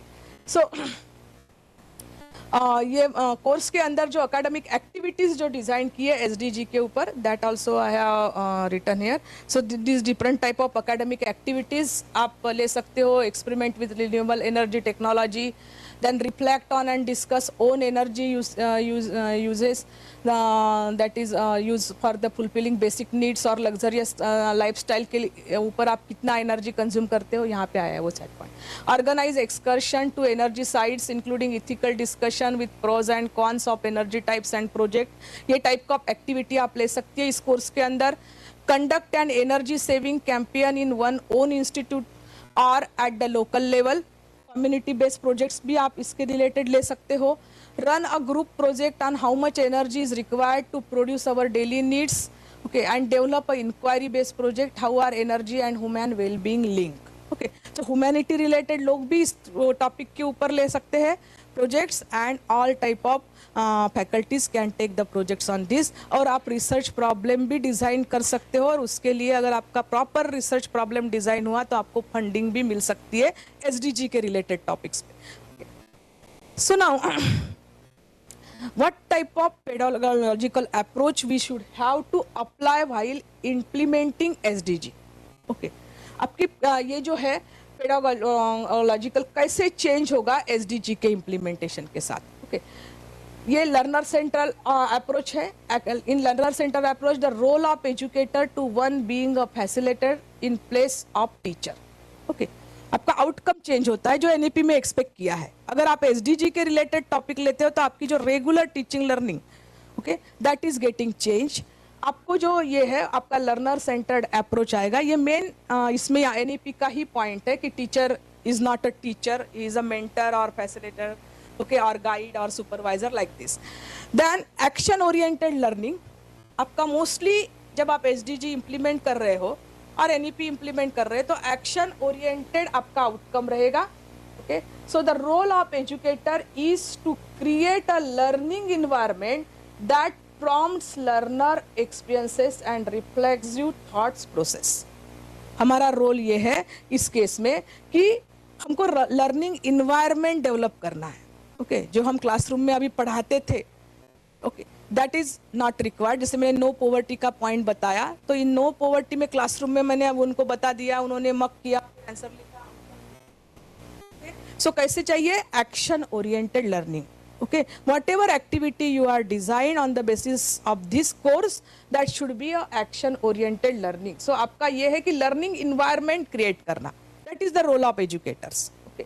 देन ट्रांसफॉर्मेटिव लर्निंग, आप जब SDGs ये कर रहे हैं, okay, then the role of educator is to prepare the learner for disruptive thinking and cocreation of new knowledge, not a monotonous thinking, okay, various direction thinking, okay, versatile thinking ये create करना है। If you want to implement the SDG, then आपको कुछ outcome मिलेगा जो मैंने बताया ना कि why should we implement HEI implement the SDG। एक तो एक्रेडिटेशन प्रोसेस बताया, और दूसरा demands of our student, okay. तो डिमांड्स कब बढ़ेगी जब वो कोई प्रॉब्लम का सॉल्यूशन प्रॉपरली देगा, पॉलिसी डॉक्यूमेंट्स बनाएगा, गाइडेंस प्रोवाइड करेगा, सॉल्यूशंस देगा प्रॉब्लम्स के ऊपर, देन उसकी क्वालिटी और स्किल बढ़ेगी। So role of educator is to prepare the learner for disruptive thinking, various thinking and cocreation of new knowledge, okay. Then it's the effective implementation of SDGs is fulfilled. Okay, otherwise again कागद भरती म्हणतात ना ते होऊन जाईल. Okay, कागद तर भरून जाईल पण इम्प्लिमेंटेशन्स होणार नाही. Okay, so the crucial issues for successful implementation of policies promoting to SDGs. Last, okay, that is main. Successful implementation के लिए full policy coherence between education sector, sustainability development sector, that is the main lack. हमारे यहाँ coherency नहीं, coordinations में lack है, policy proper नहीं है. Coordinating bodies and mechanism have prove to be supportive for integrating SDGs in the education system. That is the main crucial point for successful implementation. There is no one size fit all. ये जो मैंने बताया कि सबके लिए एक ही uniform नहीं है, it's very okay. That is why we need locally and nationally relevant interpretation of SDGs and related form of education. Okay, सबके इंस्टीट्यूट्स के साथ वो वैरी होगा, इसीलिए आपको लोकल, नेशनल, रीजनल ये भी पॉइंट्स आपको देखने हैं. Okay, and on that basis you will have to decide your learning outcome. उस बेसिस पे आप अपना लर्निंग आउटकम डिसाइड कर सकते हैं. Reorient the education system towards sustainability, build capacity at all level and strengthen awareness of key issue. Okay, that are few issues you should have to highlight while implementing the policy. Then suggested action for fostering curriculum change in view of SDG. Discussion, orientation, क्या action चाहिए, अभी currently हमको क्या करना है, क्योंकि ये तो slow process है. ऐसे नहीं कि आज मैंने बताया कल आप इंस्टीट्यूट्स में इंप्लीमेंट करेंगे. This is a slow process. Okay, discussion, orientation, sharing of experiences of assessments and research on how curriculum change has been approach. Okay, it's must. Then instilling SDGs in competencies, professional standard, certification and accreditation of teacher and teacher education institution. Teacher का accreditation, teacher accreditation मतलब of course teacher promotion. Okay, इसमें अगर ये points include हुए कि how many courses of SDG you have implemented, तो थोड़ा teacher activate हो जाएगा. Motivation, this is just a motivation for teacher. Okay, then more support for teacher in classroom. In the term of guidelines for the creation and evaluation of SDGs material, mechanism to support knowledge sharing that empowers local teacher, SDGs facilitators and in-service trainer. क्योंकि SDG implementation के लिए core body जो है वो teacher है. Okay, so flexibility in curriculum policy that allows to develop content and projects that are locally relevant. ये भी point must है if you want to foster the curriculum change in the view of SDG. Now this is the total cycle of SDG कि governance policy and capacity building. Governance policy अभी तो बना ली है government ने. Then community partnership and relationship, ये चाहिए हमारे क्योंकि एसडीजी में local and regional support is must. Then curriculum teaching and learning जो हम आज सोच रहे हैं. And then facilities in the colleges, ये भी मस्ट है कि फैसिलिटी शुड बी अवेलेबल. अगर ये साइकिल कंप्लीट होगी तो you can implement SDG properly. Okay, so I complete my presentation with a small word that you can't hope to build a better world without improving the individuals. To that end, each of us must work for our own improvement. बस खुद का improvements का पहले ये करो तो automatic everything will be वो अपने आप हो जाती है. Okay, but think on your improvement. Okay, so this is a very brief idea about the SDG I cover, and कुछ points miss हो गए होंगे या कुछ थोड़ा ज़्यादा ये होगा. Sorry for this क्योंकि ये मैंने एक दिन के अंदर बनाया है. But I try to just aware, and I think I have create little bit awareness by my presentation. Okay, so any questions?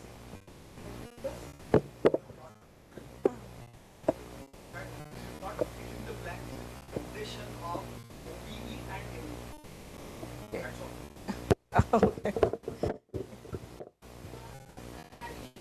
Really, we are very happy, ma'am, because this is what exactly I am here to learn.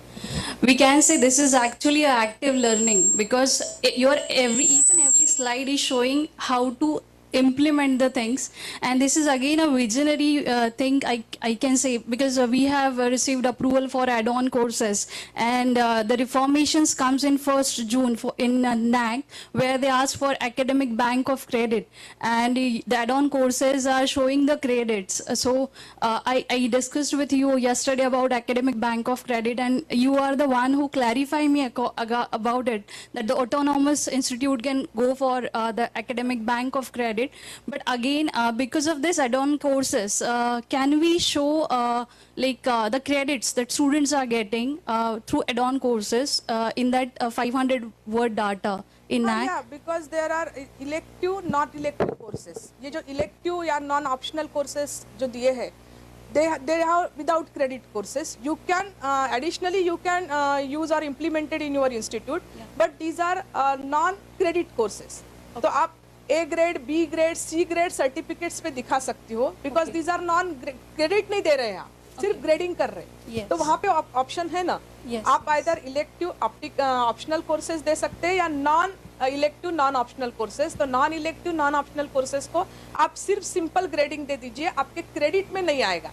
Credit में अगर उसको A grade पूरे credit का A grade मिलता है तो उसका multiplicity factor for example 95%, तो वही होगा. बट ये एडिशनली दिखेगा उसके सर्टिफिकेट्स के कि ही और she has done that. Okay, तो वो पॉइंट उसमें आएगा.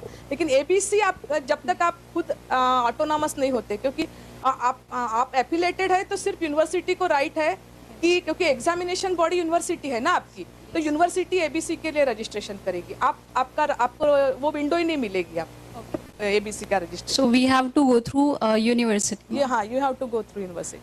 Thank you so much. And because of university only, like from 2017 onwards, like we are also doing so many SWAYAM courses. So I'm really happy to convey that most of our students, although we have not yet enable credit transfer, but up till now, around 200 students qualified certificate courses from NPTEL. And this is again, I'm really thankful to university, because of which I have started implementing these things in our college. So, and it is really now helpful in NAC, because they are asking for that multidisciplinary courses, and because of these add-on courses, we have seen there are so many students who have their interest in learning different languages and the other subjects, and they are enrolling themselves for this add-on courses. So we are वो आप तो इसमें दिखा सकते हैं ना, advance add-on courses का भी पॉइंट है मैट्रिक्स नंबर 3rd मैट्रिक्स में शायद.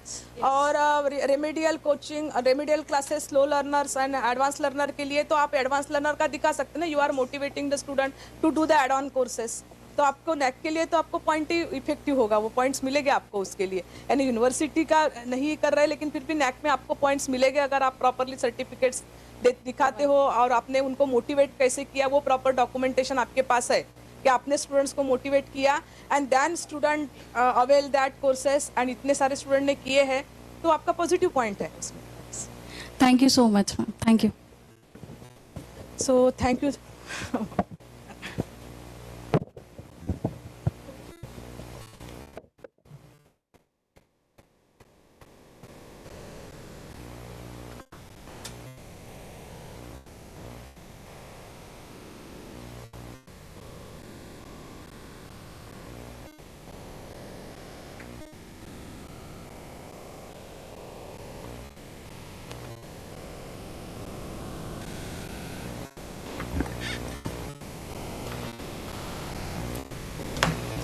Thank you very much, Dr. Acharya Madam, for your wonderful, delicious dish before the lunch. I know that all of you must be waiting for your lunch, but I really appreciate whatever the madam has delivered today. My half of the work is done by the participants only. That he said that it is not a filler. It is a pillar. It was a pillar. Rather than pillar, it was a pillar. I really appreciate the talk delivered by Dr. Acharya Madam on the topic of integrating sustainable development goals with higher education. The word sustainable development goal itself is a self-explanatory.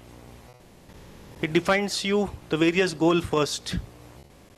So the UNESCO has asked you for 17 goals to achieve. These goals are associated with the development of society, development of students, development of teacher, and development of universe. So these goals, so big goals are there, and third word is here sustainable. You cannot achieve these goals in one day or 1 year. As madam has rightly pointed out, the teacher has to go for these goals. They have to start preparing for these goals, achieving these goals in their era. Indirectly, student will come to know about this SDF in their learning process, and then when they will become a teacher, they will implement in real sense this SDF goals in their life as well as in their teaching attitude also.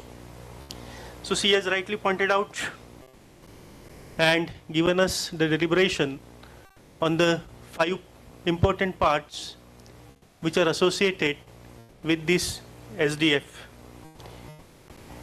I want to say that there are 4 specific points which everybody should understand and know. This is a management concept that identify, understand, analyze the things, and then you can go for solution.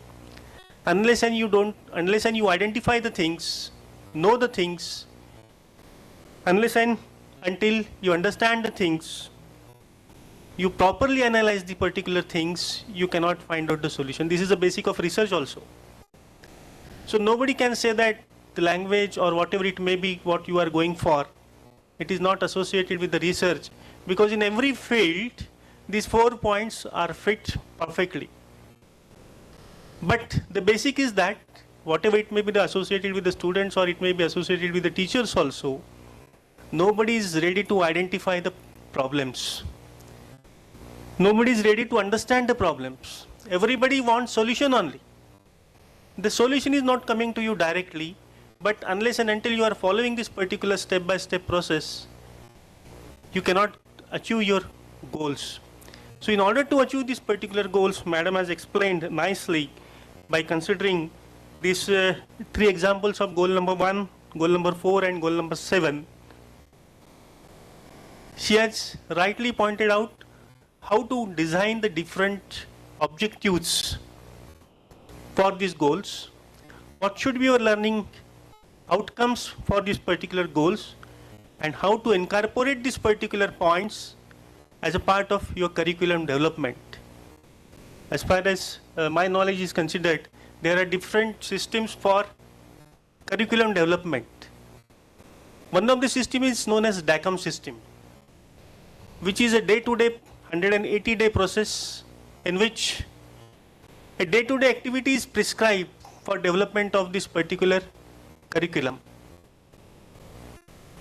And as she has rightly guided us, properly guided us, that how to go for these objectives, how to go for these particular outcomes, and then how to design this particular curriculum, it is a really nice way of presentation from your point of view, madam.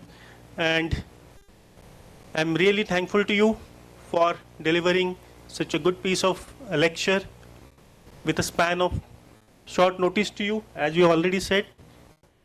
But as one of the participants has rightly pointed out, you are not the feeler, you are the peeler for this particular workshop. Thank you very much.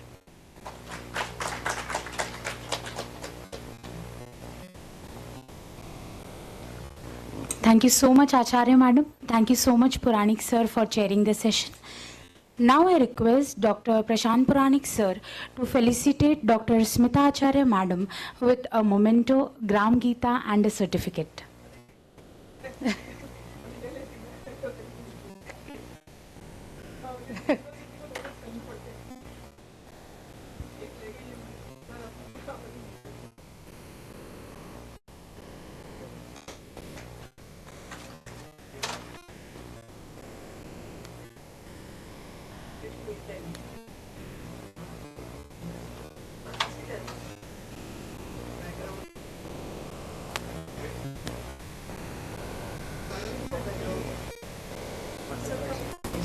I request Dr. Rupesh Badere sir to felicitate Puranik sir with a certificate.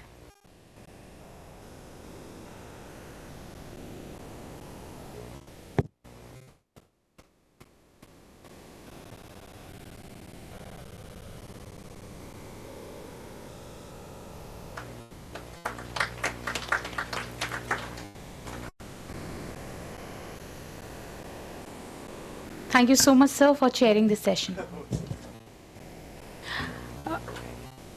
Now we have a small break for lunch. We need to come back as early as possible as we need to hurry up with the second presentation. In half an hour, in 30 minutes, I guess that will be fine. There is a vehicle, what? There is a vehicle number 4828. It is punctured, I guess. Sir told me. I'm afraid. Sorry. Yeah. Yesterday we found a wallet and a mask on one of the seats. Have you lost any? We'll just show it to you. There's a wallet here. You can collect it from here. It is kept here.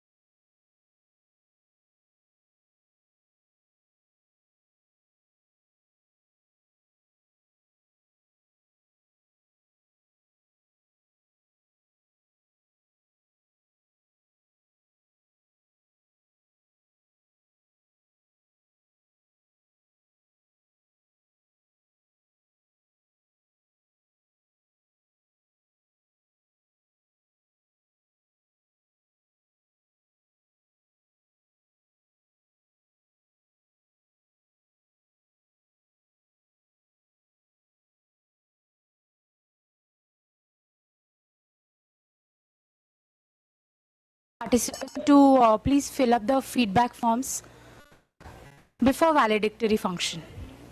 It's on the group, ma'am. I've shared the link. Google form. Yeah. Yeah.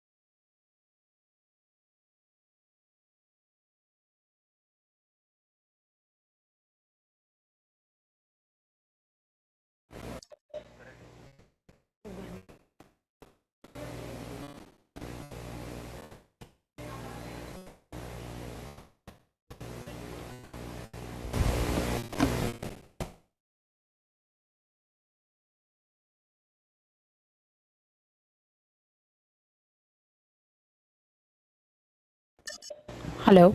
Hello. Hello, hello. Uh, Hello. Hello. Hello, sir. Yes, sir. You're audible, sir. I Okay. now welcome Good Professor afternoon. Harikesh Singh. Good Yes. afternoon, sir. Good Good afternoon, afternoon. ma'am. Good afternoon. I welcome you, sir.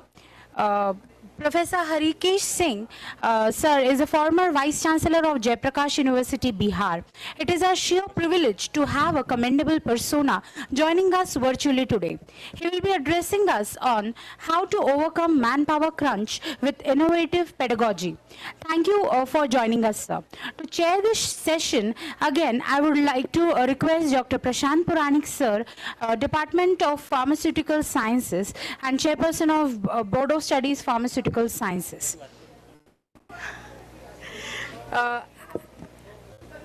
Okay, so I hand over the mic to Dr. Puranik for the proceedings.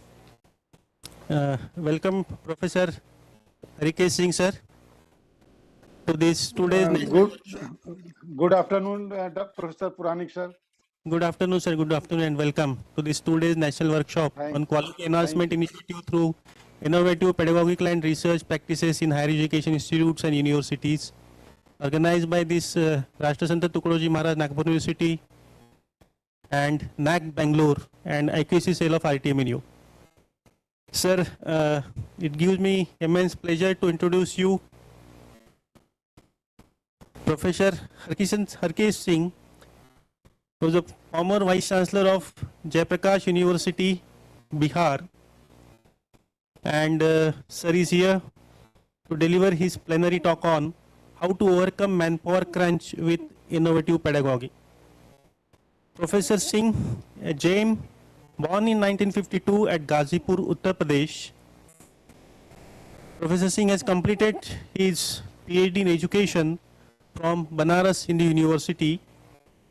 He has completed his M.Ed from Banaras Hindu University and secured gold medal. To his credit, he has UGC Career Award in Humanities and Social Science.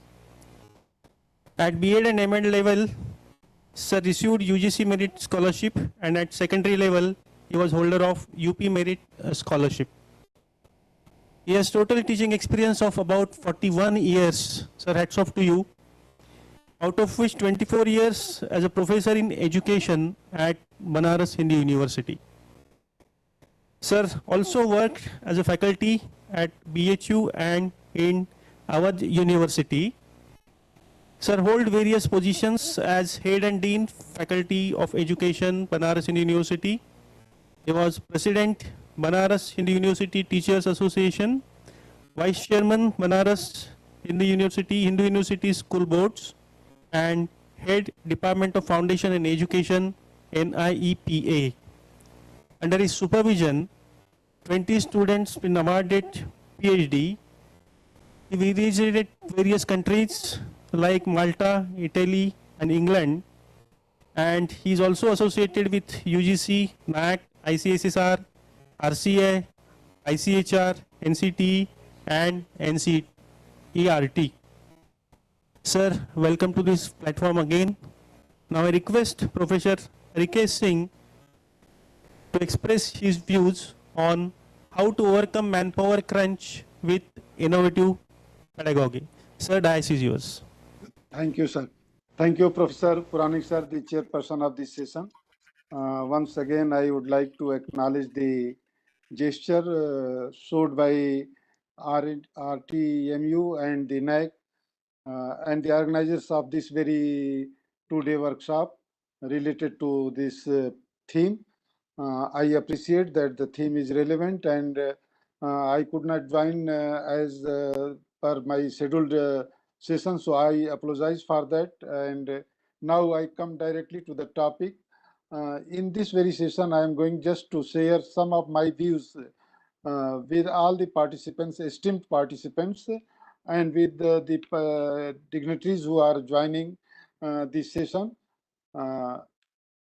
Friends, it has been just noticed that even the parliament accepted that there is a great crunch in manpower in higher education. And in some sessions, the government of India and even the state governments have accepted in some way or the other that the manpower, adequate manpower in higher education is lacking to the extent of even somewhere 40% or above that. So this is a question related directly to the management and administration of the higher education. How do we plan? It totally depends upon us.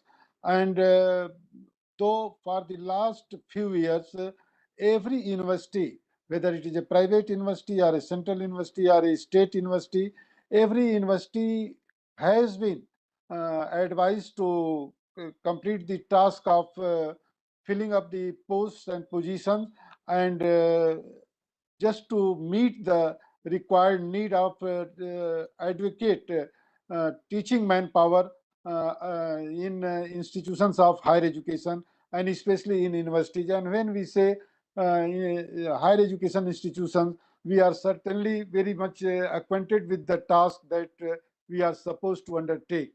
We are supposed to undertake three tasks, and these three tasks are very essential. I mean to say the three functions of higher education institutions are supposed to be teaching, research, and extension. And all these three make a society dynamic society. When we are not having the adequate manpower, then we cannot say that we can achieve the target of our teaching, research, and extension. When we say, or we have already admitted in our even our legislative bodies, that we fail to meet the adequate manpower, and when we say that adequate manpower, the quality rich manpower or quality manpower, but to fulfill the need of the quality manpower is still a challenge. But before that, even the number, the minimum number or the acquired desirable number, not the minimum number, but required minimum desirable number of teaching manpower is not available in any institution, including the IITs, the IIMs, the central universities, more than now 50 central universities, and about 4 or 500 state universities and private universities. So we are having about nowadays 1,000 universities. But every university is just lacking the are facing the problem of manpower crunch. So in new education policy, all the time we have been repeating, and it has been repeatedly advised that we should think to update our pedagogical strategies so that we may produce quality products. But before we dream so or we aim at so, we have to think of our own teaching manpower. And as I said, that there is a crisis in the number itself. The second issue comes later. First, we have to think how to meet the challenge of this dearth of educate teaching manpower. So, the topic itself has two dimensions. One dimension is of the crisis or the challenge or the problem. The other dimension is one of the solution. Not all the solutions, but it is one of the solutions that by innovative pedagogical strategies we can meet this challenge to some extent, not fully, because ultimately it is a question related to quality and quantity both. So the lesser the quantity, we cannot say that we are going to cover the whole manpower. But when whatsoever is with us, with the provided situation or with the assumption that whatsoever crunch is there, how can we adopt our pedagogical strategies in an innovative manner so that we may meet this challenge and we may just pull on the situation, rather we may encounter the situation to some extent as to what may be possible on our part by adopting the innovative pedagogical strategies. Friends, now it is very popular that knowledge is exploding, and the knowledge explosion itself is a challenge. We have to synchronize the learning needs and the teaching needs both. It has been popularly said in our National Education Policy 2020 that we will adopt the innovative practices and we will fulfill the learning needs of the children or learners at higher level. But we have to understand that ultimately someone should be there to manage the knowledge, to communicate the knowledge, to transact the curricula, to evaluate, then to provide guidance and counseling services, and then to estimate the correspondence between the projection of job opportunity and the products who are finishing their end-term courses. So these challenges require quite rigorous and comprehensive trend analysis of the type of education that we are providing and the type of manpower, the type of employment situations are coming. In between, the most challenging situation of that of employing and deploying the advocate teaching manpower. And when we say that teaching manpower, then certainly the updating of the knowledge of the teaching manpower is the first and foremost requirement that we should have to think of. That knowledge is exploding like anything, and knowledge is doubling within the smallest span of time. Earlier in 80s it was 8.5 years. During the 90s of the previous century it was 6 years, and during the first decade and this decade of this 21st century, knowledge is doubling within the shortest period. And when knowledge is doubling, our knowledge is exploding with such a pace and space, then the teachers have to accommodate, or teachers have to synchronize their knowledge with the latest knowledge. Hence, it is very essential that pedagogical strategies for updating the teacher is more essential.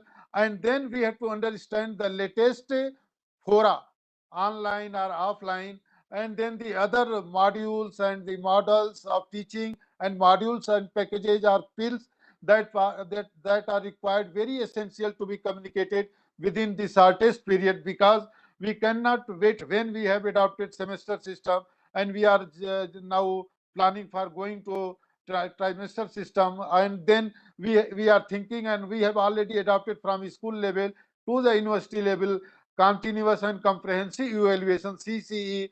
When we have adopted all such type of innovative practices which are very relevant for all educational paradigm and educational designs, then we have to update our teaching manpower.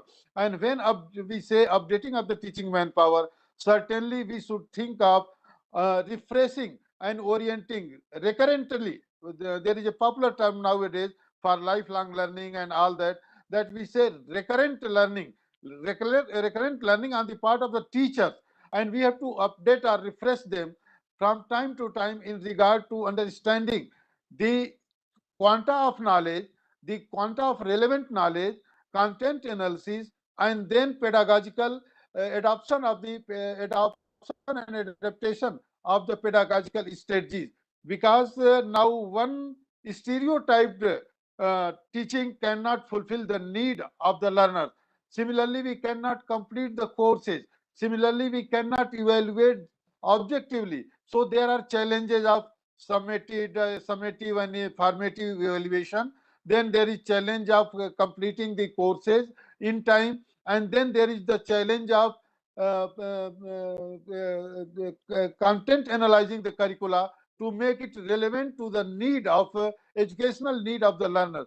In this regard, we have to adopt always the latest strategies of research and innovation. Research, when we say research, research doesn't mean 5 years research, 3 years research. Even action researches are very essential. So one very essential part is required just to prioritize the researchable problem. And when we just identify the researchable problem, mostly on action type of research, so that we may remedy the problems inside the class and outside the class. So there should be a continuum of research activities to be undertaken by the teaching manpower at every stage, and we should have to prepare our own products who are at the stage of completing their courses. We have to motivate them, we have to promote them, we have to encourage them to undertake teaching as a profession, and we have to utilize their talent. The young talents who are just at the verge of finishing their different professional and liberal courses, they may be better teaching manpower, even in comparison to most of the experienced teachers who have never oriented them or refreshed them along the novelty of the knowledge. Hence, we have to understand our very old but very relevant monitor systems of meaning by the senior students who are very talented and who are very keen in their studies. They are very serious. Their talent must be utilized as our fellow teachers, and as their associateship, their assistantship must be taken into cognizance and must be appreciated. Rather, they should be co-trained with the experienced teachers in the classroom, in the tutorial, and even in extension activities, in research activities. This type of arrangement, new arrangement, or this type of innovation in our pedagogy regarding cybernetics, regarding semiology, regarding communication, regarding understanding the etymology of the term, we can prepare them sufficiently and to the desirable extent, and in this way we may find a lot of well prepared teaching manpower who can be employed, who can be deployed, who can be appreciated for their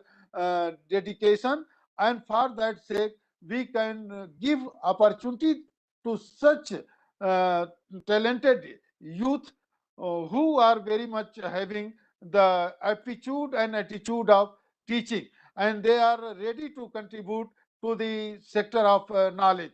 That's why this innovation must be adopted. We have not adopted it in an appreciable manner, and at every stage we can, even at school level or at higher education level, we should appreciate, or we should just verify the efficacy of such teaching manpower who are young and who are coming up and who are having a zeal for teaching. So such persons should be appreciated in different way by giving them better fellowship, by giving them the prospect, by showing them the prospect that teaching itself is very lucrative and it is very essential, as Professor Daulat Singh Kothari said in his report Education and National Development in his report in 1964-66, that a nation is built in the classroom. We have to instill this value among the minds of the youth, that it is the very important task before every intellectual individual of the country, and those who are young, they are the best person to hold the responsibility, to have the responsibility of teaching the youth, talented youth who is coming up, and only such persons can teach in a better way. They may be just encouraged.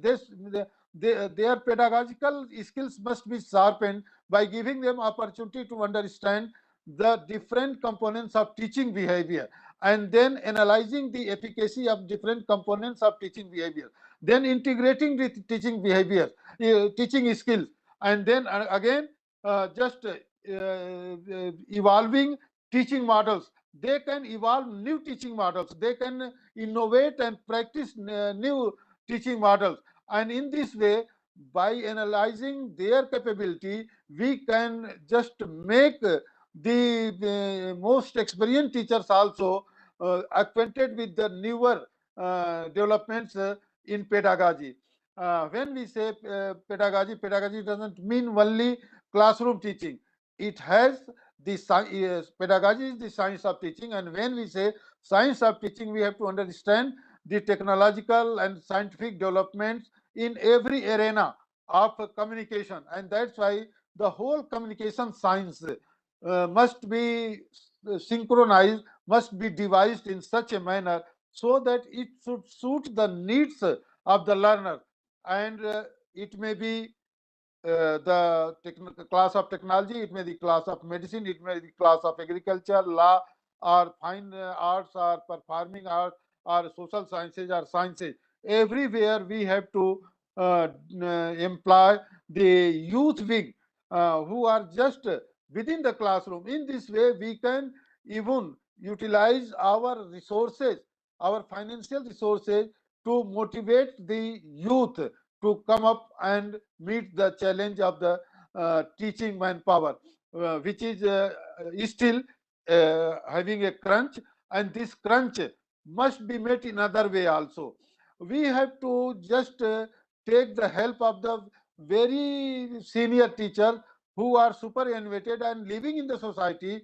Their pedagogical skills, their pedagogical expertise must be utilized as a philanthropy, as an educational philanthropy to the domain of teaching and research. Their association, seeking their association and just paying them regard, we can meet the crunch of teaching manpower. So in this way, not only through pedagogical, certainly pedagogical innovations are there in the nucleus, and we have to give top priority to the innovative pedagogy. But innovative pedagogy does have the linkage with our traditional and conventional approaches also. And we have to understand the chasm between the conventional approach of pedagogy and the innovative pedagogical strategies. But certainly there will be a linkage. There will be not a dichotomy. To understand this linkage, again, the different generations of teachers or teaching manpower are supposed to sit together and understand as to what are the innovations. Most of the time, we educationists also fail to understand that renovation is innovation. Renovation is also essential. Renovation is also needed, but merely renovation cannot give novelty to teaching, originality to teaching, objective based achieving capacity to teaching. All these three dimensions can be obtained by adopting the innovative practices. And when I say innovative practices, certainly we have to understand the principles of synergy of teaching and learning, that the cooperative learning, then the blended learning, then such type of new devices which are known as innovation. Such pedagogical strategies are to be certainly taken into account, and in this way we can do justice with our learning lot and the learning youth. Friends, certainly it is a question related to educational management, and more or less it is related to the apex bodies to see how we can meet this challenge. When I say apex bodies certainly are the bodies like UGC or other councils, say in agriculture, ICAR, or in science and industries, the CSIR, or other councils of research. They should also be very liberal in sanctioning the research grants, then the senior fellowships like Radhakrishnan Fellowship and others, and number of fellowships must be increased. It will certainly give impetus to the new learners, the new talented youth to come towards teaching. And in this way, we should promote even the young lot and the experienced teachers to write quality literature also. The learning material, teaching learning material must not be like just stereotyped or only once prepared textbook or the cheap publishers. No, such things must be curbed drastically, and the quality learning and teaching material must be produced and devised. In this way, the learning package and the teaching manuals must be prepared by experienced teachers and those who are involved in best practices. Actually, we should give insight among the coming up interested teachers to understand the efficacy or the potentiality of best practices in teaching and research.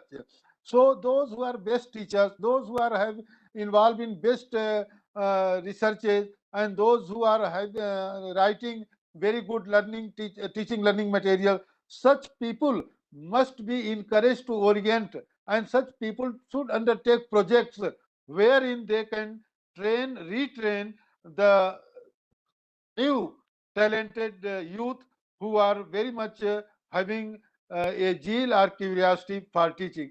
With such few words, I would like to sum up my talk, and I think this is more on my part. I am understanding the constraint of the organizers. They are having their own session, but my only submission is that we have to encourage and take cooperation of coming up talented youths who may be just attracted towards teaching, learning, and research, and even to the extension.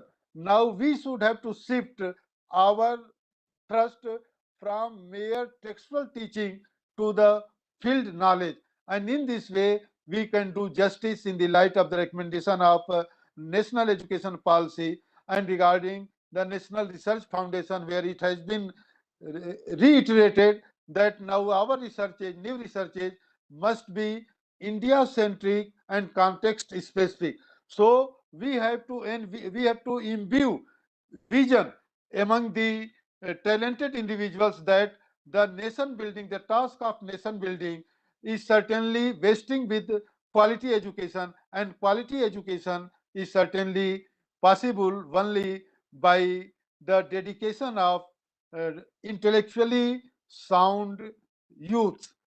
With these words, I think we can adopt newer pedagogy. And when we say newer pedagogy, certainly it will be a blended pedagogical approach of online and offline both, cybernetics, synergy, and modern techniques and strategies of communication. Thank you.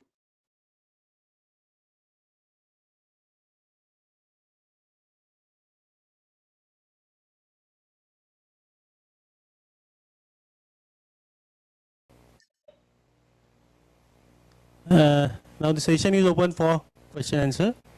Yeah. If any participant is having any question, you can ask the question.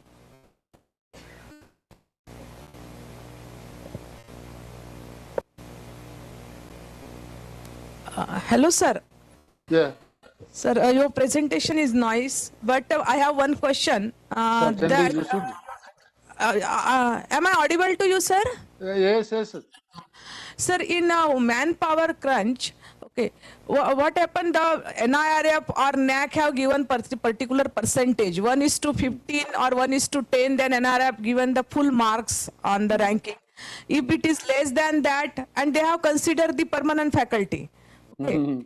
If it is less than that, on that basis our grading is get or marking is get reduced. One thing.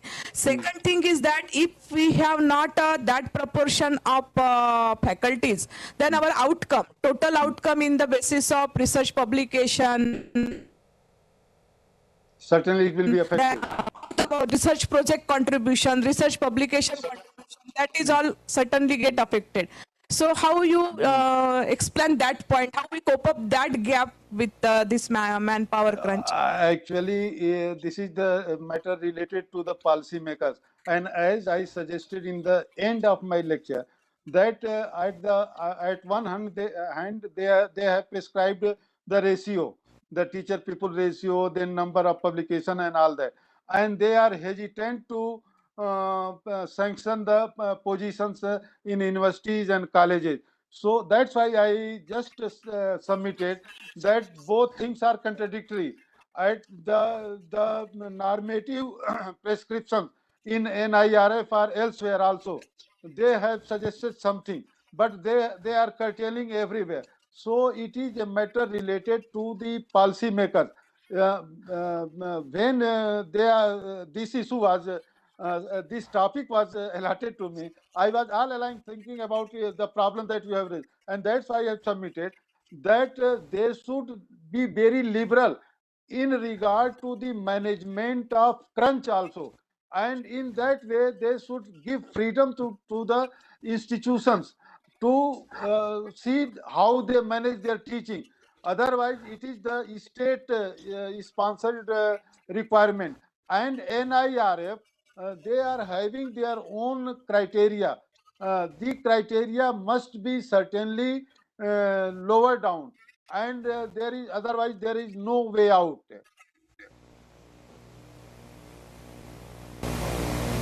Yes, sir. Because if you are comparing with the Indian education with internationalization and all this, so in internationalization, if we compare the best institutes in the world, then their ratio student is to teacher ratio, it's very high as compared to Indian institutes. So in one hand, we are comparing Indian institute that we are not in the world ranking, and in other hand, the human crunch or that limitation is there. So both are the contradictory in all this.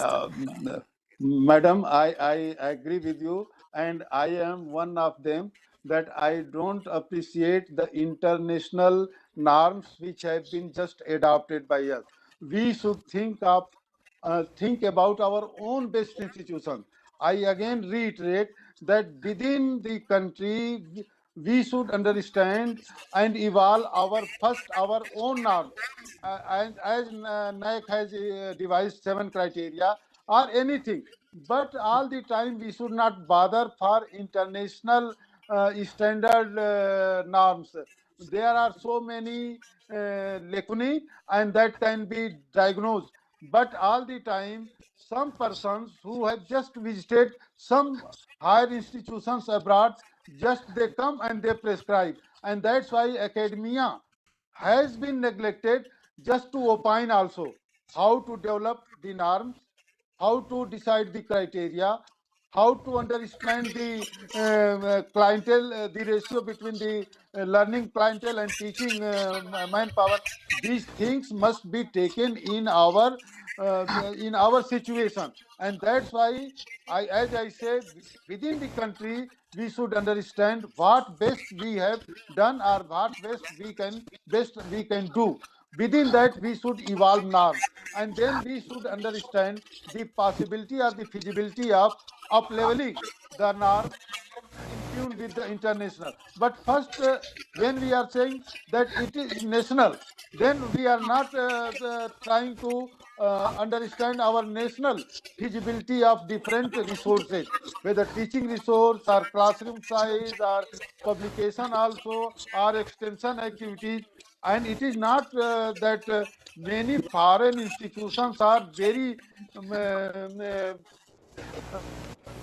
superior to most of our best institutions, but our best institutions have also not been put into within the limit of the 500 institutions, and our students have been asked to apply for fellowship. These are the inherent contradictions which have not been visualized by policymakers and so-called chairmen. Not so-called, they will feel hurt, the chairpersons of the University Grants Commission and other policy making bodies.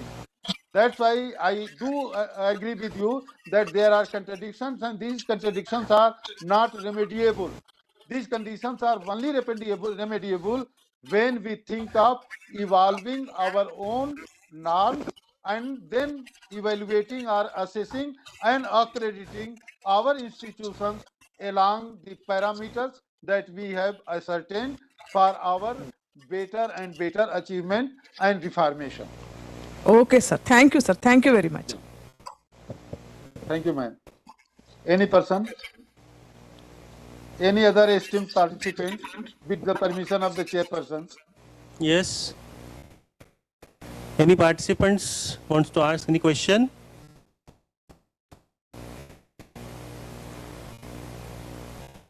Sir, I would like to conclude your session. Thank you. As rightly pointed out by our earlier speaker, one size fits all. Now, whatever the discussions we had just now, it seems that policy is prepared, and it's like a policy like one size fits all. And this policy itself needs to be revamped, considering your opinion. It is to be diversified, considering the nation and the international requirements as such. Sir, in your presentation, you first describe the manpower crunch in higher education with respect to teaching, research and extension as a target for this particular higher education. And you also provided certain solutions to this manpower crunch in higher education. And you said that there are three possible ways by which you can go for this, reducing this manpower crunch, by developing new bodies like new young teachers. Yeah. Then by using the existing teaching skills, that's it, existing teachers. And thirdly, by using the senior teachers' expertise, their association with the universities. By blending these three techniques, you can increase our manpower, and similarly you have given more stress on how to upgrade the manpower in the field of innovation technologies. So by upgrading the pedagogical quality to create a quality manpower was the basic of your presentation, and you have suggested many innovative pedagogical methods to be implemented in strategical manner so that the really required human requirement is established in the society. As you have really pointed out, sir, nation is built in classroom. This is a very, very important point what you have raised here. And this classroom teaching, or this nation is built in this classroom, meaning to say that the teacher is the only person who is responsible for creating the nation, and teaching behavior, teaching skills and teaching models, these are the important components which are associated with the teacher, and they should be properly imbibed into the teacher so that they will create necessary required manpower for the nation. In addition to this, you also talk about certain communication skills which are very much skills which are required for teachers. So sir, we really appreciate your views here, and definitely the participants here are benefited from your expressions, your deliberations, what you have produced here. Sir, we are really thankful to you for giving us your valuable time from your busy schedule, and definitely this your deliberation will be helpful to the university's authorities and the teaching standards here who are gathered here to listen you. Thank you very much. Thank you, sir. Thank you, sir.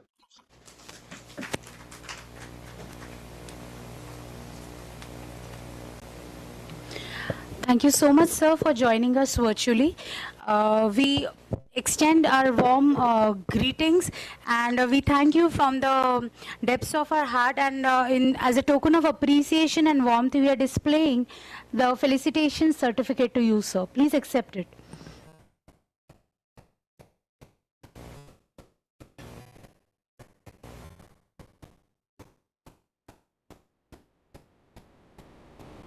Thank you so much, sir. I also would like to thank Dr. Prashant Puranik, sir, again for chairing 2 consecutive sessions. Thank you, sir. Now, swiftly moving on to the next session. Already given, ma'am. Yeah.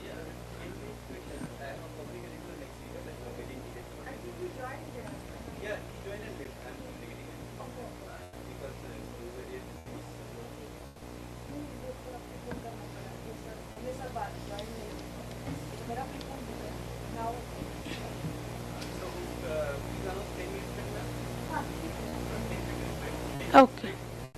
Okay, we'll just have a 10-minute break and we'll gather in like 10 minutes.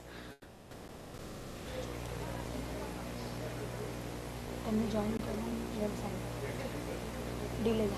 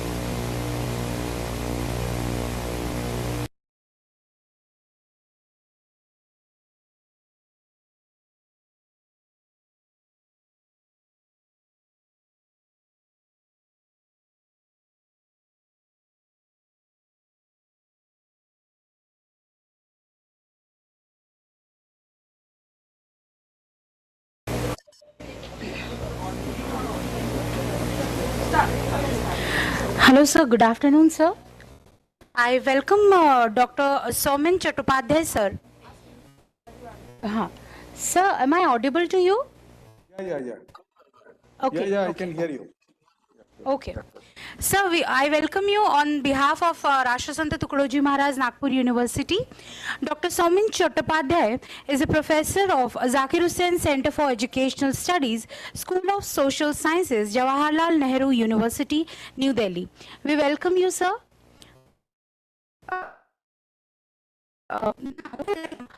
The chair for today's session right now, we are having amongst us Dr. Rajeshri Vaishnav Madam, who is the Dean of Interdisciplinary Sciences, Rashtrasant Tukadoji Maharaj, Nagpur University. I request you, ma'am, to take your seat on the dais.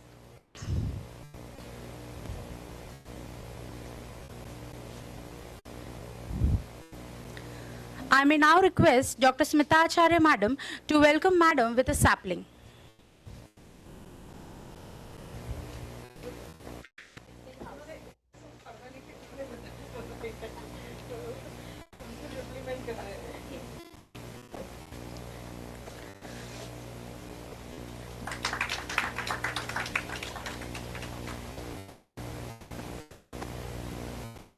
Welcome, ma'am. Dr. Rajeshri Vaishnav Madam is a professor and head of Postgraduate Department of Education and Dean, Faculty of Interdisciplinary Sciences, Rashtrasant Tukadoji Maharaj, Nagpur University. She is a doctoral level research guide in the Faculty of Education. She has an experience of more than over 28 years, and Dr. Vaishnav has 18 reference books and 2 research monographs to her credit. She has 9 books which are published internationally by Cambridge Press UK, IGI Global USA Scholars, Scholars Press Germany, Lambert Academic Publishing Germany. We welcome you, ma'am. Now I would like to hand over the mic for further proceedings and introducing Dr. Somin Chattopadhyay. Do you need a mic, ma'am? Okay. Let's see whether I am audible. Am I audible? Yes, sir, you are very much audible. Okay. So thank you so much. First of all, I would like to say thanks to our IQSC director. She has organized a wonderful session for all we teachers and academicians, and she is working hard from last 2 days, and this is the last session. Sir Somin Chattopadhyay, sir. So we welcome you, sir, and I hope that you will enlighten us with the World University ranking and its impact on quality education. So let me, friends, I would like to introduce you our eminent speaker for this last session. It is Professor Somin Chattopadhyay. Professor Chattopadhyay is working in the JNU University, and he is basically an economist by his profession and an economist turned educationist.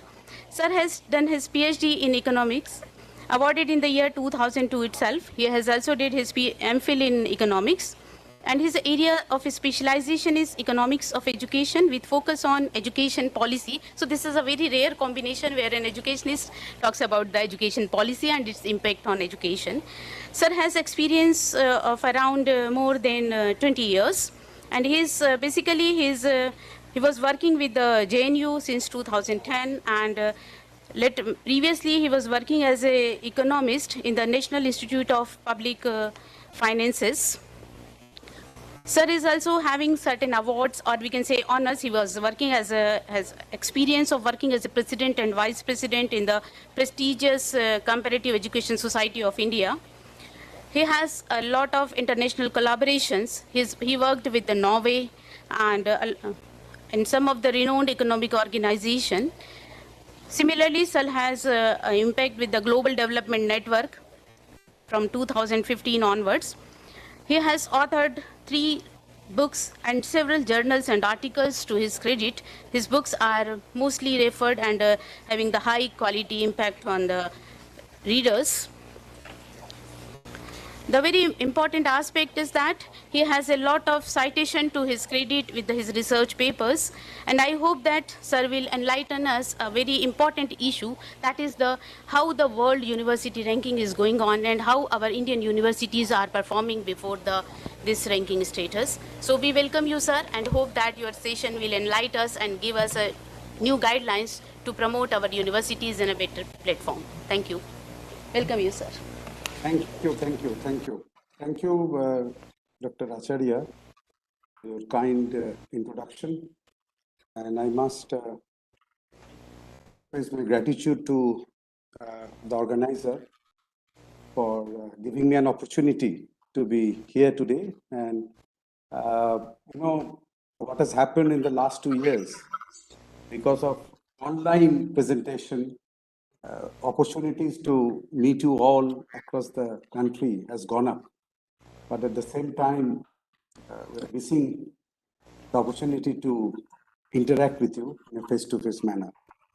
But that's it. I mean, that's life, and we have all accepted this new life. So this new life has come with something positive and something negative. The negative is that I can't see you all, but I assume that you are all there. So what I intend to do is to talk about the World University ranking. It's a difficult area for me, and then also talking impacting what we do at the university. And if there are questions, you can stop me and I'll be happy to answer. So I will begin with how the policymakers in our country are responding to world ranking, how they are trying to give more importance to world ranking in all the policy documents, and therefore it is going to impact us. So there has been a growing acceptance of world ranking in India. World over, it is very much well accepted, but in India, acceptance has gone up. Now, before we talk about ranking and compare and how ranking is going to impact our research and teaching and publication, we must know how. Excuse me. Yeah. Sir, sir, you want to share some slide or something? If you want to share, it is not visible, sir. It is not visible? No, sir, no. Oh, acha. Let me see. Yes, sir. I didn't share with you or what? Let me see. Just a minute.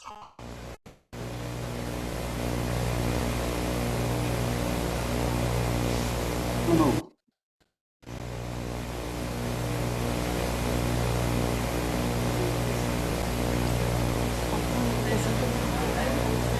I actually, when I left the last session, I think when I entered the next session, I did not share the screen.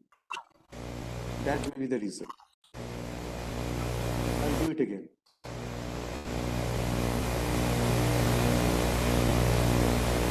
Is it visible now? Yes, sir, it is visible now. Yeah. Okay, thank you. Sir, put it in a slideshow manner. That will be more easy for us.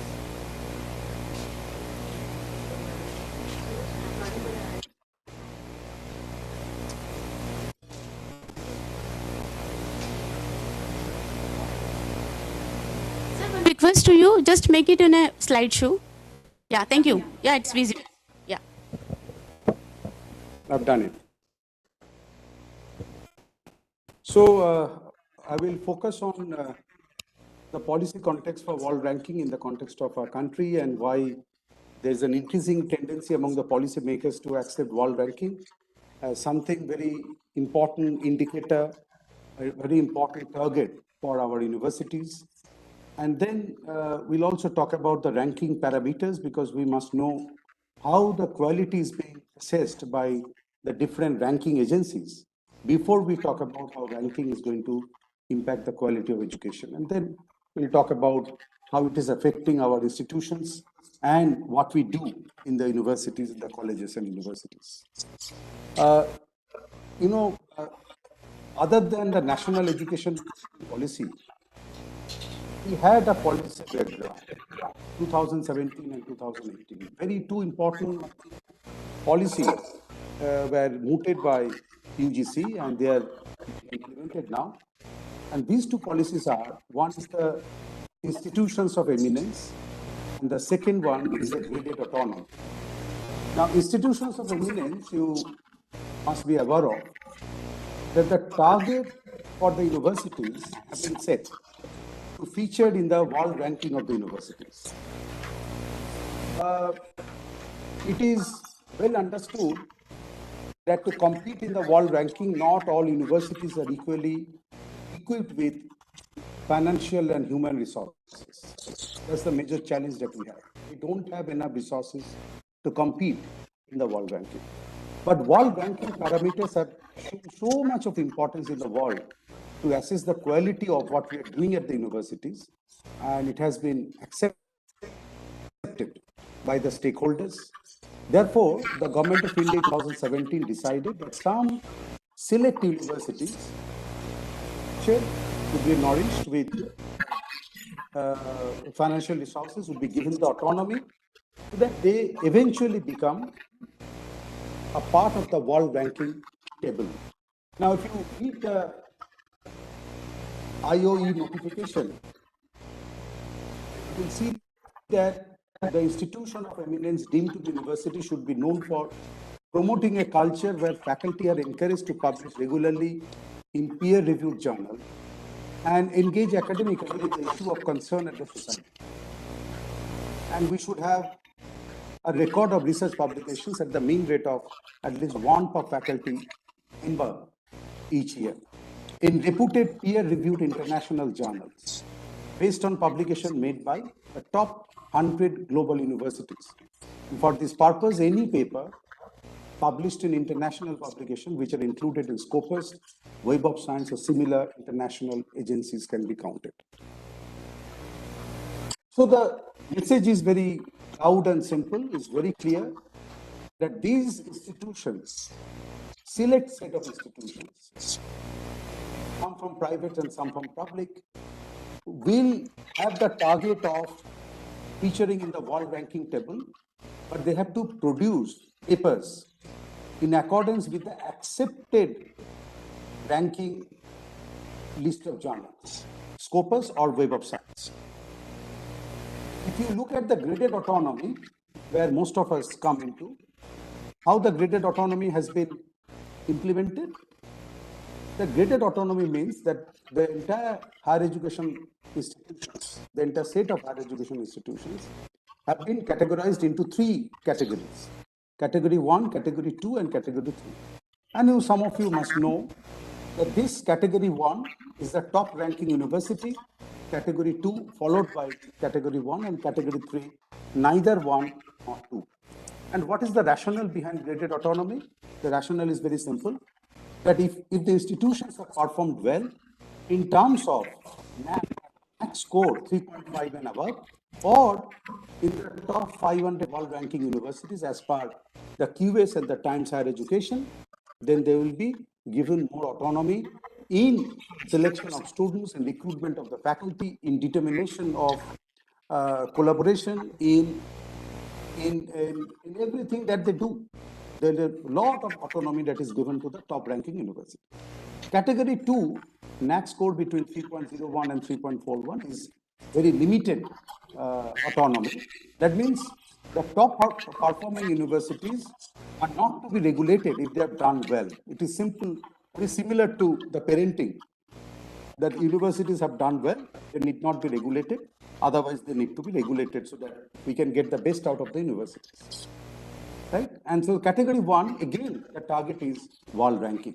So how we are assessing the quality of our universities, whether it is institution of eminence or graded autonomy, the message is very clear. It is the world ranking.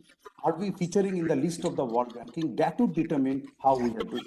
So naturally, it is expected that this very measurement of world ranking in terms of the parameters as well as in terms of the weightages that we assign to each of the parameter would determine the institutional strategy and how we, the faculty at the department level, do our research, right? Because ultimately we have to produce our papers in line with what the world ranking agencies would recognize, right? So that is very, very important. So naturally, you expect the Vice Chancellor of these select institutions of ranking to behave, operate, and strategize very differently from other universities.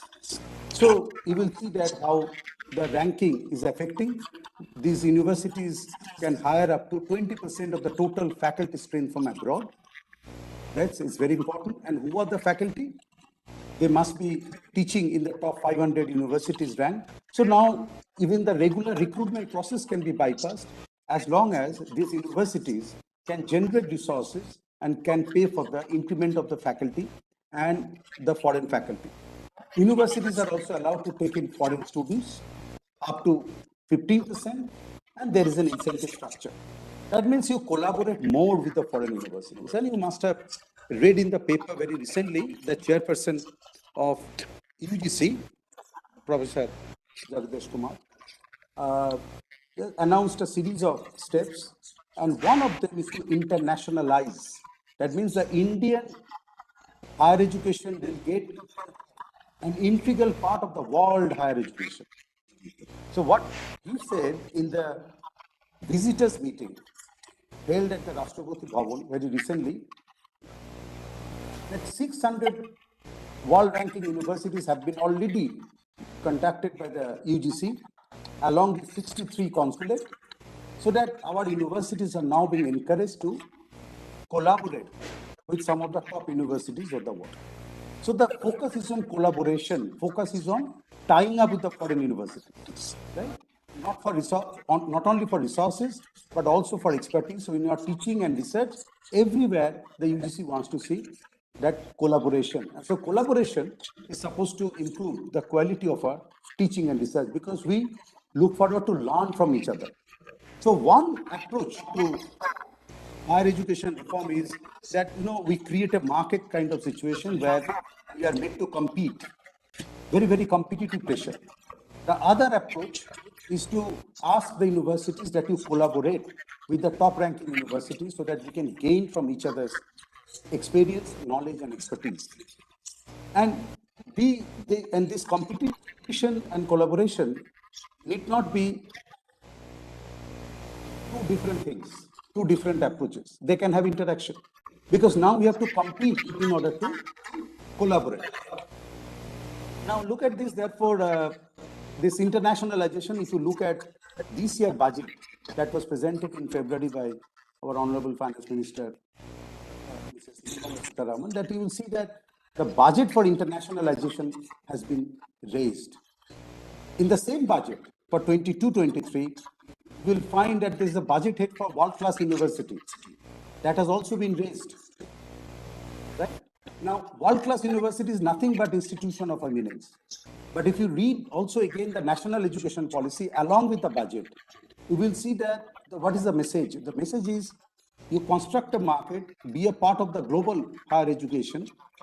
So therefore, you select world-class universities to compete globally. At the same time, you promote internationalization. That means in our teaching and research, we have to get ourselves integrated with the global higher education. That is internationalization everywhere, starting from curriculum design to the choice of research topic. So NEP I will ignore. And so let us look at, before we talk about the world ranking parameters, how are we doing in India in terms of research? What we will see when we discuss the world ranking parameters, Times Higher Education QS and the Shanghai Jiaotong, there's the China-based world ranking, that is the top of the world, top among all the world ranking agencies. It's called Academic Ranking of World Universities. You can go to their respective website and search for how we are doing in their respective ranking agencies. This can be an interesting exercise for you. Now, what is the present status of our research? How we are doing in terms of research? Let us look at, it's a little outdated, 2018, 2019 data. So we are almost having 38 million students and 1.7, 1.8, are enrolled in the PhD program. And so if you look at the numbers, you will see that how many PhDs we awarded in 2018, almost 40,000 plus, 41,000 PhDs per year that we award. Science and engineering, you will see that the 56.5% of the students from engineering and technology moved on to do a PhD after the completion of the post-graduation degree. For agriculture, it is 53%. For science, it is almost 20%, and 15% for medical science. But for social sciences, it was a surprising number for me. Only 6 out of 100 decided to do PhD after the completion of the post-graduation degree. But globally, how India's research is doing, we are producing around 4.33% in terms of publication, but in engineering is a little more, 6.62%. But look at the number of teachers and number of publications. So there was a publication in the year 2020, and in that table, I will show you the table a little later. If we assume that we have around 14 lakh teachers and 1.9 research papers that we produced, you will find that only 100 of us are writing less than 30 papers per year. So in terms of the per capita publication, we are a little low in the world. But if you look at the total publication, then we are fourth in the world. If I take you to the next table, you will see these are the top 6 countries by research output, all publication type. And you will find that after China is at the top of the list, followed by United States, UK, India, and then you have Germany and Japan. And there's a positive rate of growth of 5%. But in terms of the quality publication, it's a very important question that very often the world leaders are asking. That look, in terms of the total publication, you are fourth in the world, but why your universities are not in the world ranking table? So in terms of the quality publication, there is another ranking index called citation index, aggregate citation index, and India is 12th in the world. That means in terms of the citation, we are not that high in the ranking list. Now, this is a table. I wish I could get back to it later, but some tentative idea about how you are doing compared to the best in the world. And this is a slightly dated table, 2020. I have not updated the table in view of the 2022 for 2021, but you will get some idea about how we are doing. So on the left-hand side, you have the Shanghai Jiaotong University ranking, academic ranking of world university, and I've taken Harvard University at the top, followed by Stanford, Peking, and Santa Barbara at 49, 49, and then Fudan University 100. And what are we? We are in the range of 500 plus. Bengaluru, IIT Madras, University of Calcutta, Delhi, and IIT Delhi. This ranking would change if I take the 21, 22 figures, but more or less we are above 500. IISc Bangalore has done extremely well in terms of the QS ranking, as it was reported in the paper a couple of weeks ago. Now look at the per capita publication, right? Per capita academic performance of an institution, and weightage is 10%. Now look at Harvard University. If it is 80, 79.3, the best in our country, IISc Bangalore, is 16. So it is nearly one fifth of what Harvard University is producing, right? If you look at the total number of papers indexed in Science Citation Index, if you take Harvard University as the 100, then the top in the country, IISc Bangalore, is only 41. And then IIT Delhi 30, Calcutta 20, University of Delhi 27. So it is like 1/5 or 1/4 of what the best in the world are producing. If you look at the highly cited researchers selected by the Clarivate Analytics, highly cited researchers, those researchers were highly cited in the world. If Harvard is 100, Bengaluru, Madras, Calcutta are all at 0. This is 2020 numbers. Only University of Delhi is 7. So the number of highly cited researchers in our country, in our universities, in the top universities, are rather less. So this table will give us some idea about where are we and where are they, and how much is the distance between where are they, the top Harvard and Stanford in the world, and the position that we are stuck in some of the best universities in the world. The one thing is very clear, we are above 500, right? 500, 600, 700 ranking. And so we have to traverse a long distance. This is also sort of compared the key-based ranking, Times Higher Education ranking, and academic ranking of world university. Generally, we do better in terms of the key-based ranking. And Times Higher Education a little worse, 300 plus. But when it comes to academic ranking of world university, which is the target for the institutions of eminence, not the graded one, you will see that our performance declines, right? Key-based ranking, the numbers are all here. You can check the respective website for the latest number. But if I can remember what was reported in the newspaper in Delhi, that all the IITs have improved their performances. All the IITs.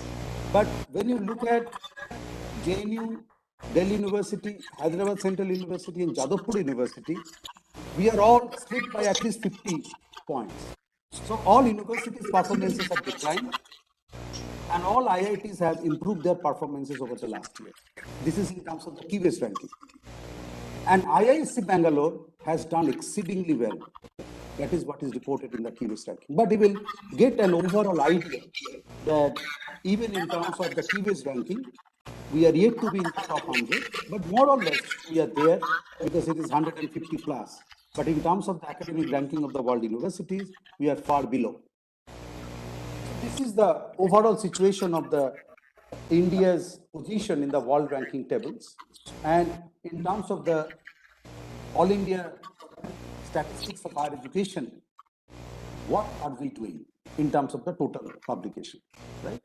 And what you have seen that we are not producing enough, and even if we are producing, they are not of very good quality, but in terms of the total volume of publication, we are somewhere there at the 4th or 5th in the world today. But the question is, the topic of today's lecture is that why universities are being ranked. What is the purpose of ranking? And why the Indian policymakers, UGC and Ministry of Education, have decided to give so much of importance to ranking. We just had the academic council meeting in JNU before lunch, and there also we were discussing, we are referring to ranking and how ranking is influencing our own decision. I will not elaborate here, but it's very much there in the discussion, it's very much there in the court meeting and in the policy discourse. Why universities are ranked? Problem is that universities, what we produce in the university, are not valued in terms of prices and they are not marketable. This is not the problem with the automobile companies or the laptop manufacturing companies or mobile manufacturing companies. We get a market share. How Apple is doing, how Samsung is doing, right? In terms of market share, in terms of the profitability, we can get some idea how Hyundai is doing, how Maruti is competing with Ford and Hyundai. So the numbers are all there because you know their production in terms of rupees, Indian currency, as well as the profit. Problem lies with the university because university output are not amenable to valuation in the market sphere, and they should not be, and they are not. That is where the problem lies.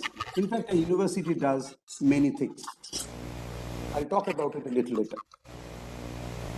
Now, why the world ranking universities? The problem is that world ranking universities, by selecting certain indicators, are giving us an idea how quality is conceptualized. So whenever we talk about quality and excellence, it's a vague term. We need to conceptualize what is quality. We need to understand what is quality. Now, when the target of the universities are being set as featuring in the world ranking table, it is very clear that we are defining quality in terms of how the world ranking agencies are conceptualizing quality. The question is therefore, is there any single notion of quality? No. So we are looking for proxies which are indicators of the quality. And when we have several indicators, how to combine them? It is a very simple concept of weighted average. So you cannot, if I take an average of x1, x2, x3, what do we write? x1 plus x2 plus x3 divided by 3. Equal weightage, 33.33% to each x1, x2, and x3. So when you are selecting university output, we are not willing to give equal importance to all the indicators of quality. We give unequal importance. And why we give unequal importance? Because that reflects how much importance are we giving to each of the indicators. What does ranking do? Why it is important for the policymakers? It is like setting a target for the universities. And when you are setting a target, if you are using it as a benchmark, then we can say how we are doing at the university. Then the policymakers can clearly tell us that, look, this is where you stand vis-a-vis the rest of the world in the world ranking table, or this is what you are doing. There has to be an objective criteria before we are being held up or we are being told, look, this is what you are doing. So the ranking precisely serves that purpose in the world level. In the process, what happens? It fosters competition among all the universities. And this is what the government is trying to do. It is like running a race. Right? So 100-meter race or 200-meter race. This is a race, this is a target, and how much time that we take to complete 100 meters, that is a measure of your quality efficiency. And this is what is being done. Now remember that university output, which is a function of teacher and the students, infrastructure and financial resources supported by the bureaucracy, by the university administration. Problem is that the human capital cannot be replicated. You cannot have good quality human capital replicated. Otherwise, in the team, all the 10 players could play like Messi or Ronaldo. That is not possible. Right? So the quality of human capital that is embodied in us cannot be replicated. So you cannot have, say for example, in economics, you cannot have 10 Amartya Sen in one university or 10 Stiglitz in one. But this is feasible in laptop, mobile, automobile company. Because the inputs can be replicated and you can have millions of laptop and iPad and iPhone of the same quality. But for university, you cannot have the same quality because the human capital cannot be replicated. This is very simple. All of us see it every day. But this is very important for us to know. So what is ranking doing therefore? Ranking is affecting the governance. So when you are being set a target, we are trying to exert ourselves, put the best foot forward and achieve the most. And it is also a signal to the teachers and the students when they take decision for the teacher, for the students, that which universities that they should be studying from. The students who are leaving the country to study abroad, they look at the ranking of the department and the university. The job market, employers look at the ranking of the university. The teachers who are globally mobile, the best in the lot, also look at the ranking of the university. The funding agency, the donor, the partners, the collaborators, before they begin the discussion with you to collaborate or not to collaborate, they look at ranking of your university. So the ranking, what does it do therefore? It does two things. It is changing the governance structure of the university. Because it is the university leaders or the Vice Chancellor would set a target for the faculty that this is where you have to produce. This is the number that you have to produce so that the university can feature in the world ranking. Right? So get the best out of the faculty to produce as per the world ranking agency. At the same time, because of the movement of the student and the teachers, nationally and globally in terms of the ranking, there will be a concentration of the best quality human capital in the best of the universities. And that is true if you look at the Harvard, MIT, Stanford. Generally, there is a concentration of the Nobel laureate in some of the best of the universities. Right? And this is what is happening.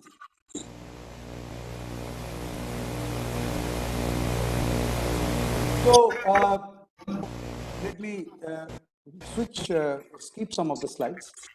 Now here you see that a very important statement was made by Derek Bock. In the context of US, but it is going to be also relevant for the Indian context. Because there is a concentration of resources among the top universities based on the ranking tables, there is a concentration, as I told you. So what happened, what is saying that if you look at the ranking table, it is more or less stable. Harvard, Oxford remain at the top, changing the position a little bit, but the 10 top remain the 10 top. It becomes very difficult for middle ranking universities to climb up unless they spend huge amount of resources and strategize and attract human capital. पैसा से सब कुछ नहीं होता है. Even if you are willing to spend resources, it doesn't mean that you can do very well. It is not a factory. You need an academic ambience. You need the best of the teachers and the students who are committed to scholarship. Otherwise, it's not going to happen. So he is saying that success begets more success, which helps to explain why the list of top-rated universities in 2000 looks remarkably like a similar list of 1950 and 1900. That means over the 100 years, the world ranking universities have remained more or less the same. So those who are the best in 1900 remain best in 1950, continue to remain best in 2000. There are some changes, but not much. And this is the problem with the ranking because of the hierarchy and the technology that I explained to you. You can stop me if you are finding it, if you have any question or clarification to 6 points. Feel free. Now, when you're looking at the ranking parameters, let us see what does a university do and how all these university outputs are measured. First is the students. Student skills, both cognitive and social. Second is the information, when we give grades to the students. Third is the research output. And fourth is the consumption benefit. That means your transformation of being in the campus, the values which are inculcated in us. Right? So we become a transformed individual when we study in a higher education institution in terms of the values which we imbibe.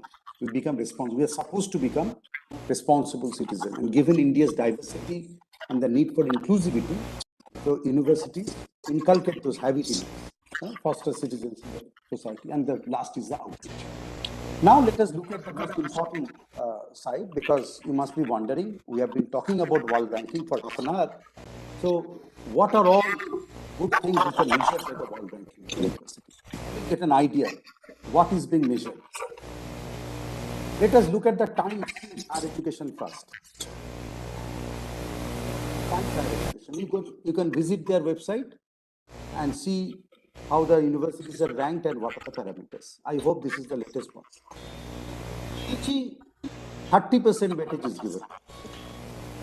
Research, 30%. Citation, which is a reflection of the quality of research, is again 30%. And the remaining 10% are coming from internationalization, 7.5%, called international outlook, and the industry income. That means the extent of income that the universities generate in collaboration with the industry. That means how our research is contributing to the industry and the collaboration that we have with the industry. And income, why? Because that reflects that we are making patent, earning from patent, and earning from research with the university. That is a sort of outreach to the society. They're connecting with the society and the economy. Now, when it comes to teaching, how teaching is being measured? 15% is based on reputation. So very often we get a lot of questionnaires from different ranking agencies to fill up. 4.5% is given to staff-student ratio because that indicates quality. Higher the ratio, that means higher the number of teachers per student, more points that the universities get. 2.25% to doctorates, to bachelor's ratio, and 2.25% to institutional income. So that institution is also earning from various cost recovery methods. Now, whether it is a good thing or a bad thing, you can all understand. All institutional income may be a good thing or a bad thing, but now government is emphasizing a lot to generate our own resources. So what does the ranking parameters do? They not only measure parameters, they not only measure or assess quality, they are also giving us a nudge, pushing us, forcing us to move in a particular direction. That is also the purpose of ranking, right? So this is one way of telling us what we should be doing, a push, because otherwise our ranking performance would fall. Research 30%, 18% is based on reputation survey, 6% to research income and research productivity, citation 30% and all, but I already explained. Some of you must be aware of, even when NAC visits our campus, they also ask us, what is the H index and all. So it is not always the quality of, it is not always the quantity of papers that we write. Even NAC and NIRF all are interested to know what is the level of a citation. Right? So this is important. Let us look at the previous world ranking, which was recently reported in the newspaper. Academic reputation, 40%. So as I said, it's a little subjective. So I will be asked, or you will be asked question that how do you rate the universities? How do you rank various departments in universities? So our impression that when we interact with each other, we develop an impression based on the person, the student, and the teacher we are interacting with. So when you listen to somebody from Cambridge, we think that he are representing the quality of Cambridge. That is getting reflected in what we say academic reputation. Faculty to student ratio, too high a weightage, 20%. And this is why I remember that our universities have performance have declined in terms of the QS ranking. If the faculty positions are lying vacant, then the score that we obtain here will also suffer a decline. Citations per faculty from Scopus. UGC is also now giving importance to Scopus. You know that we have got the clear list of journal, but Scopus is also being used by UGC for various other purposes to understand the quality. And it's very, very easy to see. You can go to the Scopus website, type out the name of the faculty, either your name or somebody else's name, and the Scopus will immediately give you how many Scopus publications he or she has. Employer reputation from global survey and proportion of international students. See, both, therefore, Times Higher Education and QS ranking are giving importance to internationalization. And if you look at the weightage, it is actually heavily on research, research and the quality of research. Now, academic ranking of World University, ARWU, Shanghai Jiaotong, is the toughest of all to do what's well. And you have seen that our ranking is actually 500 and above, or 500 or below, as you explained. And you will immediately see why we are not doing well in terms of Shanghai. They give importance to 10%. Alumni of the institution winning 10% weightage and 20% to Nobel Prizes and field medals. So if our universities have got Nobel winners and field medal winners, you will get 30% weightage is given to the alumni. That's a very, very high weightage. Quality of faculty is measured by 20% weightage to most cited researchers in 21 broad subject categories. All subjects are not being included. 20% papers published in Nature and Science. These are the top quality journals in the world. And 20% weightage is given to Nature and Science. Other journals do not get adequate importance in ARWU. So basically, therefore, ARWU, the top universities in US and other universities, particularly US, they scored well. Science Citation Index and social science generally is ignored. Only 10% weightage is given to per capita academic performance. But Science Citation Index expanded, Social Citation Index, but social science gets a little less weightage here. And when it comes to the Nobel Prizes, literature and peace prizes are not considered. So I will skip NIRF. NIRF, all of you can figure out on the website again. That teaching learning resources 30%, research 30%, graduate outcomes 20%, outreach and inclusivity 10%, and perception is given less, it is 10%. Now, how these ranking parameters are therefore affecting the research? World over, it is a very, very powerful force. In fact, when you're talking about the global market in higher education and mobility of students and teachers and our reputation being compared all the time with the rest of the world, this ranking has helped in the construction of the global market because it is overcoming the information asymmetry. You can immediately know which department that I should be applying or you should be applying to do your PhD. You, matlab, anybody that I'm talking about, because you immediately get to know from the ranking. Governance reform, it is more or less in the new public management and the impact of, and it is heavily impacting policy making at the national level, which you have already talked about. Now, what is the future of the universities? Ranking is going to have a very significant impact on the future of the universities. Its functioning and the mandate, because both institution of eminence and category 1 institution, both the ranking has been set as one of the major parameters. So what does it mean for our institution now? First of all, you see the ranking indicators. Question is that are they arbitrary?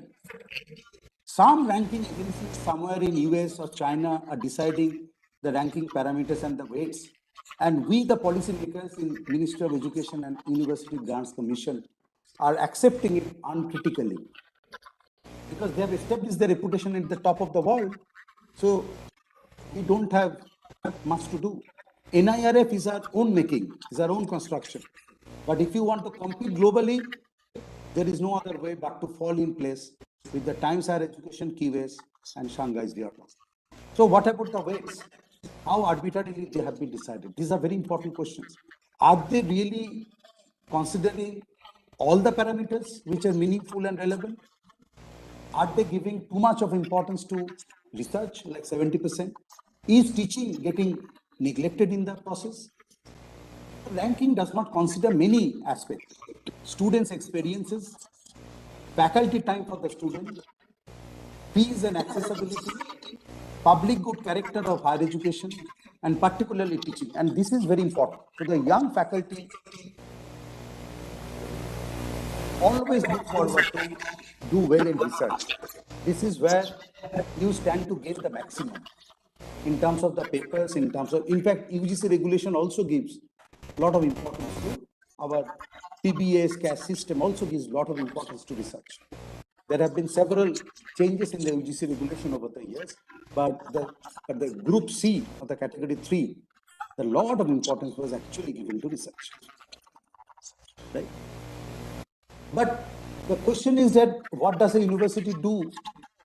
All public good character, access, admission policy, how inclusive it is. JNU is giving weightage to the students who are coming from some backward district or deprivation points. All these things are ignored. There is no place for all this. As if university should be only research-centric, internationalization, and a bit of teaching. So this is the problem with the ranking. So the question is that how is it impacting the institution and the faculty? As I've already told you or mentioned, that if the university leaders decide to compete in the world ranking, the university leaders have to strategize in terms of the allocation of resources across the department and the faculty, so that universities can get the best out of the faculty given the resources. In some very well-known private university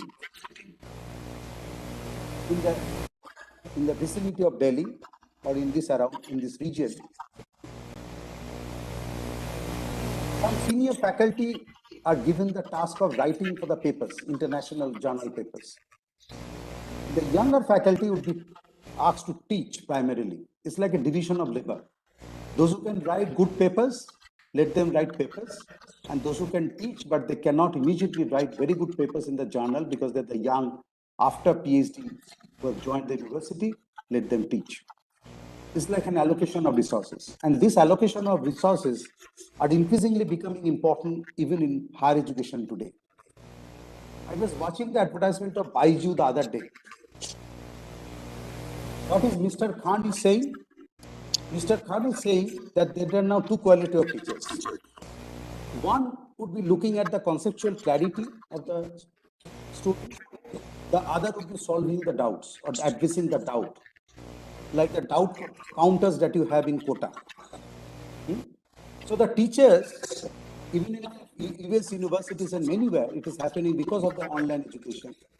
Teachers are now being categorized. Some teachers would be low-paid teachers. They will teach, they will take the tutorial. Some teachers will be only devising the course curriculum and teaching, and their recorded lectures will be aired again and again. So within the teachers now, there is a division of responsibilities. And ranking is affecting that. So the three questions that I have raised: loss of autonomy in research and teaching. Does teaching suffer? Right? So, because if the weightage is more on research and publication and quality of publication, determined by the list of the journals, it is not any journal, it is the list of the journal which matters. And then what happens to what we do? Is our research getting impacted? For example, I can give you an example of some reputed university in the city of London. Here the target for the faculty is that you write 4 papers in 5 years, but these 4 papers have to be in the top 3 quality journals.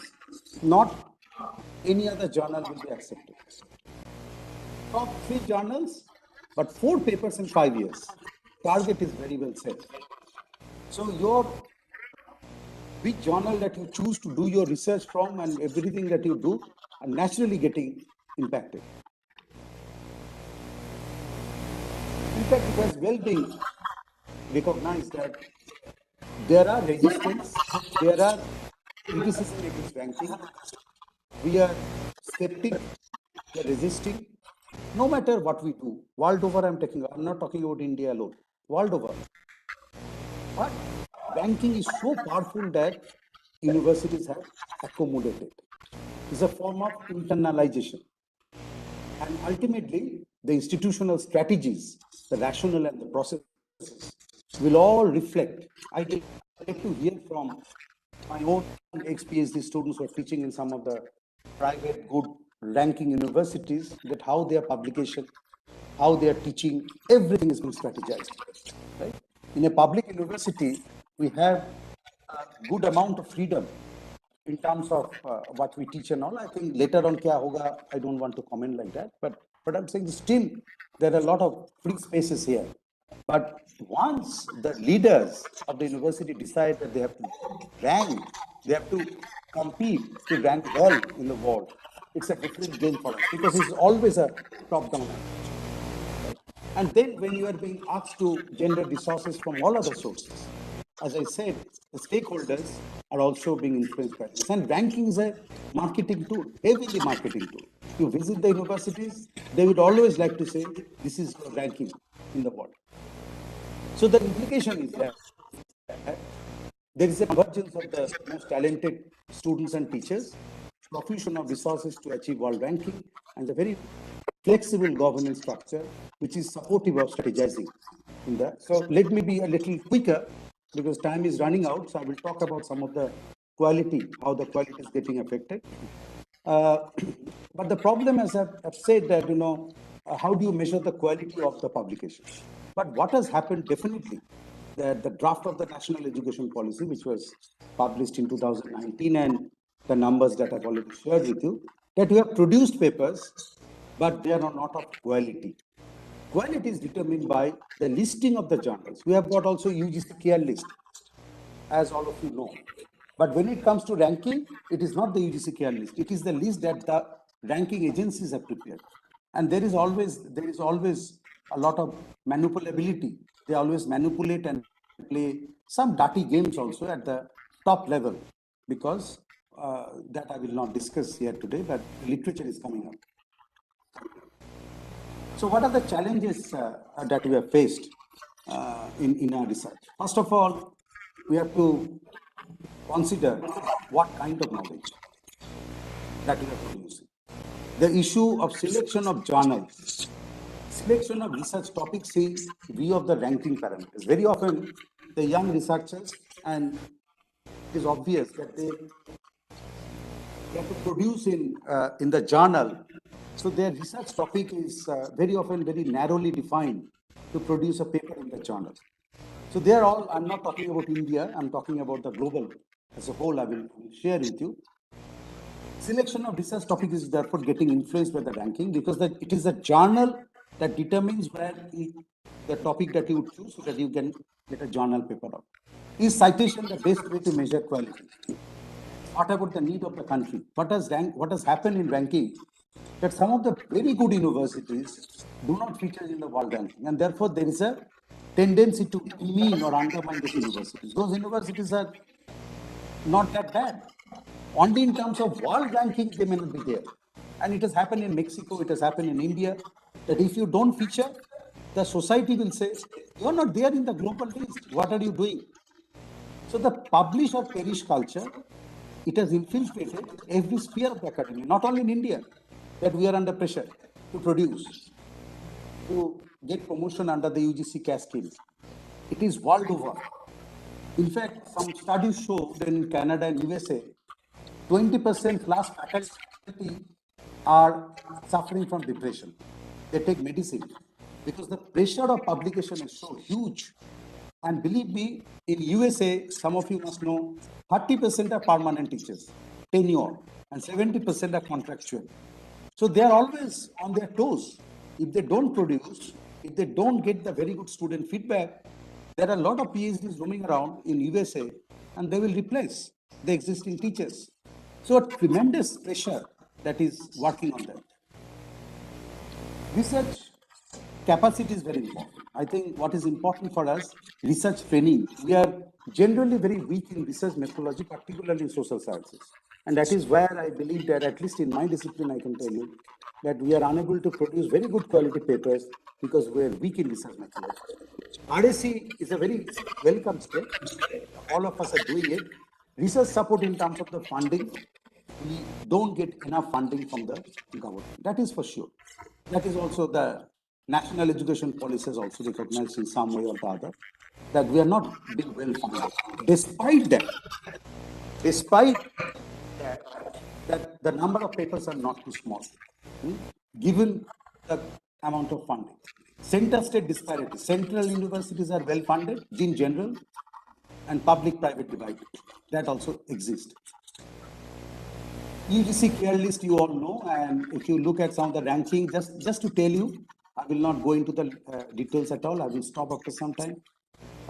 In India ranking, out of 955 higher education institutions, top 100 accounted for 70% of the research publication. That means in India, out of 1,000 universities, only 100 can account for 70% of the research publication.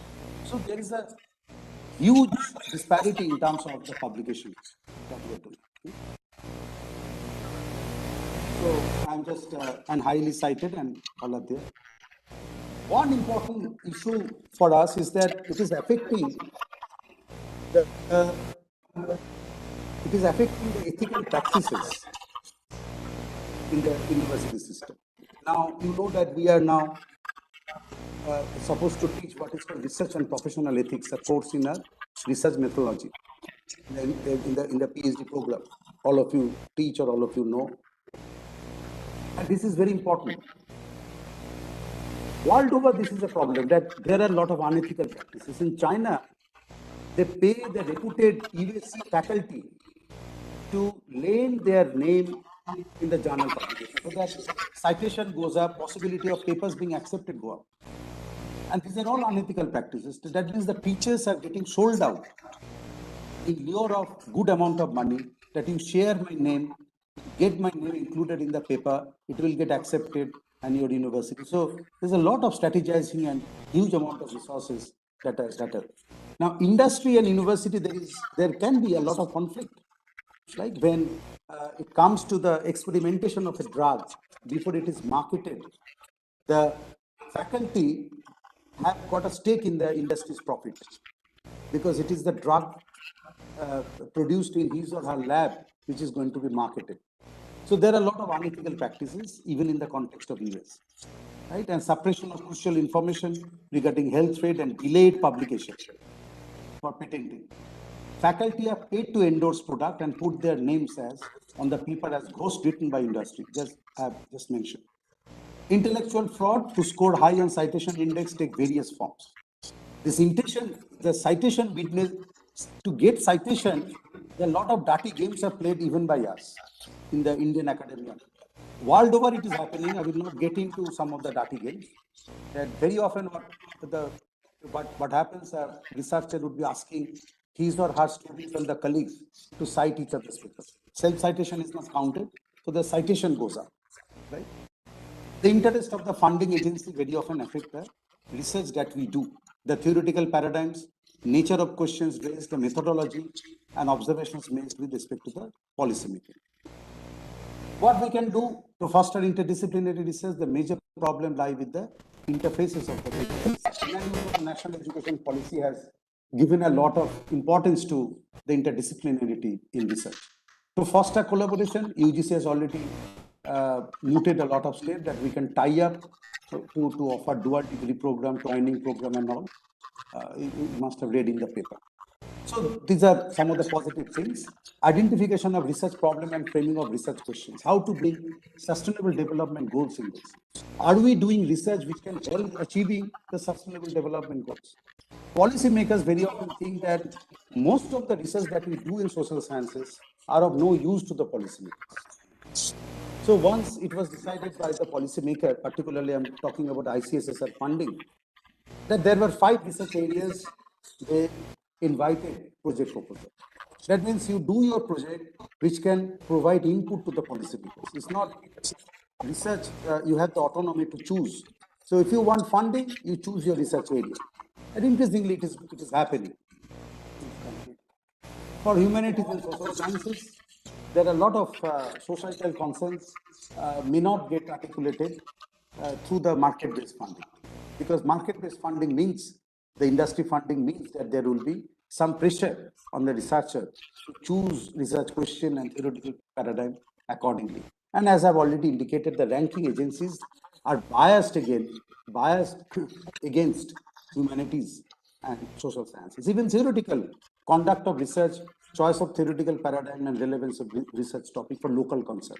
So, there is a possibility that if you do a research which would be valued by the neighborhood, by the local, the district and the state, and then suddenly you start thinking that whether you will get a publication out of this, then you start thinking what happens. So this happens in the choice of theoretical paradigm. There are many contesting paradigms. If you are doing research in those contesting paradigms which are not mainstream, I can talk about economics only, that you will not, you will find it very difficult to get your paper, selected in international journal or international paper and everywhere.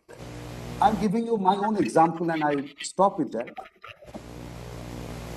My book published by Orient Black Swan 2018, Macroeconomics of the Black Economy. It's a self-authored book. But the mistake that I made, I'm not regretting, but I'm saying that this, even after writing a full-fledged book, it is not included in Scopus. But if I could produce, so my own supervisor told me at this age that get your chapters published as journal articles rather than in book.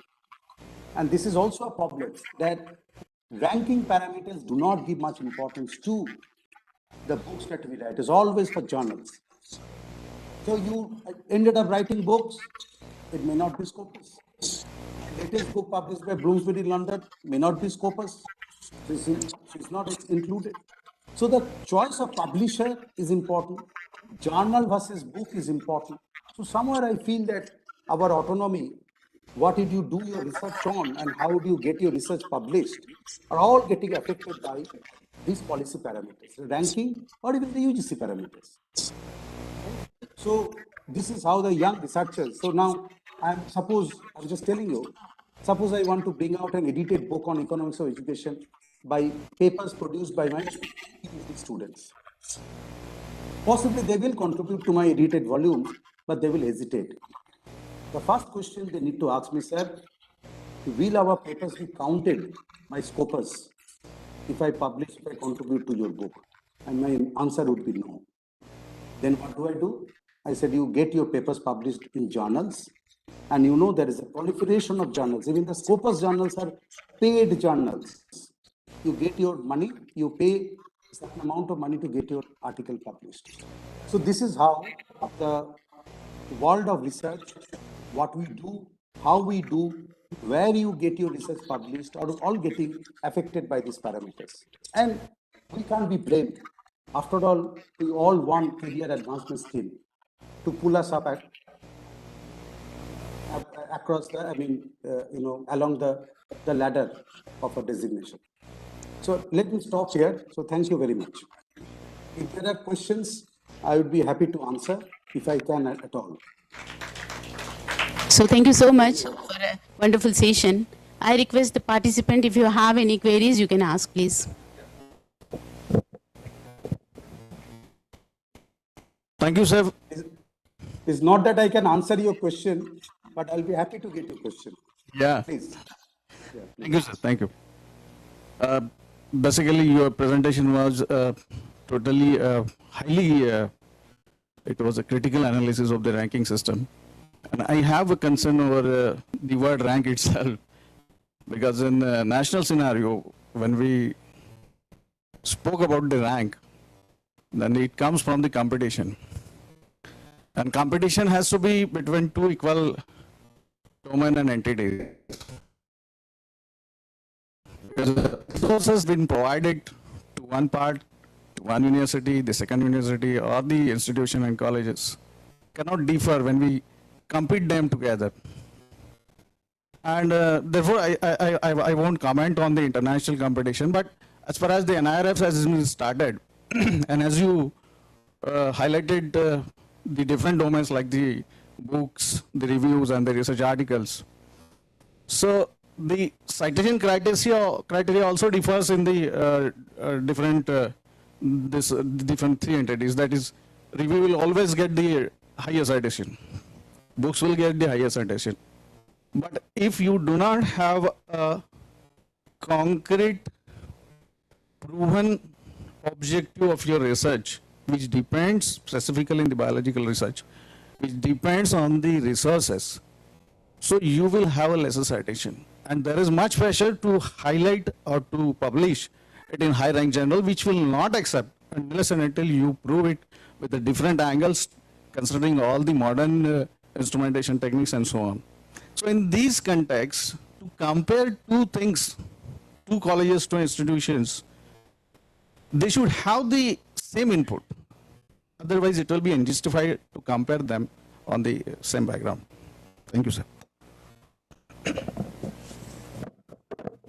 Let me share my own views on what you have said. I first admit that you have raised a very, very important question. Very, very important question. Ranking is actually constructing a market. And the policymakers, not only in India, abroad, all believe that it is competition which can lead to better efficiency in the utilization of resources. But what is missing out, exactly what you have said, competition means what we use the term in economics, it's called level playing field.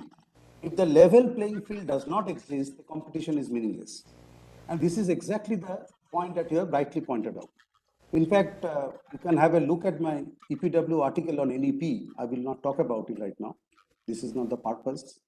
But there, in the EPW article, I exactly pointed out that if you are constructing market and if universities are not on the same field, brother, then why do you expect us to compete and do well? But what the policymakers think, you please understand, the policymakers think you get the salaries, some infrastructure, access to the reading material. Are we really trying hard enough? I'm not talking about your real science, but generally the policymakers think, this is also reflected in the graded autonomy, that I'm sorry to put it like this is a part of the literature, that we are not trustworthy. So we have abused our autonomy. So we don't deserve to be trusted by the policymakers. So category 2, category 3, what has been said, that without money, without resources, adequate resources, try hard, get the best out of you. Resource, generate from outside. So that is the general approach to the policymakers. I don't have any problem because I write on this. So I'm not really worried about what I'm saying. Secondly, in biological sciences,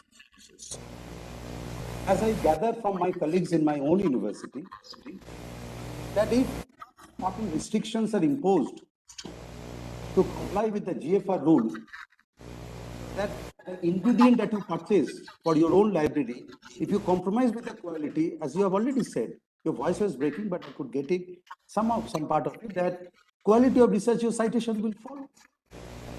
What ingredients are you using? If you don't pump in enough resources, you cannot expect good quality resources. This is exactly what is happening. And therefore, Government of India, Minister of Education decided that not all universities should compete in the global ranking. It is the institutions of eminence and category 1. But I can tell you, hardly we are well funded, category 1 institutions. Institutions of eminence also, they're getting a lot of money, not adequate. If you look at the budget, as I mentioned to you, not that they're getting enough money, but they're getting money more than the rest of us. This is the Government of India, the Ministry of Finance budget will show. I've given the numbers in my PW article. So the government world over think that not only all universities can compete and need not compete. So only a select set of universities should compete. But in the process of selecting that set of institutions, what is happening to the rest of the world? They are suffering because resources are being dedicated to the world-class university. But other universities without resources, are we really in a position to compete? I'm afraid we are not. So I fully agree with you that unless we are given the resources, so if you mistrust me that we are not working hard enough, I can also tell you that, look, I don't have adequate resources. Give me some help so that I can also try harder. Very often the lack of infrastructure is so demotivating for us that if you blame me for what? That I am demotivated. But you don't find out why I am demotivated. So therefore, the reasons of our failure lie much deeper into the system. And without adequate resources, if you generate competition, I will not elaborate on this. I mean, you have a look at my PW article on NEP. I have expressed my apprehension precisely on this issue. If there are other questions or clarifications. Other participant, please. Anybody who wants to? Anybody feel free to ask. Even if so this is my opportunity to learn a question.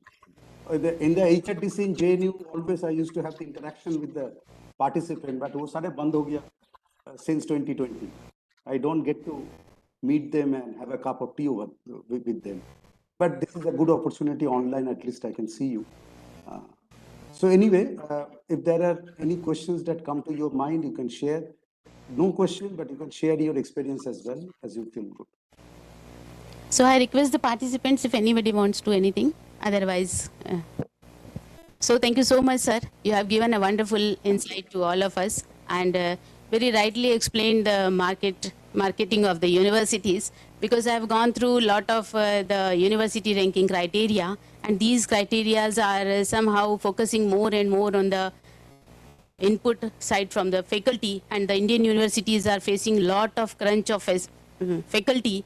If you look at the present scenario in central universities, 50% vacancies are there in the universities. The same situation in the state university where 75% vacancy are there in the university. So how we can focus on the quality where we don't have teachers to teach the student, then the research is a far way. Another important aspect that which I could understand from your part, that as far as the researches is concerned, but I feel that most of the time we focus on the Western countries to search our research area.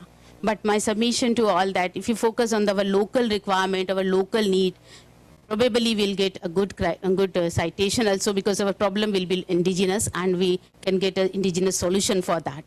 Another important aspect, yeah. With the, yeah, I'll go that. Yeah. Just a minute. I think my... No, sir, I'll change the mic. That will be easy. Okay. No, in my university also, I mean, there could be some problem with the internet. So, sir, now am I audible to you? Yeah. So I was talking about that where the lot of vacancies arising in the state universities. If I talk about my university, we have 100-year-old university and around more than 60% vacancies in the teaching for the teaching faculty. So definitely the quality of universities are affecting, and we are getting a lot of difficulty. So another important aspect is that regarding our research citation and our researches also.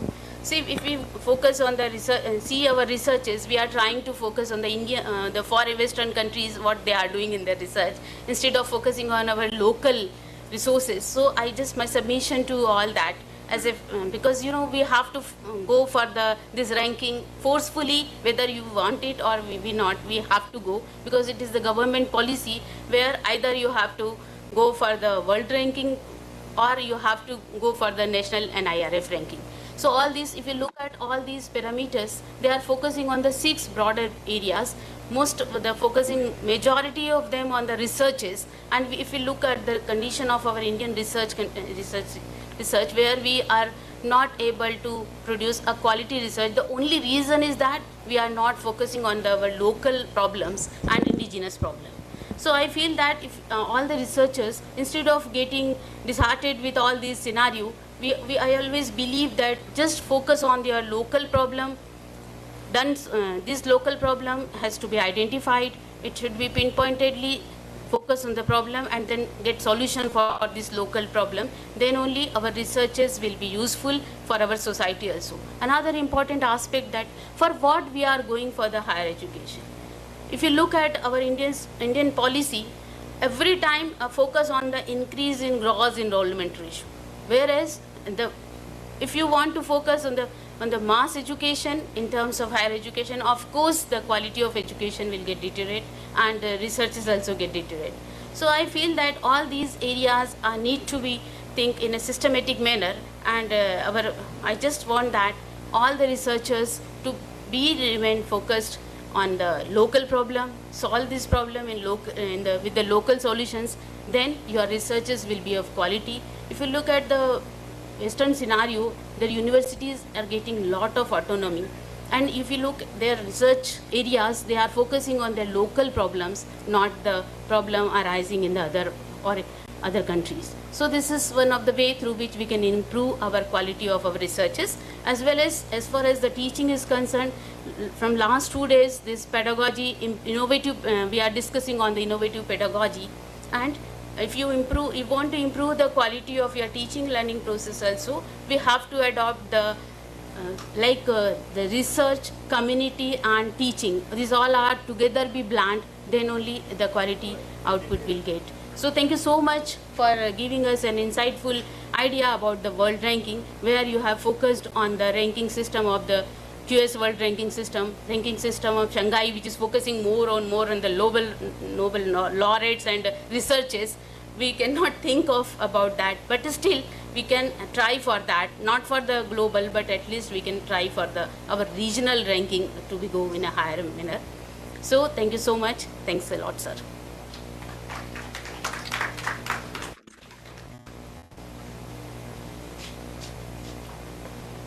I'm leaving therefore, okay.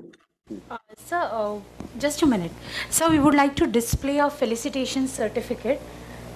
Thank you for joining us today, sir. We're just sharing a soft copy with you.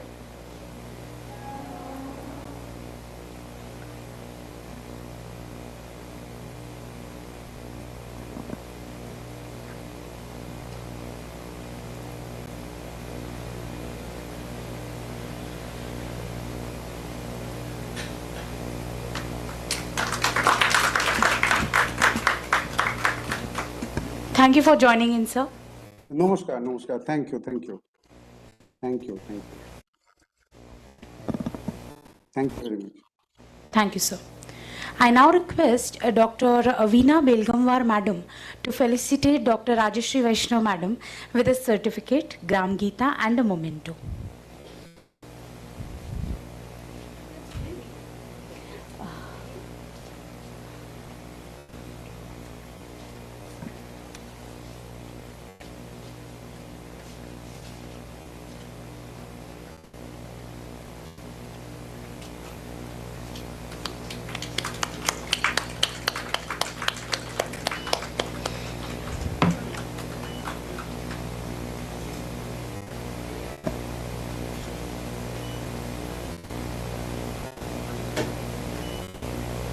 Thank you for gracing the chair, ma'am.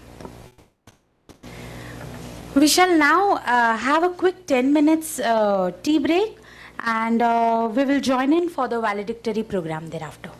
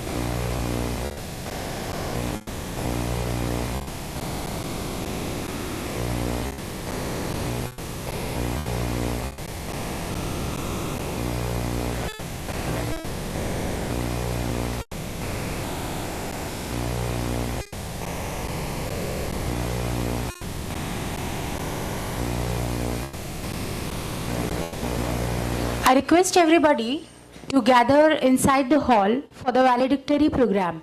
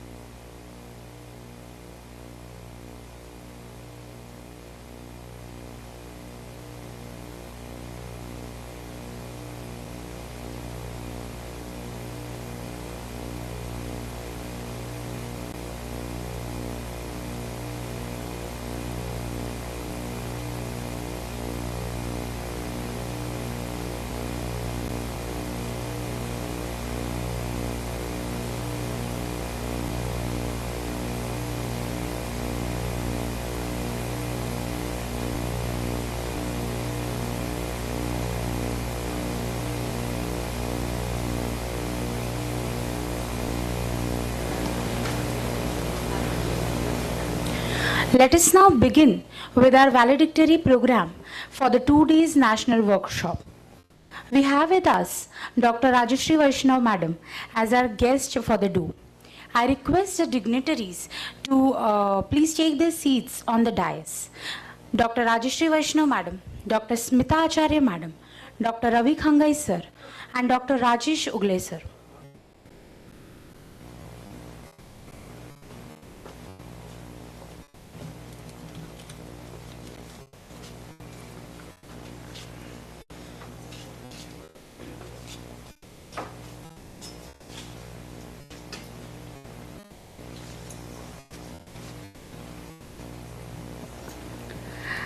I may now request Dr. Khangai to brief us with a summary of the extravagant workshop.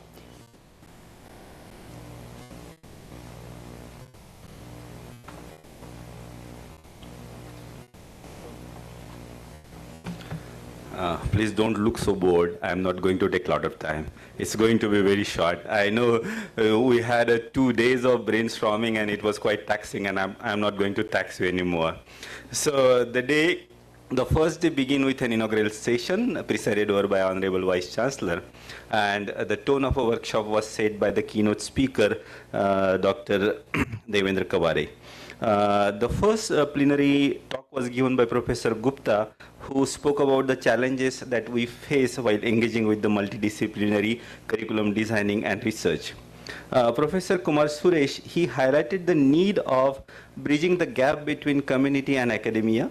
Professor Madhu Kushwa's insightful lecture made us conscious about the gender bias that we sometimes unconsciously carry in our mind.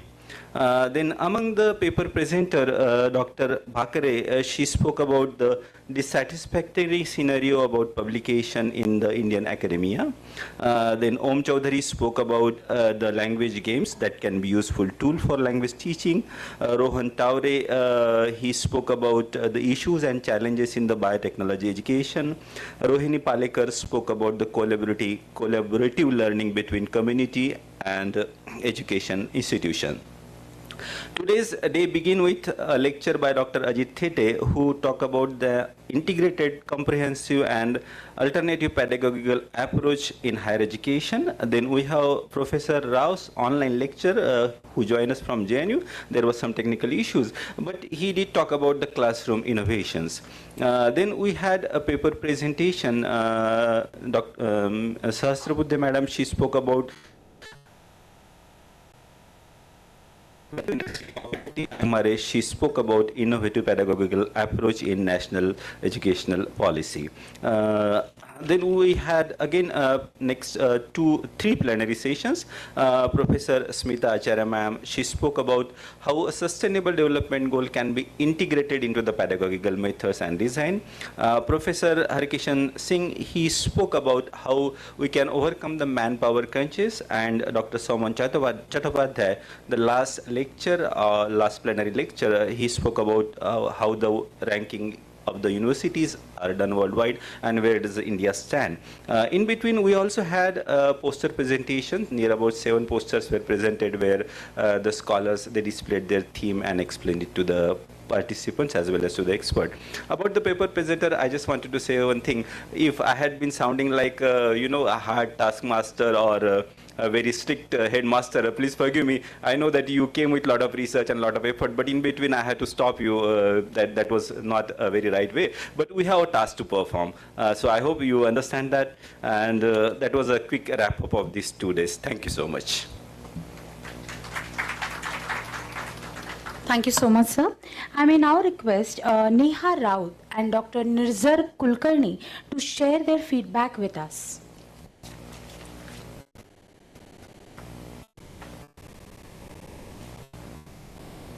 Good evening, respected dignitaries on the dais, respected teachers, my friends and colleagues and students present, everyone here.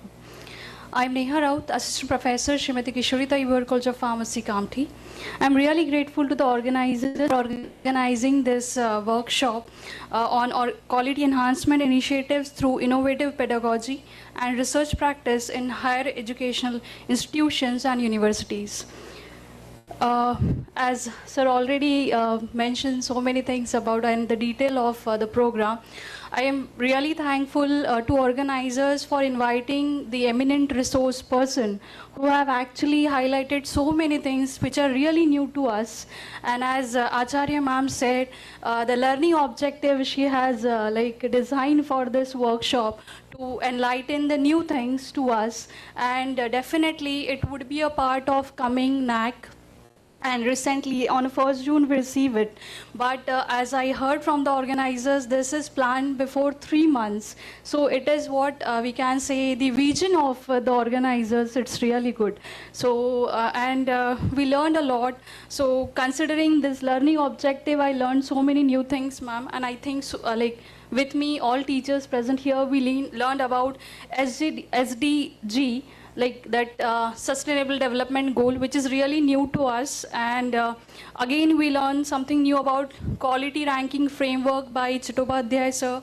Khushwa ma'am very well explained about gender inequality, because this is very sensitive thing, but the criteria 7 is very important in NAC, and as it is a qualitative matrix, so it is very important to explain that things in the direction of gender inequality. We learn so many things from Acharya ma'am. Genuinely speaking, before coming to this workshop, I have planned so many things, what I'm going to learn here, what sort of instructions methods I'm going to learn, but I learned a lot. So thank you so much. And I'm really thankful to the coordinator, Dr. Ugle sir, for regularly coordinating, for updating everything to us. And I'm really thankful to Khangai sir. I would like to express his very smooth and very happy face to explain everything very well. So I learned these things from you, sir. Thank you so much, ma'am, and thank you all. Thank you.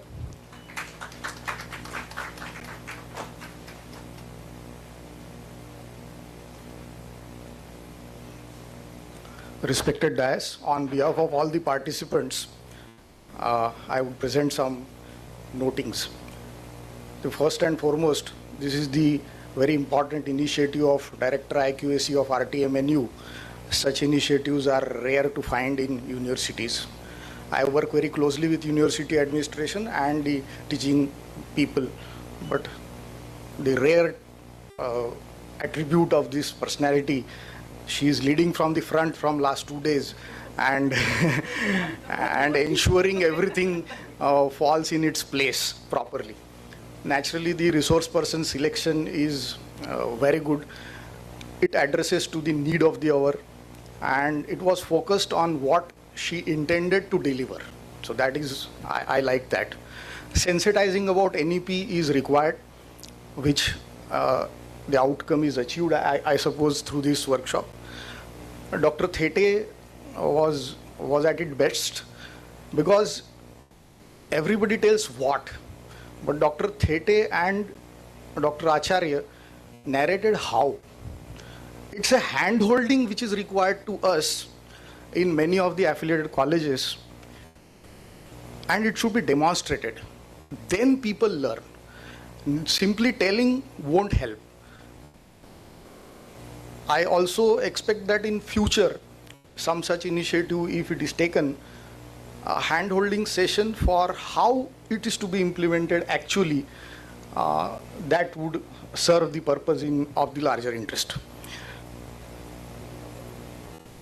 This workshop also has enabled us to understand and foresee the larger picture of education scenario in India, which we fail to see, which only big shots can only tell us, because they look from their perspective and from the top. This is also very nicely narrated over here, and we got that viewpoint. The real challenge of NEP is the implementation part, and we Indians are very poor in implementation. Policy framing is great, but implementation is poor. So I believe that implementation is done by the teachers and the students.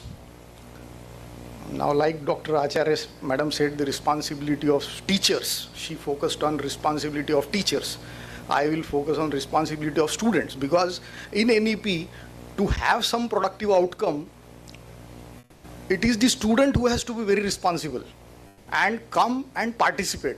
Now, if he is not present, he cannot participate and no progress can be achieved, so no outcome will be achieved. So something must be done to foster responsibility in the students, also along with the teachers. That is my observation and experience.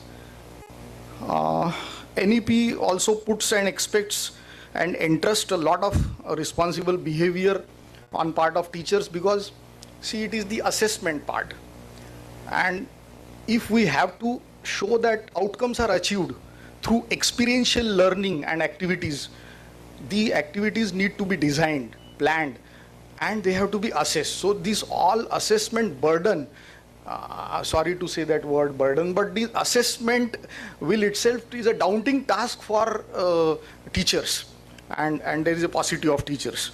So something has to be thought of for making assessment relevant to NEP. Otherwise, the outcomes will not be achieved. That is what I feel. My request again to IQAC is to conduct some programs on OBE and the community engagement part, and we need the input on how it is to be done, with examples like you have narrated. So it becomes a real help. Now on 24th, that is day after tomorrow, we are going to present a syllabus of a new syllabus incorporating NEP as per the advice of Honorable Vice Chancellor in faculty meeting. So we are doing that activity now. So we need your presentation and Thete sir's presentation. It will be a real help to us, because that will be a ready reckoner and a guide to incorporate many POs and COs, how sequentially you have done it. So if it is with us, then probably we can write in our subject or in our program. So I request the organizing committee to provide the presentations and share it with the participants. जी जी वो भी आपको guideline जी all मैंने online लिया था, शायद आप लोगों ने मिस किया था, पूरा इसका सिस्टम पे दिया हुआ था जी. All the organizing committee members were very cooperative, and hospitality was, I mean, unmatched. So there was no question about any other thing. Incorporating research in the curriculum is a great challenge. That is what I learned from the Chattopadhyay sir. Particularly if you read NEP, then PG second year will have to be totally research, not classroom teaching. So there has to be, our teacher has to think about so many topics relevant, mapped through OBE, and those need to be executed. Then only the PG degree will be awarded. So I suppose there is a big challenge regarding incorporation of research as a part of curriculum, in particularly postgraduate teaching. there is a possibility of, there is opportunity to have a program on that also. I hope this program has really enlightened us, and we have also learned from these speakers, resource persons, personality, at their way of presentation and what they have told. So this is also very important. So I thank the organizers for conducting such a nice event, nice program, and this is an initiative taken by University IQAC for affiliated college, which is, I am overwhelmed by this, the feeling of gratitude. Thank you very much, madam. We look forward that such events will occur in future also. Thank you. Thank you so much, sir. Thank you so much, madam. Let us now swiftly move towards the most euphoric moment of the event, that is the prize distribution. I request Dr. Rajeshri Vaishnav madam to present the Best Oral Presentation Prize to Shobha Sahasrabuddhe madam.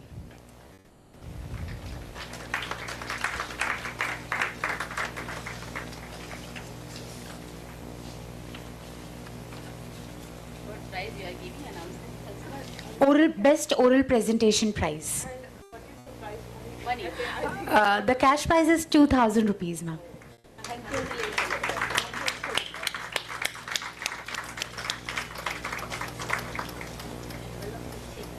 Oh, I'm sorry.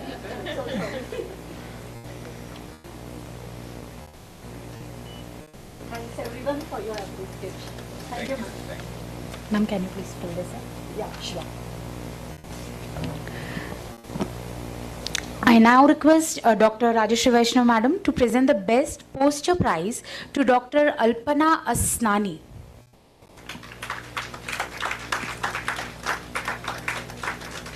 The cash prize is worth rupees 2,000.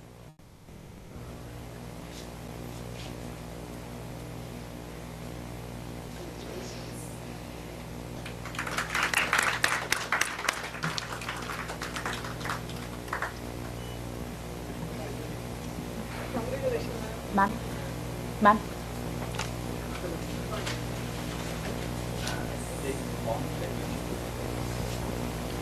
Congratulations to the winners and gratitude to the dignitaries.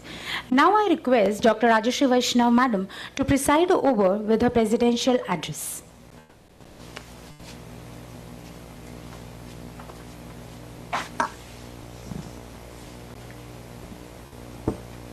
A very good evening to one and all. First of all, I would like to congratulate Dr. Acharya for organizing such a wonderful event. She's working hard from last 2 days, which I witnessed at the time of NAC visit also, because she is a very good taskmaster. She can take all the things in a right manner. It's some attitude of a physician, or physicist, sorry.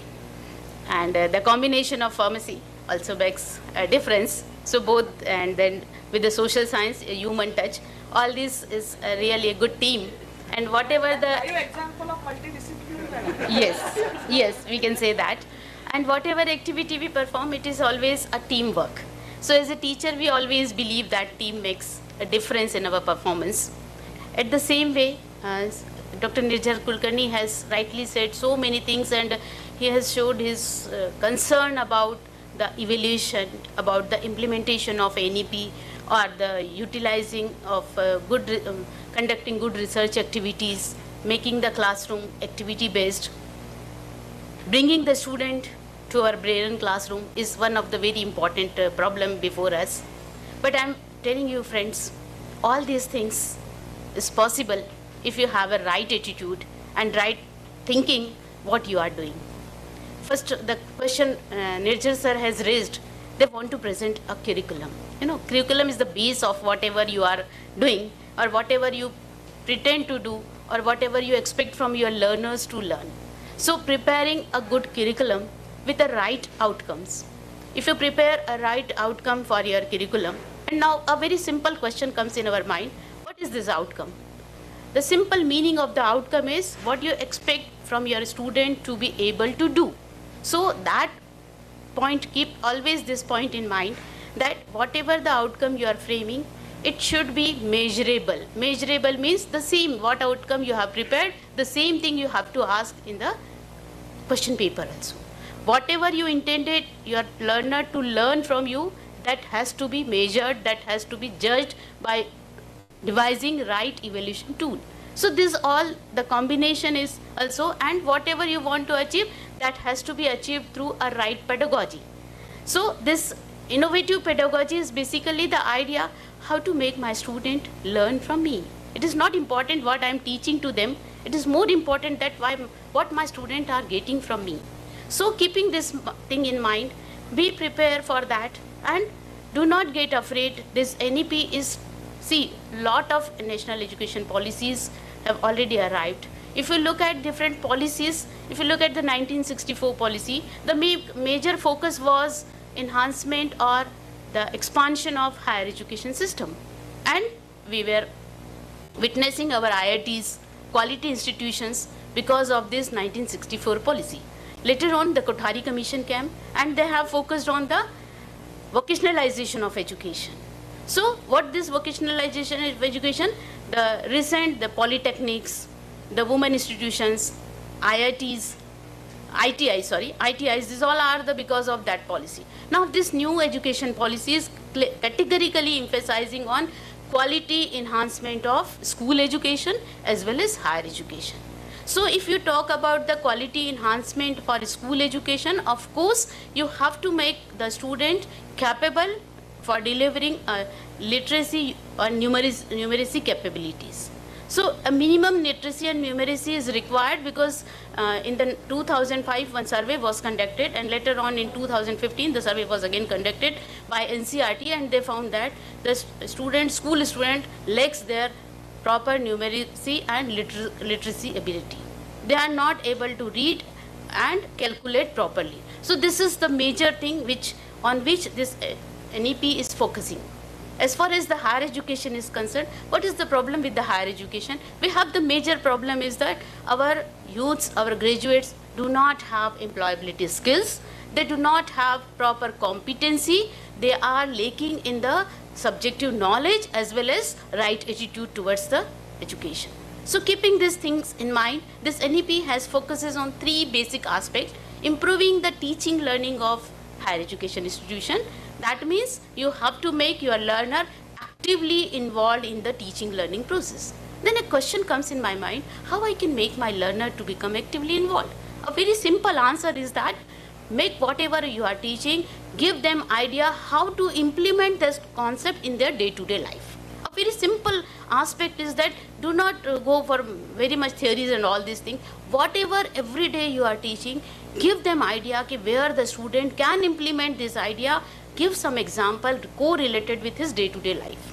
Higher education do not require very higher quality of examples. Give them example, quote such example which is related with the student's social background, which is related with his day-to-day life. This is one of the very important aspect where a teacher can make use of his skills. Then another important aspect comes in our mind when you give them the idea of application of concept. Then of course how they can think later on that what if means a very simple word where this knowledge can be applied in a new situation.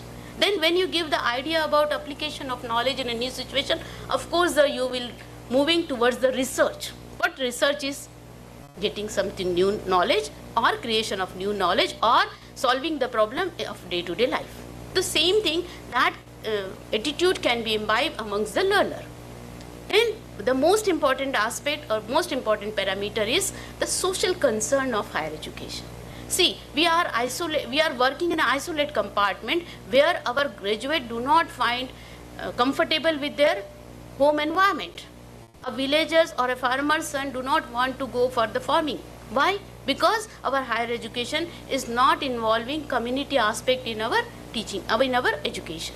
So that's why NEP is focusing on involve the community in the teaching learning process. As I rightly said that teaching, research and community. These all are the three legs of one stool, and that stool cannot be completed without a single leg. So that means if you involve teaching, you involve research and research focused on community. So of course, the prime concern is the community. Your teaching should be based on the need of the community. Your curriculum should focus on the community need, as well as your research should focus on the need of the community. So once you start thinking in that direction, this NEP will be very simple to implement in our day-to-day teaching learning process. It is also helpful, it will also help to increase, like a lot of things, deliberations were going on that what is the new pedagogy, what type of activity we, my simple concern is that the way in which your student wants to learn, the way they want to take something from you, that will be the best pedagogy to give them. But at the same time, do not go for talk and chalk only. Involve some sort of activity, as in the first session, the Vice Chancellor sir was telling that the teachers are irrelevant, there is no need because the students are getting the knowledge on their fingertips.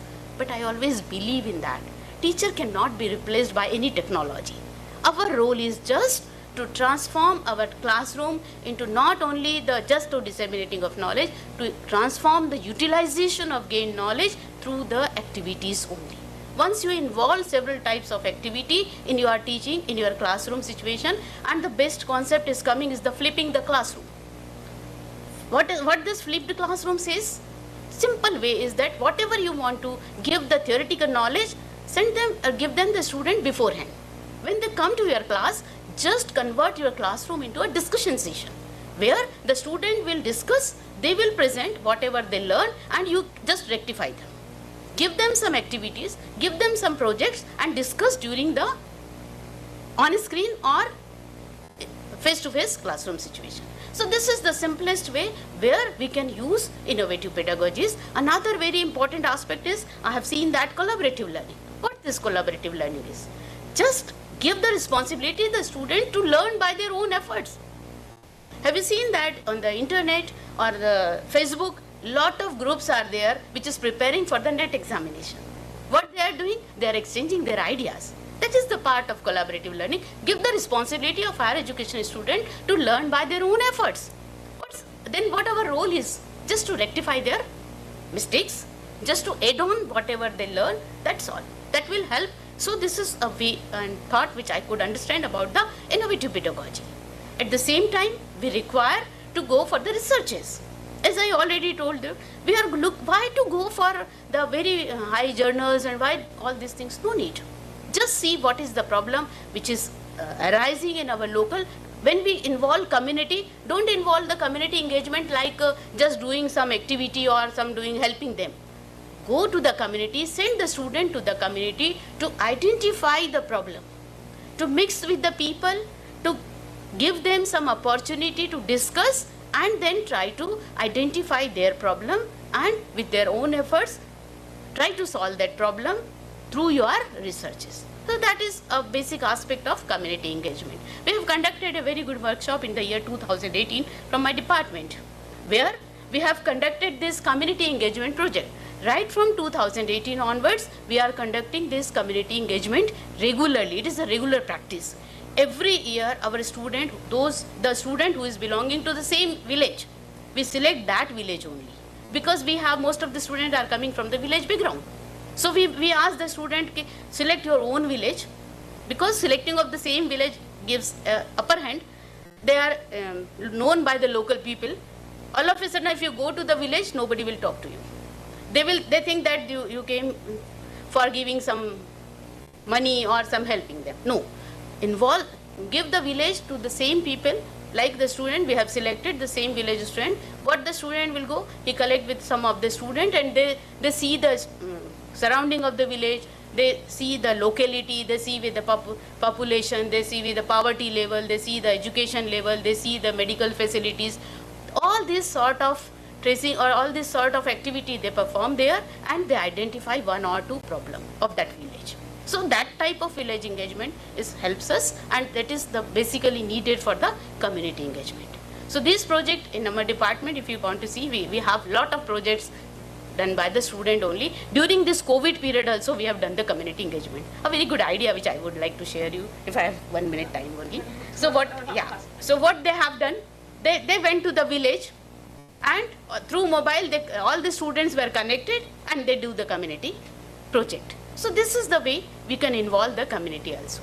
So I hope that this NEP, we can implement this NEP in a very systematic manner, in a very effective manner, if you try for that and try to understand the basic the input of this NEP, then only we'll be able to implement it. I hope that, as Madam has pointed out, I'm out of time. So thank you so much for giving me an opportunity and sharing your ideas during this deliberation will always helps others also to learn. Thank you so much. Thank you.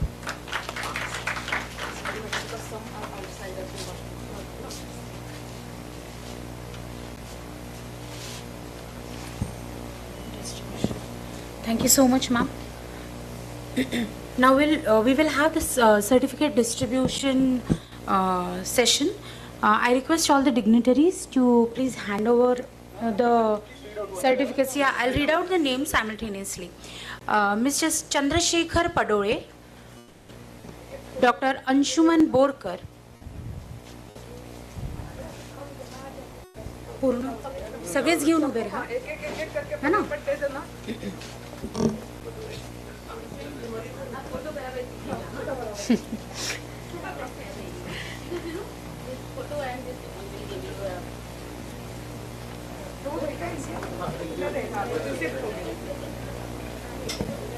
Dr. Anshuman Borkar, Ms. Dipali Vanode, order नहीं गलत करना नहीं तुम्हारा ही confuse हो जाएगा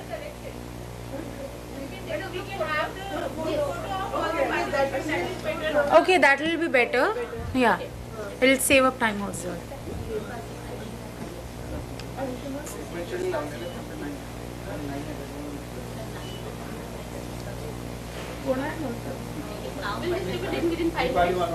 Okay, Miss Dipali Vanode, Miss Disha Dhabarde, Dr. Dhanashri Tumme, Dr. Aarti Shanware, Dr. Mujahid, Dr. Nafees Khan,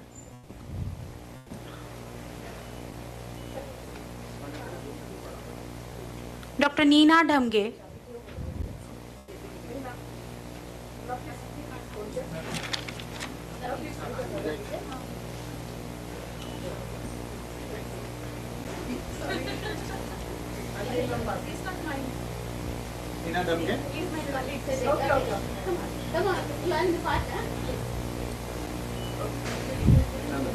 Dr. Nirzar Kulkarni,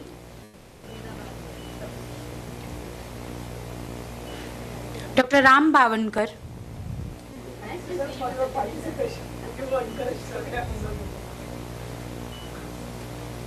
Dr. Ruhi Bakhare,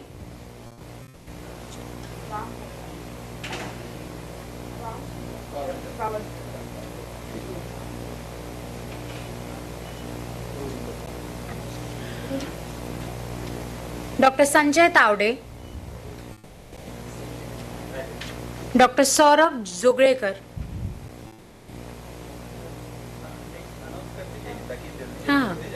Dr. Shubhada Zamburkar, Dr. Veena Belgamwar,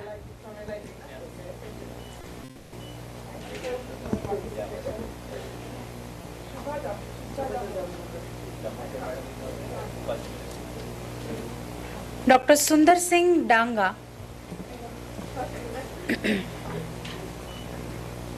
Dr. Vandana Dhawad, Mr. Imtiaz Shehzad, Mr. Khwaja Ahmad, he is not there, I guess. Imtiaz Ahmad. Khwaja Ahmad, Mrs. Kumud Bhindarkar, Mrs. Latasha Taiwade, Miss Madhuri Meshram,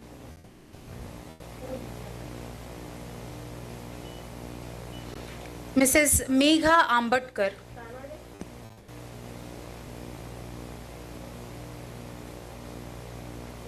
Taywade नाही आहे बहुतेक. हां. Doctor Moreshwar Deshmukh.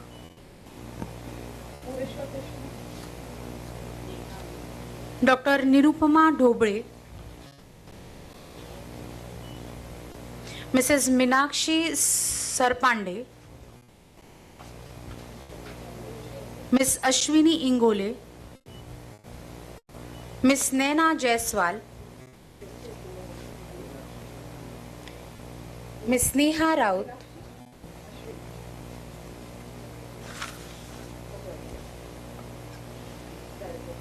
Doctor Nidhi Sapkal. Doctor Nilesh Wagh. Mr Pradeep Hirapure. Doctor Prajakta नांदे.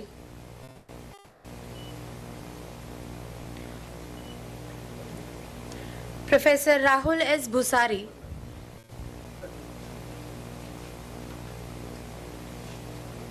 Doctor Rajshree Kadu. Mrs Rashmi Dande. Mrs Rashmi Mishra. Rashmi दंड.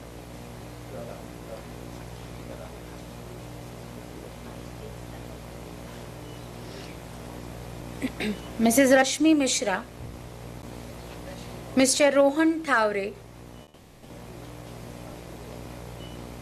Miss Rohini Palekar.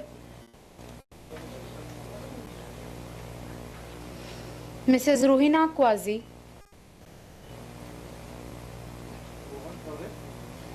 नहीं.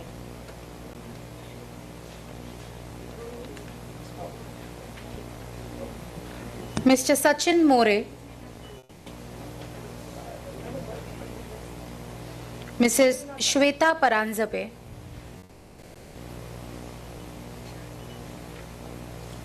Miss Suchita Waghmare.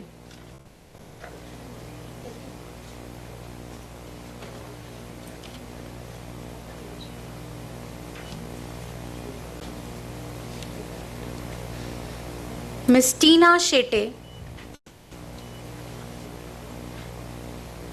Doctor Ujjwala Dange.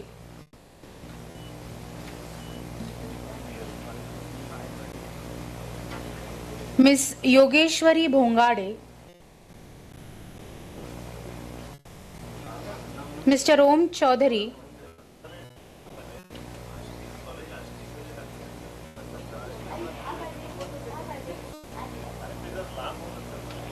Doctor Shailendra Singh.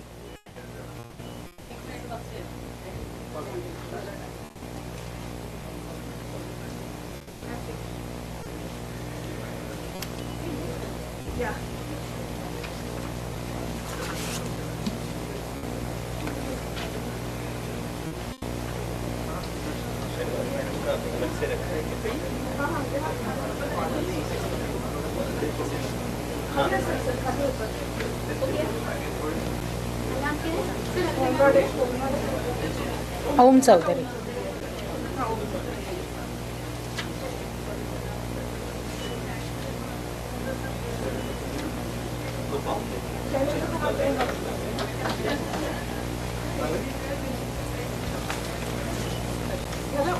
Thank you. Yes. So thank you so much. हाँ. आपका poster presentation का certificate बाकी है, वो कलेक्ट कर लेना, उसमें डेट नहीं रहेगी. Okay, I request Dr. Rajesh Ugle sir for the vote of thanks. Thank you. कसं सांगू किती आनंद होता आभार प्रदर्शन करताना. पहिल्यांदा अनुभव होता की आभार प्रदर्शन खरंच किती आवडता विषय असला पाहिजे. असू द्या. But under the dynamic leadership of Dr. Acharya, she took an initiative to attract this audience, our own colleagues, towards this NEP 2020 and the all reformation. सगळ्यात महत्त्वाचा आभार आमच्या विद्यापीठाचे, आमच्या कुलगुरूंचे, आमच्या सगळ्या डीन अँड डायरेक्टर्सचे ज्यांनी आपला विशेष वेळ आमच्यासाठी दिला, इथे सेशन चेअर म्हणून आलेत आणि आपलं मार्गदर्शन केलं. मी सगळ्या माझ्या कलिग्सचा, जे माझ्यासोबत ऑर्गनायझिंग टीममध्ये होते, सगळ्यांचा आभार प्रदर्शन करतो, कारण त्यांच्याशिवाय हे सगळे प्रयत्न पूर्णपणे सफल नसते झाले.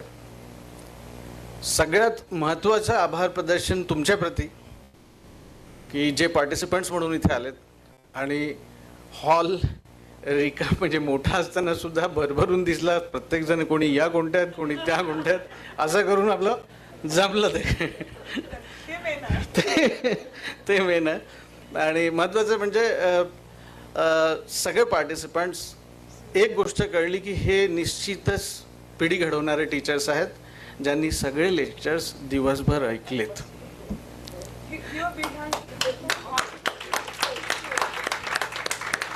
सो thank you all my colleagues. And तुमच्याकडे बघून एवढं निश्चित वाटतं की NEP सक्सेस होणार आणि आपण या प्रवासासोबत पुढे जाऊ. माझे विशेष आभार इथल्या टेक्निकल टीमला, डोळस म्हणावं लागेल त्याला, डोळस टीमला, आणि इथल्या व्यवस्थापन मॅथमॅटिक्स डिपार्टमेंटचे आमचे head doctor Ganesh Kedar sir, त्यांनी पूर्णपणे आम्हाला सहकार्य केलं आणि सगळी व्यवस्था आम्हाला उपलब्ध करून दिली. माझे सगळ्यात महत्त्वाचे आभार या विशेष काळात, कारण एक्झाम सुरू आहेत, माझ्या सगळ्या विद्यार्थ्यांना, जे इथे उपस्थित आहेत, उपस्थित नाहीत, पण त्यांच्या सहकार्याशिवाय हे आम्ही करू शकलो नसतो. आणि मी जसं सांगितलं, इथे विशेष आभार याच्यासाठी की रीटा वडेट्टीवार मॅडम, ज्यांनी हे सगळं इनॉग्रेशन बघितलं. मला पेडागॉगीचं P हे माहिती नव्हतं, आता थोडंफार कळलेलं आहे. आणि मी तुमच्यासारखाच होतो, पण आता मला एवढं कळलेलं आहे की ते रॉबर्ट वर्ड्सवर्थची एक कविता आठवते, माइल्स टू गो. आणि मला असं वाटलं की आपल्याला खूप अजून पुढे जायचं आहे. So we should remember miles to go. And with this I hope doctor Dheeraj Kadam, त्यांचे विशेष आभार. कॅटरिंगची व्यवस्था फार सुंदर त्यांनी केली. आणि याशिवाय माझे सगळे ऑर्गनायझिंग टीममध्ये डॉक्टर बदेरे, डॉक्टर दडमल, डॉक्टर धीरज कदम, आणि मी जेवढं नाव नॅशनल घेतलं ते सगळ्यांनी मला फक्त माफ करावं, कारण आभार प्रदर्शनामध्ये मला खूप आनंद होतो आहे, तुम्हाला होतो की नाही माहिती. सो thank you all of you colleagues, तुमचा वेळ न घेता, कारण बऱ्याच लोकांना बाहेर जायचं आहे. So we will conclude the session here. ज्यांचे धनश्री मॅडम नाही आहेतच माझ्या टीममध्ये, प्रश्न मी ऑर्गनायझिंग टीम सगळं म्हटलं. सगळ्यांचे आभार मानतो. माझ्या ऑर्गनायझिंग टीमला नॅचरल, आम्ही सगळ्या डिफरंट डिसिप्लिनला आहेत. तुम्हाला सांगायचं म्हणजे इथे सगळे पार्टिसिपंट्स हे विद्यापीठाच्या बाहेरचे आहेत. आणि तुम्हाला आश्चर्य वाटेल की आम्ही एकमेकांशी, आमच्या ऑर्गनायझिंग टीममधले एकमेकांशी वर्ष कदाचित आम्ही मिळत नसतील, म्हणजे फार कमी मिळत होतं, कारण 53 डिपार्टमेंट्स आहे, वेगवेगळ्या ठिकाणी आहेत. पण अशा निमित्ताने आम्ही एकत्र येतो, जेव्हा काम करतो तेव्हा वाटतं की हां, ॲज अ युनिव्हर्सिटी सिस्टम चालतं आहे व्यवस्थित. And we are doing our best. आम्हाला जरूर ही आशा आहे की आपण जे काही इथनं डेलिब्रेशन्स ऐकलेत, त्या सगळ्या ह्याच्यातून एक मेसेज जरूर मिळाला आहे की आपल्याला सगळ्यांना मिळूनच पुढे जायला पाहिजे, एकटं आपण जाऊ शकणार नाही. So again thank you very much. Thanks to all. One last request for the day. I request everyone to rise and praise for the national anthem.